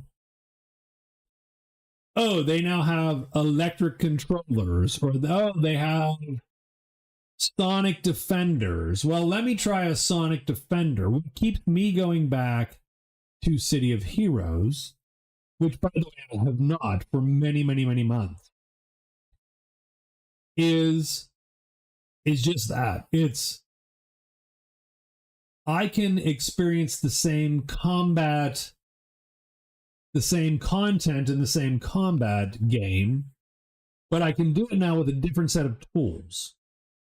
Right? I can do that with, again, a new Sonic Defender or a new, archery. They upgraded archery or blah, blah, blah, right? And so on. That's what brings me back to City of Heroes. I'm not playing the same character that I was playing. I'm playing a new character and jamming that up to 50 and then seeing how that plays. And then I do that and then I go, okay, now what? Now I'm done, sort of, right? Yeah, like there's novelty. I'm a novelty junkie for games. That is part of the problem that I have is just that, right? Like I love that new car smell in a game. And that's why my Steam library is so bloated, is because at some point in a game, I go, yeah, I think I sort of know where this is going. And then I'm done. Like, I think I sort of know where this ends up. I think I sort of know where, right? I think I sort of know how this works. And once I sort of know how it works, I think I'm done with it. But once I don't know how it works, if you make a new thing, but I go, I don't know how that works, then I really want that new thing. I want to see what that new thing does. Is that new thing more powerful than the old thing I did? What changes have been made with my old thing, right? So I would go on to COH because of a new power set, and then I would go play the new power set, and then I go play my old power sets again to see where we're sitting. And then you play all those, and you go, okay, I think I'm good. I think I've done all the things I need to do. And now I'm sort of bored again, and let me go do something else. That's sort of where I'm at. And that's COH does that really well, better than any other game really I think that I've seen, because it has so many combinations. Or a friend says, hey, have you ever tried Illusion Electric? Or, right, because there's thousands of combinations in COH. And so that then gets you going, oh man, maybe I should play a shield radiation tanker. I've never played a shield radiate, or I'm sorry, a scrapper. I've never played that. Maybe I should go look at that. And that's sort of what brings the joy in COA.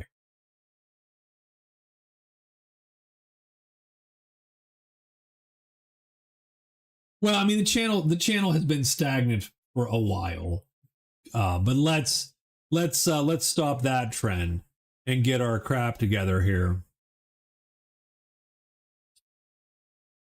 I do think we have the big problem of there's really two channels on the channel, unfortunately, and I think that is an issue. Now, I don't know that I'm going to do anything about it because I am lazy and don't want to sort of screw up what we do have.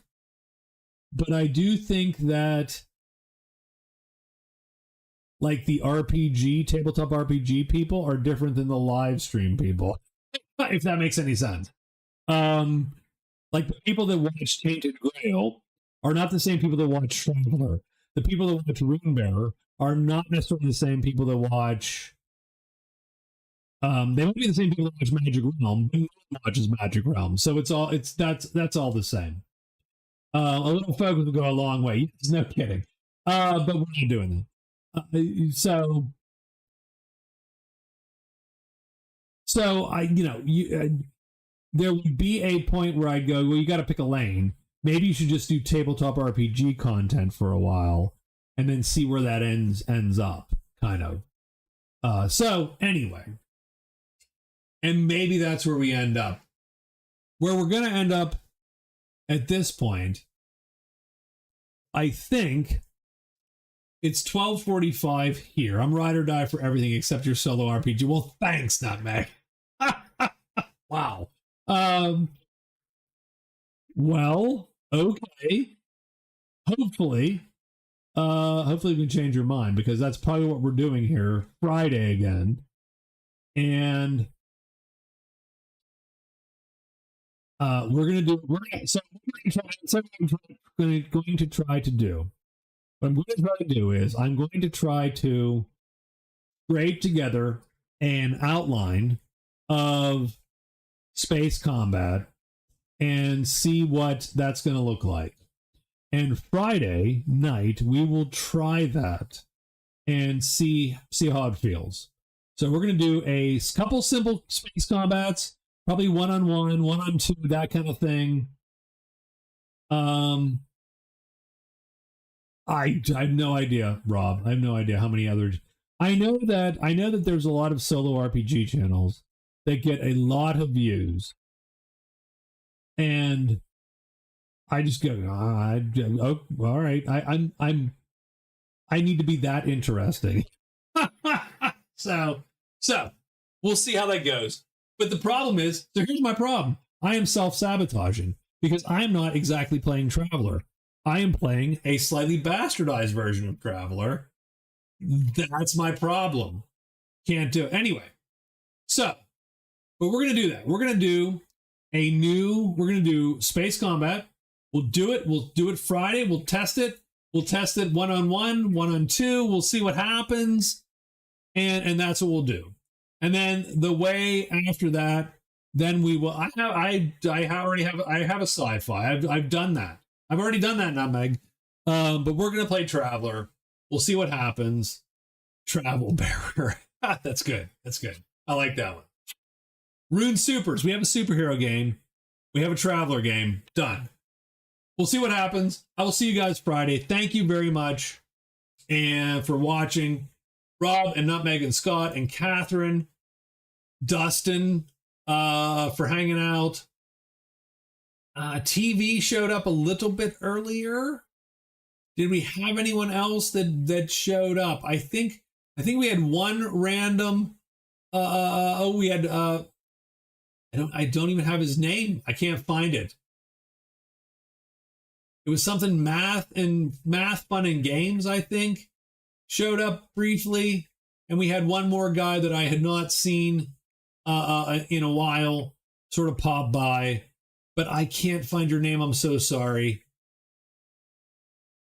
But anyway, a lot of chat. I thank everybody. I appreciate it. Let's get together Friday night. We'll have some space combat. We're gonna tweak and see where our rules tweaks take us, and we're gonna do vectored combat like it was 1980. Done. All right. I'll talk to you guys later. Have a good night.